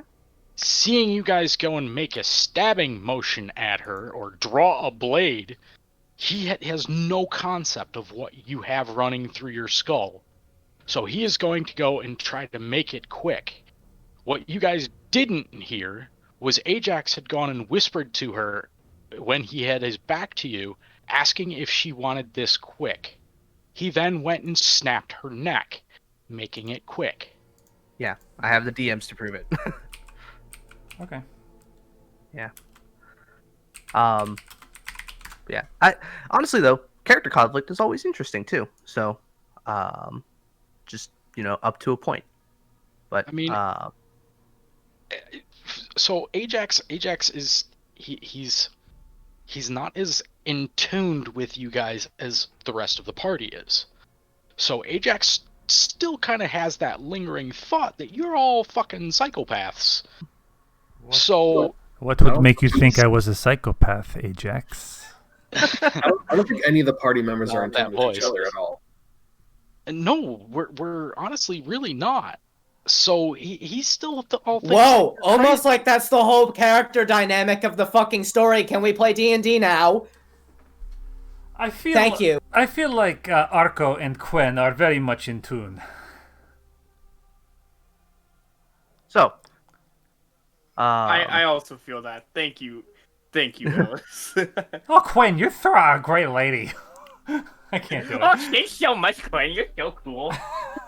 I think it's just because you're the only person who could actually listen to Arco talk Okay, for so long. I just want to tell you something really quick. There was a thought that went through my head that I wasn't able to. It just didn't come up. But to kill Kaze slowly, I had an idea to tell Arco. Tell her everything you know about Bahamut, and just put her in a room with Arco, and just wait till Kaze begged for death. just wait until all of her banging her head against the wall eventually shattered her skull. Yes, the thought crossed my mind. All right. After a few minutes, after 10 minutes, Levingham finishes his ritual on gentle repose. He puts the head in a bag. He goes, "Are you up?" Hands it over to Madcap, I will add that to my inventory. and then by that point, Ajax will also return. All right. Well, Mr. Levingham, do you think it is safe here for a few hours? I think I don't know about my colleagues, but I think I do need some rest. Should we find the campsite up above on the surface, or is this a good place? I mean, technically here is safer, but, well, it smells more like death in here now than it did before. At this, Quinn would flick her wrist and create, cast prestidigitation and create a scent of lavender. Well, that'll be fine for an hour. You can also prestidigitate and just clean the blood. That's true. also true. That's true. I will puff some Febreze on it. Fine. If you all want to rest here for the night, I will not stop you, but you'll have to find your own accommodations. What the fuck does that mean? It means he's not going to share the bed with you. Oh. Yeah, it's a twin. It only fits one. But twin means two. Yeah, well, not in mattress land apparently. Quinn's going to boldly. Mattress firm decides no. Quinn's going to Have boldly. have we told this group about our stoner movie idea? Oh my god, the stoner movie idea. Have we talked about Big Mattress? Oh dear. I feel like you have, and I don't remember it. Big Mattress is the idea for a stoner movie that Justin and I have about two stoners, obviously, unraveling the conspiracy of Big Mattress. Yeah. And obviously, you know, it's based on a real conspiracy, being Big Mattress, and that Mattress Firm is buying out all small mattress businesses. And the only reason why they're actually able to survive at the size that they are is because they're selling drugs on the side, not because they're selling Or it's like a money laundering. Yeah, money scheme. laundering. Yeah. Yeah, and it's just like it's a stoner road trip movie where they get roped. It's kind of Big Lebowski-esque where they like get roped into this conspiracy theory. I would say it's the Big Lebowski meets Harold and Kumar. Yeah, kind of. But yeah, and it's like the dumbest fucking thing ever. But it's always in the back of our minds of like, this is $1 million idea. Mm-hmm. Yeah. Exactly Honestly, $1 million. It doesn't break even. I can see that. Yeah. Yeah. Look, I mean, it could end up like Mac and Devin Go to High School, where it makes a lot of money on Blu-ray, but nothing in theaters. Fair. All right. So, if you all are going to take your long rest, side, okay. because we saw Ajax leave with the body and not return with the body. So, I'm guessing the head hole was still dripping blood. So I would like to go and find the body. Okay, make an investigation check just to see how long it takes you to follow the trail. Okay, very clearly, it's like it lights up at your detective vision. It leads to the large chamber where the bone snake was, and you see her headless body draped over the main sarcophagus here, with her arms crossed. I would like to loot the body. Her weapons, that case you mentioned had spell scrolls, anything else? Okay. I'll say you take your time. You find the empty scroll case. You find in her bag some empty vials, probably potion vials of some kind. You can take her wakizashi and How many vials?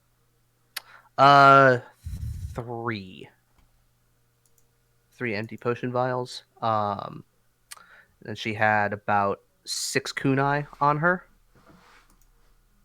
which you could put in as darts if you want to use them. And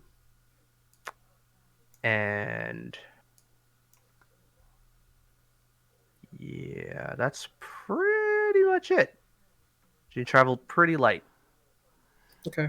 Oh, go ahead. Justin, can I talk to you in DM chat for 20 seconds? Sure. Does Madcap then just kind of leave the body as is and go back to the group? I mean, at the moment. Okay. Go ahead and move yourself back. All right. Yes, Ellis. Did you before we go, Ellis? Cake. Did you have a quick question? Yeah, I was gonna. Well, I was gonna ask Levingham what's in this door right here because I think that's a door and it hasn't been opened. Yes. But you can go talk to Ellis first before we do that interaction.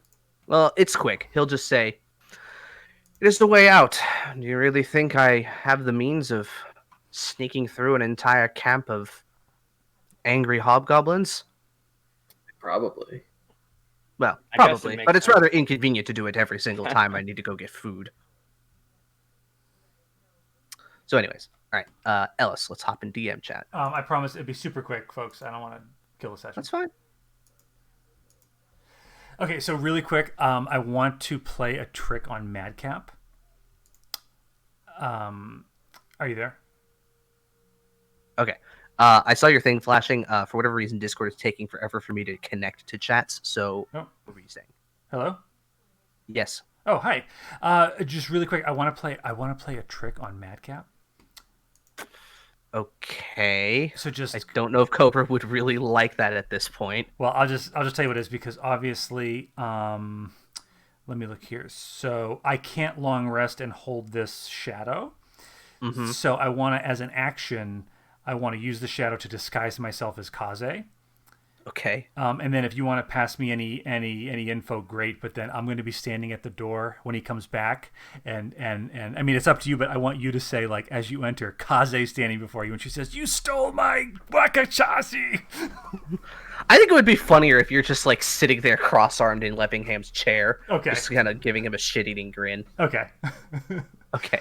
Do you mind describing as he comes back in, and you'd say, like, you know, you see sitting at the bring her token over, maybe you want to do that?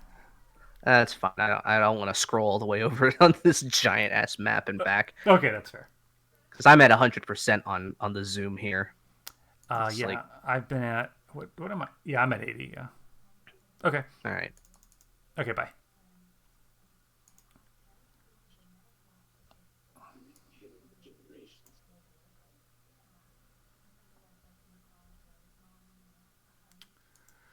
Okay, Jesus. It's like being stuck in hyperspace for a bit for me right now, connecting between chats. All right. So, as Madcap returns after his little investigative escapade, he comes back in as everybody else is just looking around, just kind of blankly staring at Quen as she is sitting in the Levingham's chair, disguised as Kaze, and just has this shit-eating grin on her face. And as Madcap enters, Kaze would stand from behind the desk and say, "Where is my head?" Madcap would just look around the room, be like. Everybody saw her do this. Everybody saw her transform. So you walk in like enjoying yourself. A bit. We have to make our own fun down here. Spoken like a true person who's been there for a whole, I don't know, 10 minutes. Yeah. Let me just take a look here. Yeah. So as you know, I would go to rest at some point, and you know, the illusion would drop off. But do I get any insight into her frame of mind or any additional knowledge? Okay. You definitely, I'll say you get a lot of like emotion. You do feel like from her perspective. It's kind of weird. It's weird feeling somebody else's emotions or somebody else's frame of mind. It's not something you're used to. Like even when you get it from detect thoughts, it's like an outsider looking in, but this time it's more so internal. You feel the same, you feel that loyalty to Lady Drake, the sort of like believing in a person and their ideas, and the sort of defiance in the face of death, this sort of, you know, very, I guess you could say, Bushido like servitude kind of feeling. Interesting. You see the face of a young girl, a young half-elven girl, probably around 13 or so, cowering in fear as this large, basically like an oni or a like yokai from Japanese mythology, lording over her, cackling as her voice escapes her. Um, and just the feeling of the emotion and sorrow that she had in that moment. You see some moments of, her on a really shitty boat on the ocean, slightly older, a few years older, and just kind of a flash forward of her whole fish out of water experience. Well, don't make me sad now. Yeah, I'm just telling you what her shit is. And that's pretty much all you get in that brief moment. Does Levingham notice me, or is he like sleeping? Oh, he noticed you were in the room when you transformed. He watched you do it. He hasn't crawled into bed yet. Oh, I didn't know if he was asleep. He's still got some adrenaline pumping through his old veins. What do you think, wizard? It's not so bad, huh? Honestly, he just look. You bardic types are better at your illusions and deception than I am. I just, I'll leave you to your books, old man, but I'm glad to count you as a friend. Yes, I'm going to have to get very good at writing with my offhand for now. That's going to be a pain in the ass.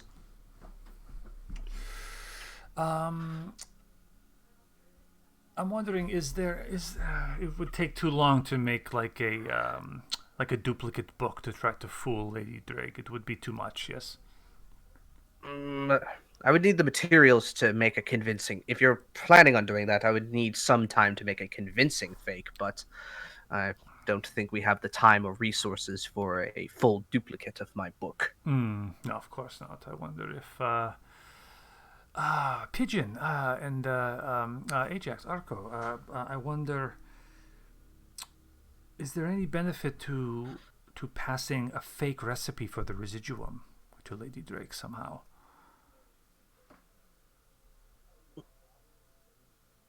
Her off. It would throw her off, make her think that Kaze has... If we were able to drop it somewhere, one of the locations that Kaze told us, with a note, perhaps we could try to, I don't know, fool her that way, and then they would think they had the recipe. It would buy us some time. And it would even possibly slow down their experiments, their plans. When you take Kaze's form, can you mimic her handwriting? Let me look here. So,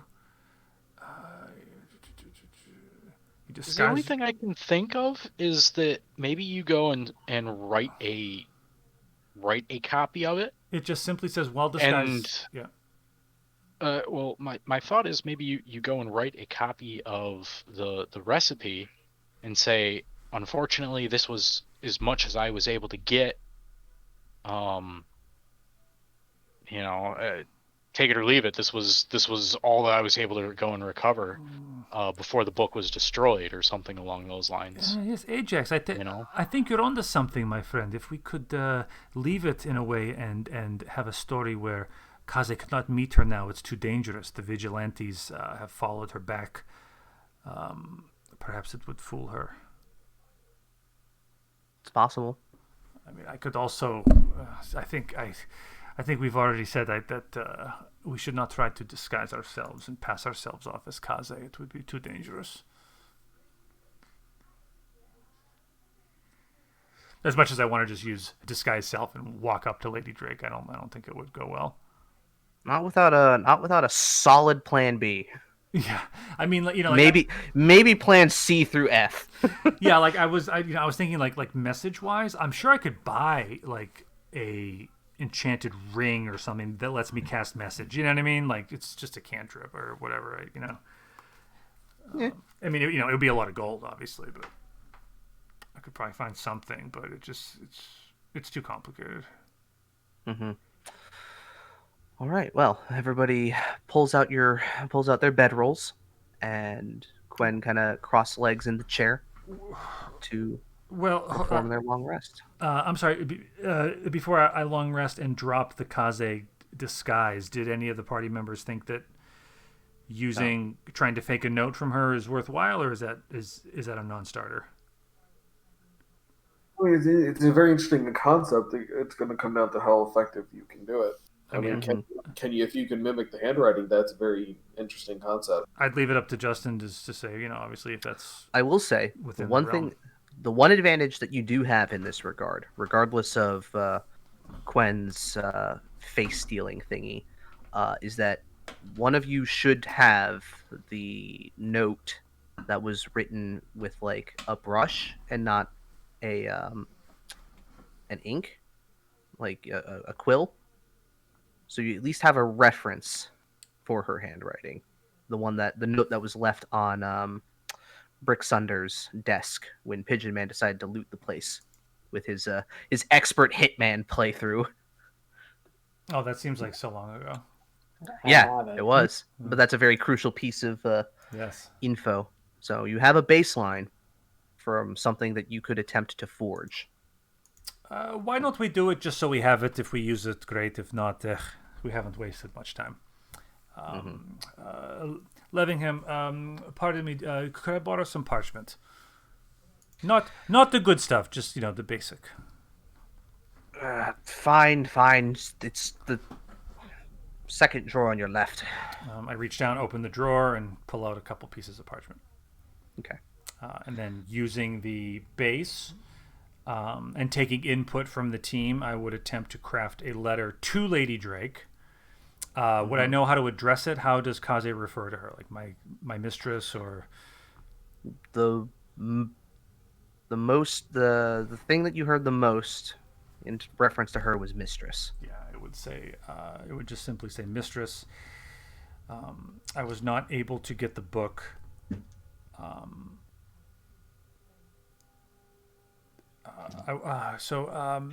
How would they?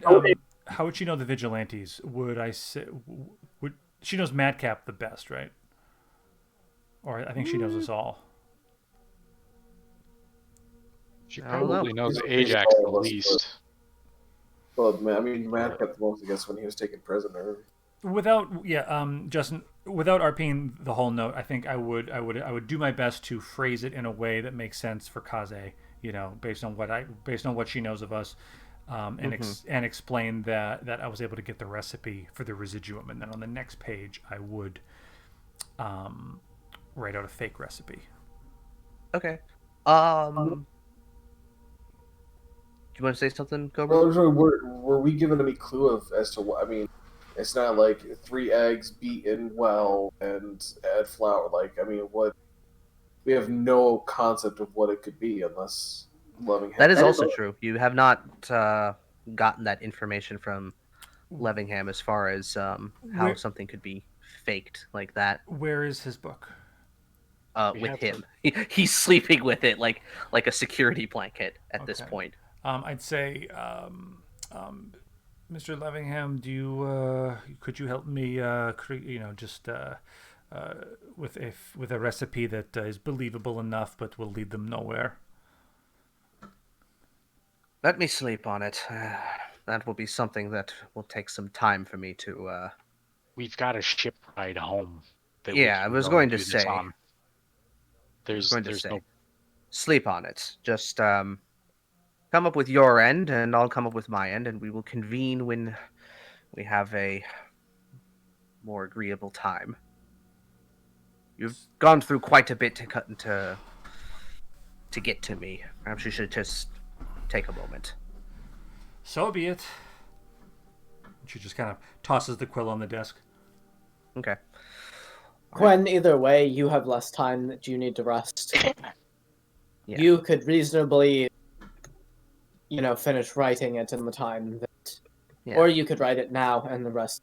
Well, I think the point is that we need Levingham to kind of make it believable. Otherwise, Yeah, kind of to Cobra's point, grind some nightshade and a mortar and pestle and drip in some Yeah, dragon's and blood. given what you do know about the method that they know of, the inefficient method, it does require the breaking down of magic items, which is not easy. Something that is definitely beyond your magical understanding. Yes. So I would say, if you want to, at the end of your rest or before you take your rest or however you want to do it, if you want to make me both a dexterity and I'll say a sleight of hand, that way you can get your jack of all trades, a sleight of hand and a deception check for me for forging. So this is both for the actual handwriting, which is what the sleight of hand is, and the convincing contents is the deception. Okay. Is Pigeon helping me, or I- am I on my own? I'll help you on the sleight of hand. Okay. Yeah. Is that fair, Justin? I'd say Pigeon Man, the only thing he would reasonably be able to help with would be the sleight of hand. Okay. I mean, I have proficiency in deception, but I'm pretty sure she has expertise. Ooh, how's that? That is pretty good. Letter looks pretty good. Minus the brush strokes, but that could probably be hand waved off as the materials at hand. The actual kind of flow of the words look pretty good. The cadence and the contents of the letter seem pretty good based on the conversation you had with her. It's just whether or not she's going to buy it. That's pretty much all it is. That was some clutch help. Yeah. 8 versus 23. Take that 23. Yes, please. All right. So During I'll say. Sorry. No, go ahead. Go ahead. No. You continue with your. I was just gonna get us to the end of the long rest and do what we need to do after that. Can I attune to those boots? Yeah. Yeah. So you kind of slip them on before you snuggle up, and you will awake attuned to your boots of levitation. Madcaps. Now I'm not the only one with fancy shoes. All right. So with that, everybody finds their own rest. You can do your long rest shit on D&D Beyond, and everybody will awake at level 7. Ooh. Yeah, finally. Yeah, I just wanted to get us to the end of all of this. You were going to get it by the end of this. We just Yay. had to get to the end. I was actually just gonna ask. So when we wake up, we'll be level 7, right? All right. So, All right. I know. Evasion, bro. Oh yeah, it's evasion time for both of you. That's gonna probably I come in real handy fighting the bowman. I might not be taking evasion. Ooh, that's Oh. right. Yeah. What are you doing? You're doing fighter, right? I might take bard. Oh. Play the washboard. What Bard? In the last 3 weeks, I've listened to their whole discography at least 5 times. Cake. Interesting. Yeah, What are the multi-classing requirements for bard? Charisma. I'm pretty sure you meet them. Ooh, actually, yeah, the spellcasting mod. I have a 15 charisma. Yeah, I think at the very least there's charisma, and then I think the other one is dex, which you'd probably meet as well. Yeah, I definitely meet it. I don't know. Now, Here's might the hold real off on question. this. Do I go with Warlock and take invocations? Or do I add level 6 fighter and make him a little more mobile? Honestly, me personally, if I was playing a fighter, fight lock, I would probably go with the invocations because you could pick some really strong ones with Yeah. that. That'll really, and plus you get the second spell slot too, so that opens you up for like Yeah. Hellish Rebuke and having Hex on something. Right. And since you're a Celestial Warlock, I am willing to let you do radiant damage instead of fire for your thing, because we already do that with your Hex, I think, as well. Yes. Yeah. Ooh. So Yeah, I'm taking Bard. Evasion is so good, but like, just nah. Okay. I want to roleplay Bardic Inspirations very, very badly. Okay. Like, I heard like you being like a hype man. Yeah, I mean, he kind of already is with the way he roleplays the character. Damn, you get 4 spells known at first level? That's fucking good. And while you were in I think the chat with Vorn, we were talking. He can use his spell slots for his disguise self as well. Yeah, so we looked at it specifically. If you are the class of your Magic Initiate feat, you can Mhm. use your spell slots for that class for your Magic Initiate. Yeah, so you don't have to learn disguise self again. Yeah, I do. Not have to I learn it. will So say- I technically have 5 spells. Yeah, that's pretty cool.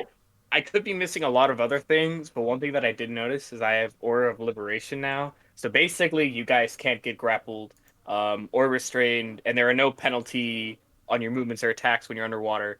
And you get to expend 5 feet to escape any non-magical restraints.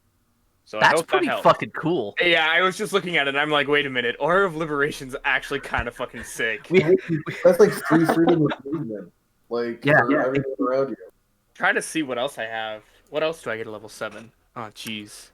I think you We're get gonna like use some it. new spells. You I could, think I you do. yeah, you can know one more spell. Yay, I got a new spell slot. Yeah. Yeah, you get Do I another wait? Yeah, Do I get a So paladins don't learn spells; they gain spell slots because divine Right. casters have their entire list. They just prepare it every day. right? I understand that. Yeah, So then, oh well, I guess whatever. That's fine. yeah. I'm excited though. You can do second levels 3 times instead of 2 now. Yay! But that Aura of Liberation's really fucking good. Yeah, I was gonna say. Also, for hit points, are we rolling ours, or are we just going with whatever D&D Beyond gives us? I'd say if your Ooh. D&D Beyond thing is set to fixed, I'd just stick with that. I think Cobra's doing fixed. Yeah, I run fixed. I hate Um, fixed. I want to yeah. roll. I want It's to nice, feel but the if risk. you roll a 2, you're fucked. That's Yeah. true. Okay, I don't know what else I got when I leveled up. hey, everybody, yeah. Hi. guess what I can have? What? What? The greater invisibility. I don't know what Oh that is. shit! You get 4th level spells right now. That's right. I get 1. You only get 1. I mean, a polymorph doesn't look terrible either. Dude, bards learn a fuckload of spells. I totally forgot. Well, that's all I get on 7. I don't get any like cool feature, but I do get. Yeah, 1. 7's kind of weak for bards, but I mean, 4th level spells. Oh no, yeah. That's nothing to That's nothing to scoff at. I'm not complaining. What does Ooh, wizards the have Night extra Control. things they can choose? They don't. They don't get an expanded spell list. What, Wizards Oh, they probably don't because they get magical secrets. That's Wizards, Yeah. Wizards do. right. Yeah. Justin, And bards, since bards do get expanded spell lists. On some of them. Yeah, Well, some of there's them there's do. the The there's other the ones. optional there's the optional class features. They don't get it per subclass. They get it as the optional feature from Tasha. Correct. Yes. Yeah, but it's pretty sizable. The extra stuff they get, like they get mass healing word. Like you don't have to wait till magical secrets for that. That's pretty fucking good. I'm between. Um, Oh, go ahead, Kate. oh. I was gonna ask, do you know how many hit die I would roll for me determining my new amount of hit points? Because I don't think I'm gonna go fixed. I'm gonna try to actually wing it this time and hopefully get good rolls. I believe it's a Um, D10. It's just 1d10. It's Plus 60. your constitution. It's 60-10 plus your Constitution modifier times 6. And then you add 10 plus your Constitution modifier to that, because your hit points at level 1 are 10 plus con. Oh, what's 46 plus 17? What? Wait, I think I did the math wrong. Hold on, I'm very bad at this. Okay, never Yeah, mind. you're not a wizard. Yeah, so roll. I'm not a So mathematician either. what's your Constitution bonus? Constitution bonus. I don't know. I don't even have it pulled up anymore. I might just go fix now. I don't know. Maybe. Honestly, I don't think know. It's a hell of a lot easier. You don't have to worry about any of that shit. yeah, because it'll be the average. You don't have to worry about rolling under your average, and Okay. yeah. Well, I mean, whenever I make a level 20 concept character, that's I always get Yeah. fixed. all right. I Well, always- it's still pretty well made, so I'm still digging it. Hell I yeah. am trying to find out what I get at 7th level or liberation. Okay, I think that's Yeah, it. you get that and a third second level slot. Yeah. Wow. Kind of boring. Yeah, but also because I don't think you've prepared your spells since I like, haven't. early on. A So long time. I'd maybe double check through some of the stuff you have and kind of play Yeah. around with it. I'm definitely going to do that. At Keeping some of point. the smite spells are always good, but sometimes your Yeah, second I levels probably don't need augury or create or destroy water, even though I really want to cast it at some point, and I still haven't done so. you never know. There's always that moment when it's like, holy fuck, why did I prepare this? This is perfect right now. Why is there a garbage fire in that barrel that we need to somehow put out? Oh man, know. if only I could create or destroy water. Right? Dang it. Okay, well. I was gonna say, So- 20 so- sessions in, I have still not used my lucky. I mean, Hmm. in a way, that's kind of a good thing. Not when I roll a lot of twos. That's fair. You could, if you were playing in an Arcadum game, there's a custom origin that he does called Gambler Born, where you get some major benefit. I haven't looked into it that much, but I know that if you roll a natural 2, I think it's like once per long rest, a natural 2 is considered a natural 1. But he does allow people with like halfling luck to re-roll that because it turns into a 1. And I think one of the characters in one of the campaigns he's doing right now has that. Which is pretty cool. I've gotten into a lot of the stuff that Arcadum's been doing lately, and damn, he's a fucking good DM. Leg, if you want to be like a hype person, motivational speech is good when you get it. Yeah. That's What, good. I mean, I am taking Bard for reasons that are not just, ooh, I want to be hype with fucking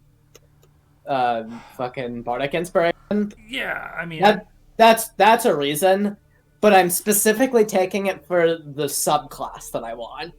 oh, okay. Which subclass are you going with? Swords. Okay, that's a good pick for Rogue. That's a real good pick for Rogue. But you have to It's wait. also a very good pick thematically. Mm-hmm. And also means I get a fighting style, because I know you've known for a long time I wanted to multi-class this character, but I didn't want to multi-class in a fighter because I already play a fighter rogue, Mm-hmm. and I wanted a fighting style. So, this is the best way to do it. Yeah. And It'll I take a wanted little spells. longer, but you get some extra shit. And if you do, and I don't think we're going to get to the point where you're going to have 6 bard levels, but if you take 6 bard levels, 2 attacks. Yeah.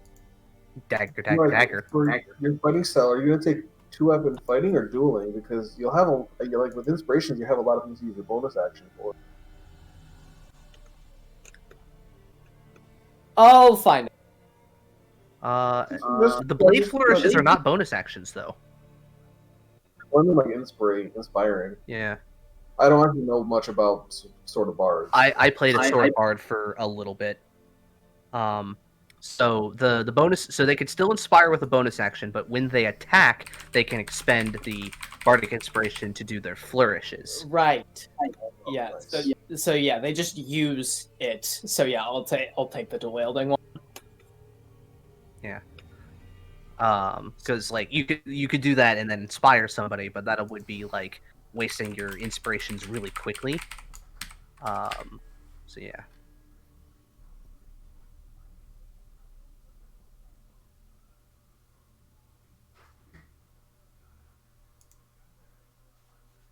What spells are you taking? Because you get 4 of them. I'll find out. We can keep going. I'll decide my spells later. Okay. I have a quick Or as question because I think this is actually a good idea. Should I prepare Fine Steed?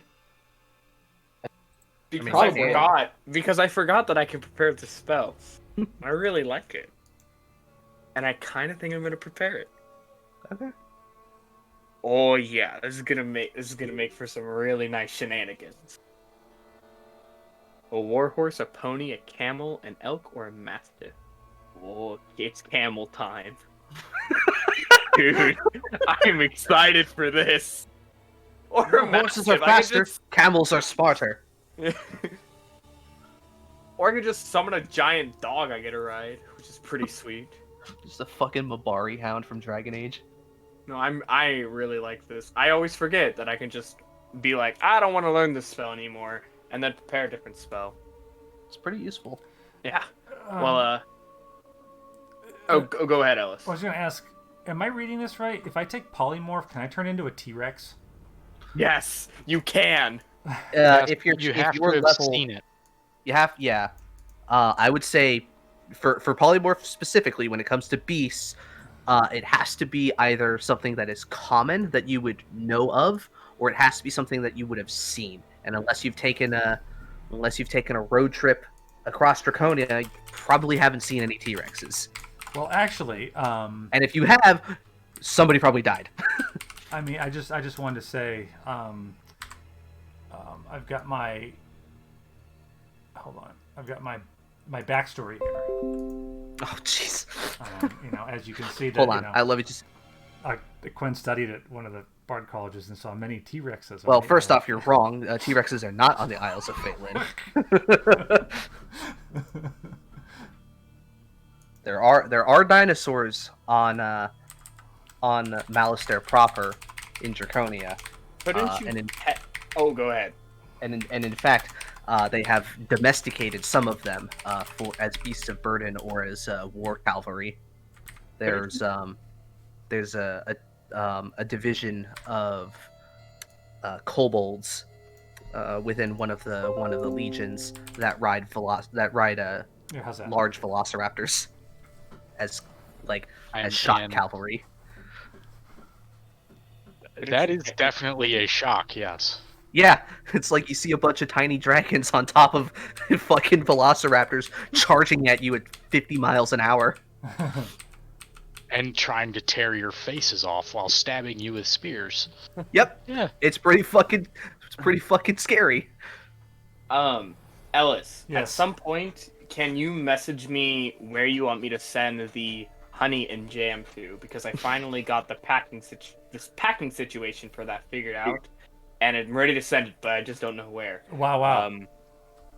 Yes, thank you. Yeah, so message me that.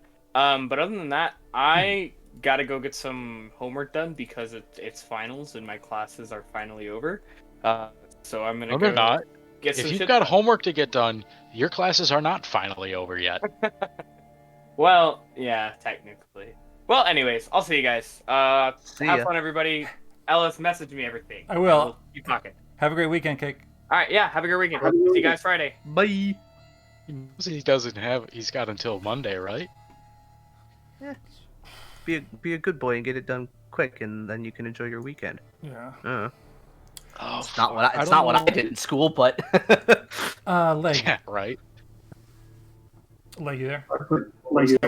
Well, probably like 4 a.m. every single day. Fuck. Where's our leg? Hello? I said hi. Oh, hi. I was gonna look at swapping something for Identify, but I was wondering, are you taking Identify? Do you know? I just took. Did you? I did, yes. Okay, good. Also, you can't swap spells on bar. I think they have you can level up. optional features. On level up, you can swap one spell. I've been swapping one non-cantrip every level up. Yeah, that's kind of my thing is you can always swap one, at least you can swap one spell per level, but your cantrips unless you're just really unhappy with your cantrip selection, then generally you have to keep them. Yeah, I'm really unhappy with friends, but it finally came in semi-handy today. Yeah. Well, that's so in the PM player's handbook, it says additionally when you gain a level in this class, you can choose one of your bard spells and replace it with another from the bard list. Mhm. So what Tasha's does is as an optional thing is I think all the spell casters get it. You can At swap out level a 4. spell cast. You can swap You can out swap out a cantrip Mhm. when you gain. So okay, or enlarge. They can all. You you can gain also, an ability score improvement. You can swap out a cantrip yeah. or a skill with expertise. Yeah, so it's something you can do in But that's optional, so that's DM discretion. yeah. So, but as far as the spells, it's fine. Like if there's one that you used once, it's never come in handy again. Feel free to swap it out. That's entirely okay. You don't have to confer with me for that. Just honor system. So it's not important. Can I ask? I guess Quinn or Levingham in the morning, if just to see if any of the things I got off of Kaze are magical, like the Wakizashi or the Kunai. I mean, yeah. I mean, Out of curiosity, Mhm. why wouldn't we have stripped her of that shit before we took her in the room? it never came up. So Done, so Oh, okay. All right, that's fair. I mean, if you had done it like just before all of the moving the body and chopping the head off and everything like that, it would have been like, yeah, sure, loot it. But it didn't come up. Yeah, And, yeah. So, I will say, Levingham will do just a quick detect magic, and just why not get the NPC to do it instead? And he'll say, mundane, fine craftsmanship, mundane. really, that bitch is like level 17, and she had a mundane weapon. Yeah. She was kicking our ass pretty damn well without magic shit. So I'm okay with that. I keep wanting to pick my next Kensai weapon, but there's like literally the only thing that would nothing would be better than what I already got. Could always do the whip. Yeah, but if I can throw my axe. Yeah, that's true. But does your axe grapple people? There's a whip. Yeah, but we have an Ajax for that. That's also The true. whip doesn't have a special ability for grappling. Yeah, I mean, I think like, yeah, I don't know, whips. Okay, I decided my spells. Are we gonna keep playing or not? I think with Cake Gun, I think we're done. I just want to shoot add shit. that just to get that out of the way, just to make sure Yeah. It's 2 a.m. Cobra, I'll also. I know we're still not playing, but I'll take the Wakizashi if you don't mind. Probably, I mean, that'd probably be fine. It is mundane. Yeah. So for the purposes short sword? of Yeah, it is a but you short can always sword that pay. it is a short sword that deals slashing damage. Oh my god. With true polymorph, I could have turned Kaze into a flower pot and thrown her against the wall. Yeah, 9th level spells are insane. Yeah. Yeah. But doesn't True Polymorph still have the caveat of unless the spell becomes permanent, they still drop to their original form after the hit points go away?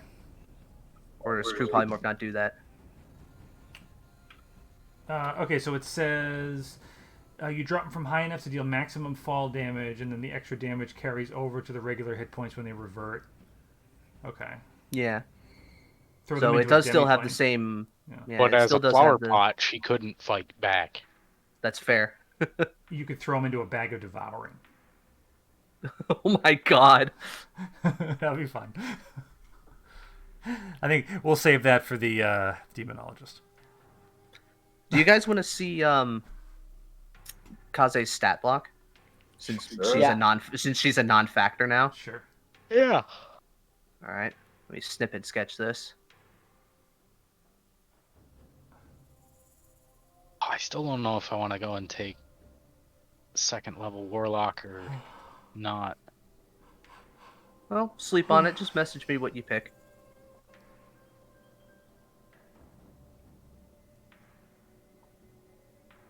Because in all honesty, going and fucking running 10 feet and fucking punching them with an extra +5 of damage would be nice, and then I can grapple them afterwards.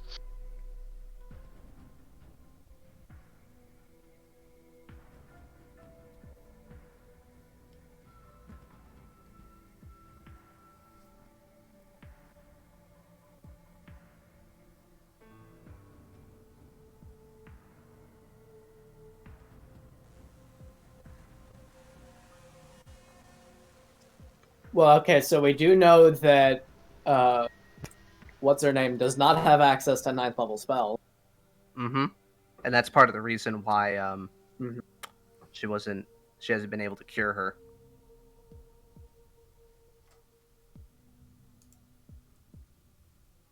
Oh, okay. I see the stat block. Yeah.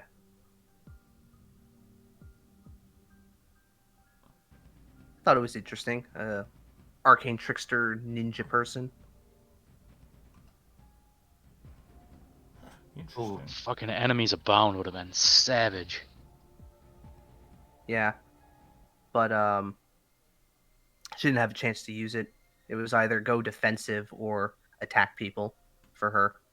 So when you guys encountered her, she had no second levels left. She kept using them for invisibility. Yeah. Ooh. Kaze regains a spent legendary action at the start of her turn. Wow. So she could use swift. Okay. That's- Yeah, that's how legendary actions work. Yeah, that's how legendary actions are.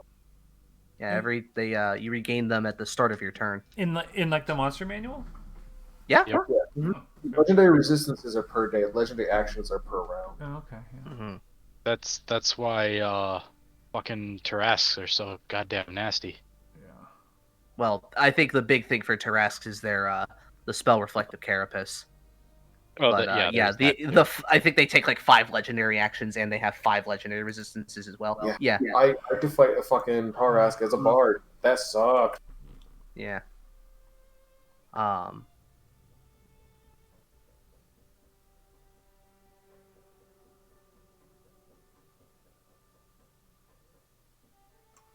Yeah, like given that it's Monday and you can take the Wakazashi, that's fine. Okay.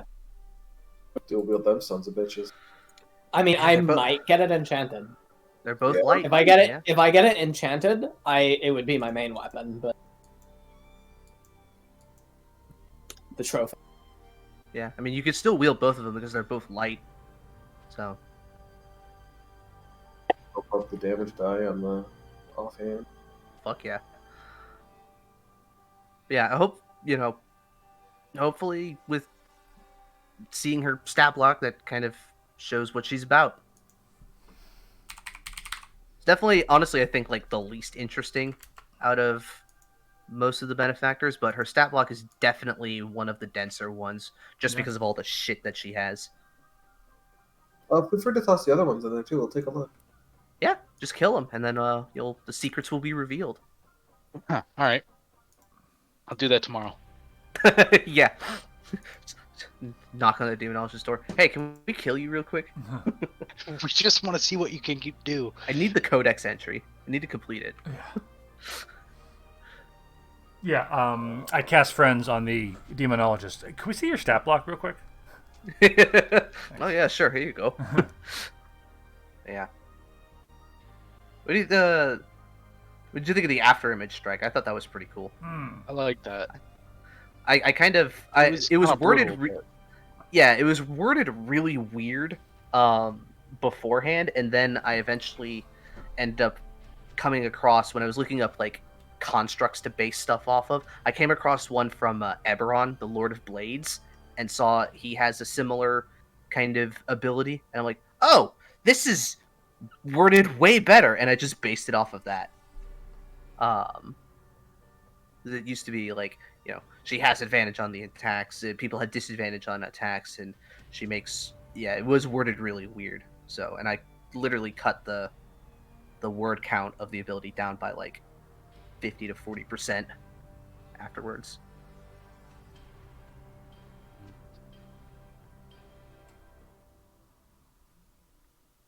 So how dark is the upcoming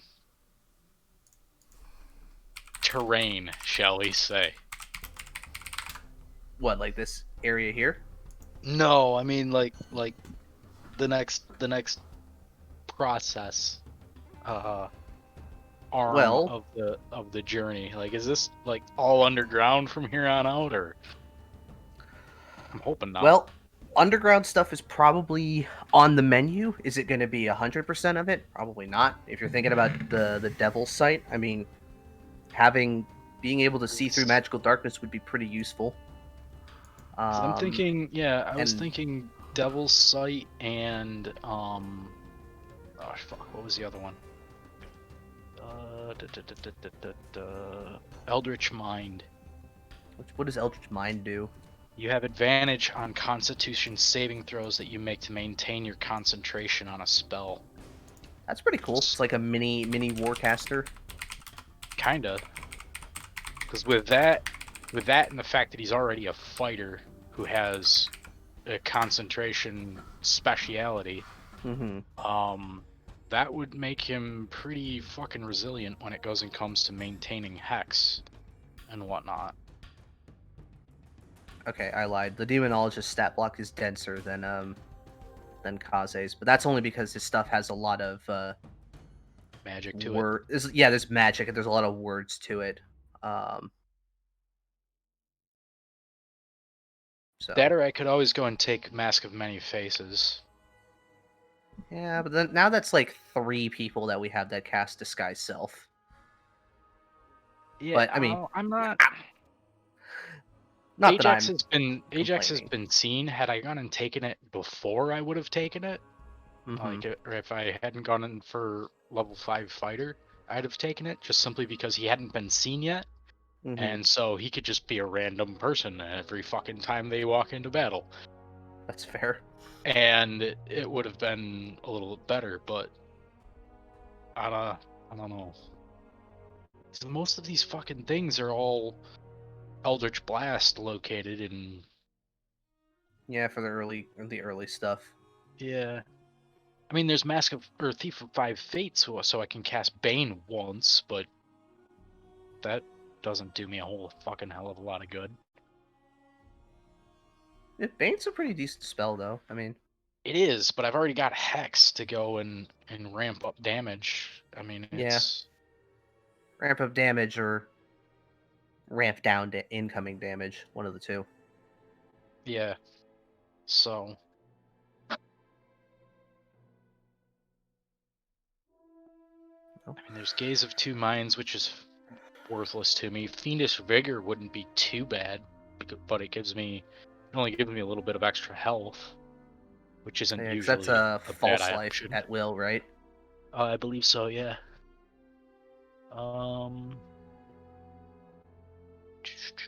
Yeah, false life at will.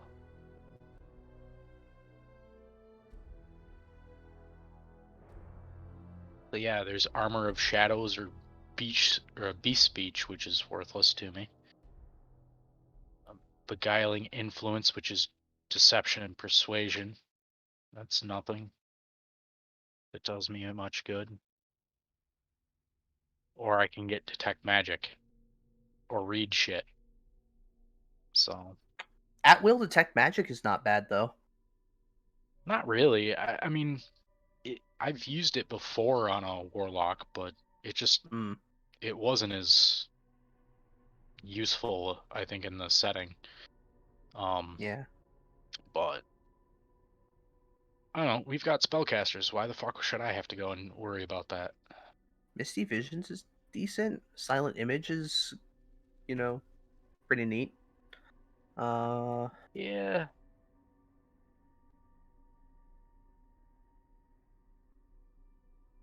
Yeah, there is I a don't lot. know. I didn't realize how many low-level invocations were pretty much focused on Eldritch Blast. Just about just about all of them. Almost 50%. Come on, Warlock, say the words. Eldritch Eldritch Blast.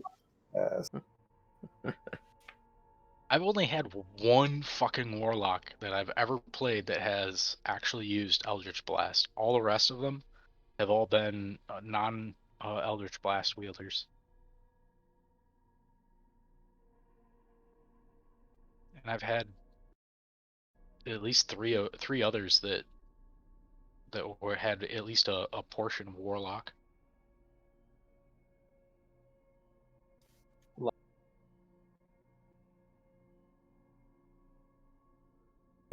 It's okay, it wasn't funny. Jake, did you figure out what spells you were going to take? Yes, I will announce. I took Featherfall, Identify, Longstrider, and Speak with Animals. Neat. To speak with animals so you can talk to the pigeons on the ground. Why the fuck do you know that? That's literally why I took it. I just kind of figured. Be like, now the breadcrumbs have an even greater use because then you can get them to stay still for a second. Yeah. It's like Pigeon Man has a class change, just becomes a fucking like bard or wizard, and he's now known as the Pigeon Mancer. So druid next, so he can wild shape into pigeon. Yeah. It turns into a giant eagle, but the eagle just is a giant pigeon.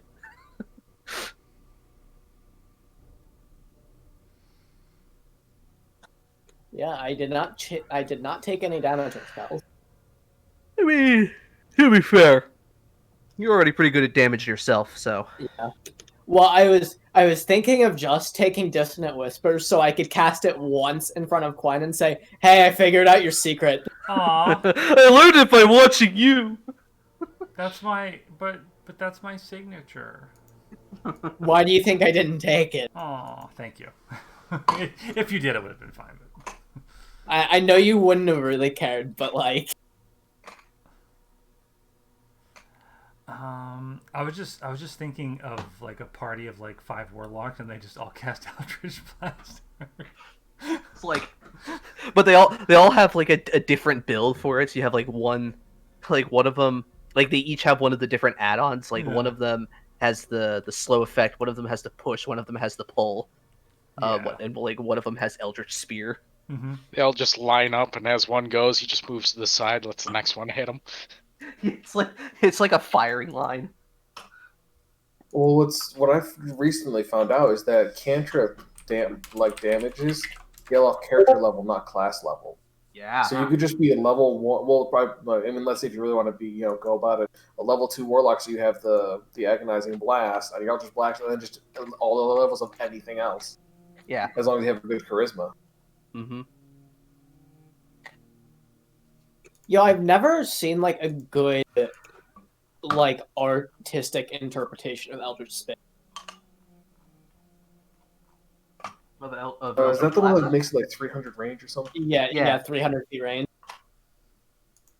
I don't know how often that would come in like necessary. Exactly. I mean, for like flying enemies, probably.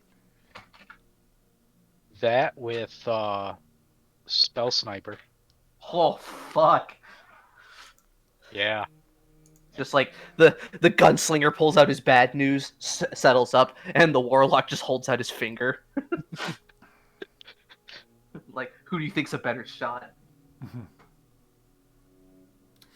Let me think. Oh, fuck. Oh, and then also multi-class into sorcerer or take the feat for distant spell meta magic. Yep. That blows. So Charger Wait, can only you use works meta with magic? a melee weapon. Oh, yeah. Fuck. Oh well. Oof.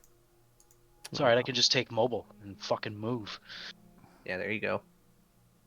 Float like a butterfly, sting like a bee. I was thinking about trading Healing Word for Silence. What does everyone think of that? Silence is, I feel, a very underutilized spell. Yeah, it's got a pretty decent sized range. I mean, though, now doesn't that it? Kazi is dead, it might be more useful.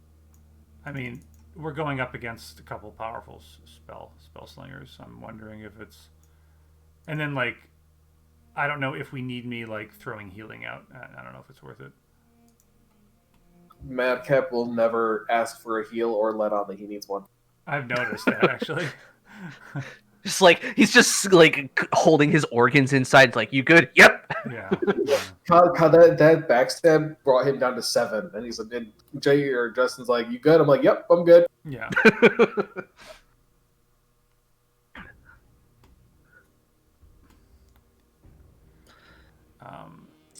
Oh, I can't even take Savage Attacker. Jeez. Fuck. Why can't you take Savage Attacker? Oh, melee weapon. Same thing, yeah, melee weapon. Oh yeah. Oof. I mean, technically, my armor is my weapon. Well, if And you it's think about it, my definitely- gauntlets are my weapons because I'm not Yeah, just that punching them with my already bare works. fist. Yeah. Yeah, and they're definitely worth more than 1 silver piece, so, you know.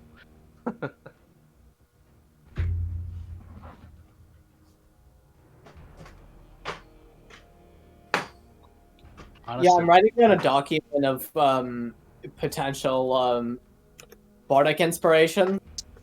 Realized like halfway through that one of the ones I wrote was accidentally a stolen quote. Oh. accidentally, he says in quotes. Well, I mean, like, I wrote it down not thinking. I was like, oh, I've heard this. This could be a bardic inspiration. Then realizing, reading yeah. through it is like, oh, this is a Stalin quote. That's why I know it. Ellis, Piercer goes and increases your strength or dexterity by 1 to a max of 20. Once per turn, when you hit a creature with an attack that deals piercing damage, you can re-roll the attack's damage dice, but you must use the new roll. And when you score a critical that deals piercing, you can roll 1 additional damage die when determining the extra piercing damage the creature takes, or the target takes. Okay. Yeah, so on a crit, instead of it being like with your rapier 2d8, it's 3d8. Okay. Wow. Yeah. Once per turn. When you score. Okay, so when you crit. Yeah. Wow. Okay. Yeah, and once per turn, you only attack once per turn, anyways, and I think that'll stay the same for as many bard levels as you take. Yeah, I think so too. So that basically means if you roll shit on your damage, well, I want to do better. Sure. My tough calls at level 8. Do I take slasher or sharpshooter? Oh no, but okay. You Sharpshooter would be pretty cool. Yeah, Oh, because yeah, then I 'cause can it's throw my open? axe up to 60 feet without disadvantage. Oh no, though. I'm at 19 charisma though. So so when we get that, that's a tough. yeah, That's a tough call. yeah that That'll be a tough call because I think, based on my projections for the campaign, like that might be your last ability score improvements unless you're fighters. The ASI. So like do I want the feat or do I want 20 charisma? You could maybe look at a feat that lets you bump your charisma. You could do that. Oh, I could homebrew a feat called Charismatic Piercer, and what it does is. I'm all for homebrewed feats, but You could call it pointed words. Oh, I love it. See, I'll work on it with Cobra. We'll show it to you. Just calm down. Okay. Just calm down. It's fine. Okay. Shh. I mean, if you come up with something that's not just, piercer but charisma instead of dex, then I mean, sure, maybe. What if when it says when you score a critical hit, blah blah blah, you re-roll, you now score a critical hit on 19 or 20? I think that'd be super fair. I think. I I don't know. would. You guys would enjoy workshop that. it. You do some homework and show me something, But, and I'll let you know. Also, like, Ellis, I actually think I have a better name for your feet. Is it? Your feet. Is it called your feet. Stop Power Gaming, Ellis? No, I encourage power gaming at any point that you attempt. Yes. You will fail because obviously you're competing with me. Yes. You could call it Bon Jovi's piercing words. Oh my god. Okay. I would say you could also have if you have Come on, like any spells that would deal psychic damage, you can have deal piercing instead, like dissonant whispers, it's like a stabbing in the ear or something, and then that applies, would apply the piercing damage. I mean, I'm actually debating not even taking a 4th level spell because I only have 1 slot and I could sling Dissonant Whispers out at a 6d6. I mean, you could take a 4th level spell and just not, use the dissonant whispers for that. What? Have something that's situationally useful instead of generally useful. Yeah, I mean, for 4th level, I was between Greater Invisibility and Polymorph. I mean, Greater is still good because you could do that and then 3rd level Dissonant Whispers. Yeah, because Greater Invisibility, as long as you keep the concentration up, nothing breaks it. I know. I just like 66. It just looks so nice. Yeah, no, 66 is pretty sick. Or just wait 1 more level and then you get 2. Ooh.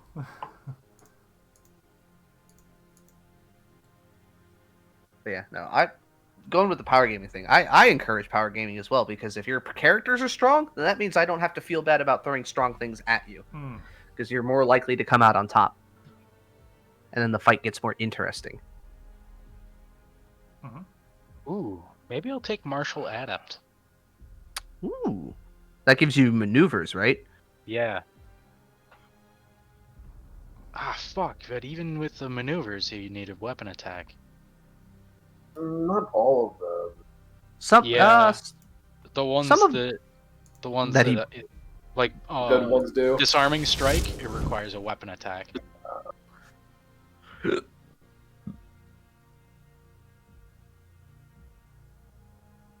Yeah, because you could do things like bait and switch or the fancy footwork, whatever that one's called, evasive footwork. But you only get to do 1 of those.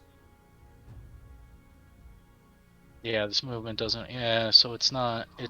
That just increases my. It's all defensive shit. I don't know. I think honestly, the warlock level is probably the more overall useful, just because it, the invocation, sure, you get your advantage on concentration checks, and then something else. But 2 spells, doubling your spells. Well, I rarely use hacks though. So there's the new maneuvers that are in Tasha's that are considered optional. So up to Justin, but there's grappling strike. Immediately after you hit a creature with a melee attack, on your turn you can expend 1 superiority die and then try to grapple the target as a bonus action. Add the superiority die to your strength check. I don't see those showing up in here though. They mix them in with Battlemaster. I think if you go to Tasha's on D&D Beyond, you can look at them there. Looking at your character, you would have to have the Tasha's optional things checked on the first page. Yeah, I think I do though. Let me. Yeah, I've got those checked off. I'm gonna go to bed. This has been super fun. I wish we could play more, but we'll play soon. I just want to let you know, Justin, super quick. I took True. What is it called? Sorry, True Invisibility. Greater Invisibility. Yeah, Greater Invisibility, and I swapped Major Image for Silence. Okay, that's fair. Yeah, I haven't found a lot of utility with Major Image. I'm gonna try try. Yeah, and illusion spells are really hard to work. They're very situationally useful. Yeah. Cool. Well, thanks, Night all. No problem.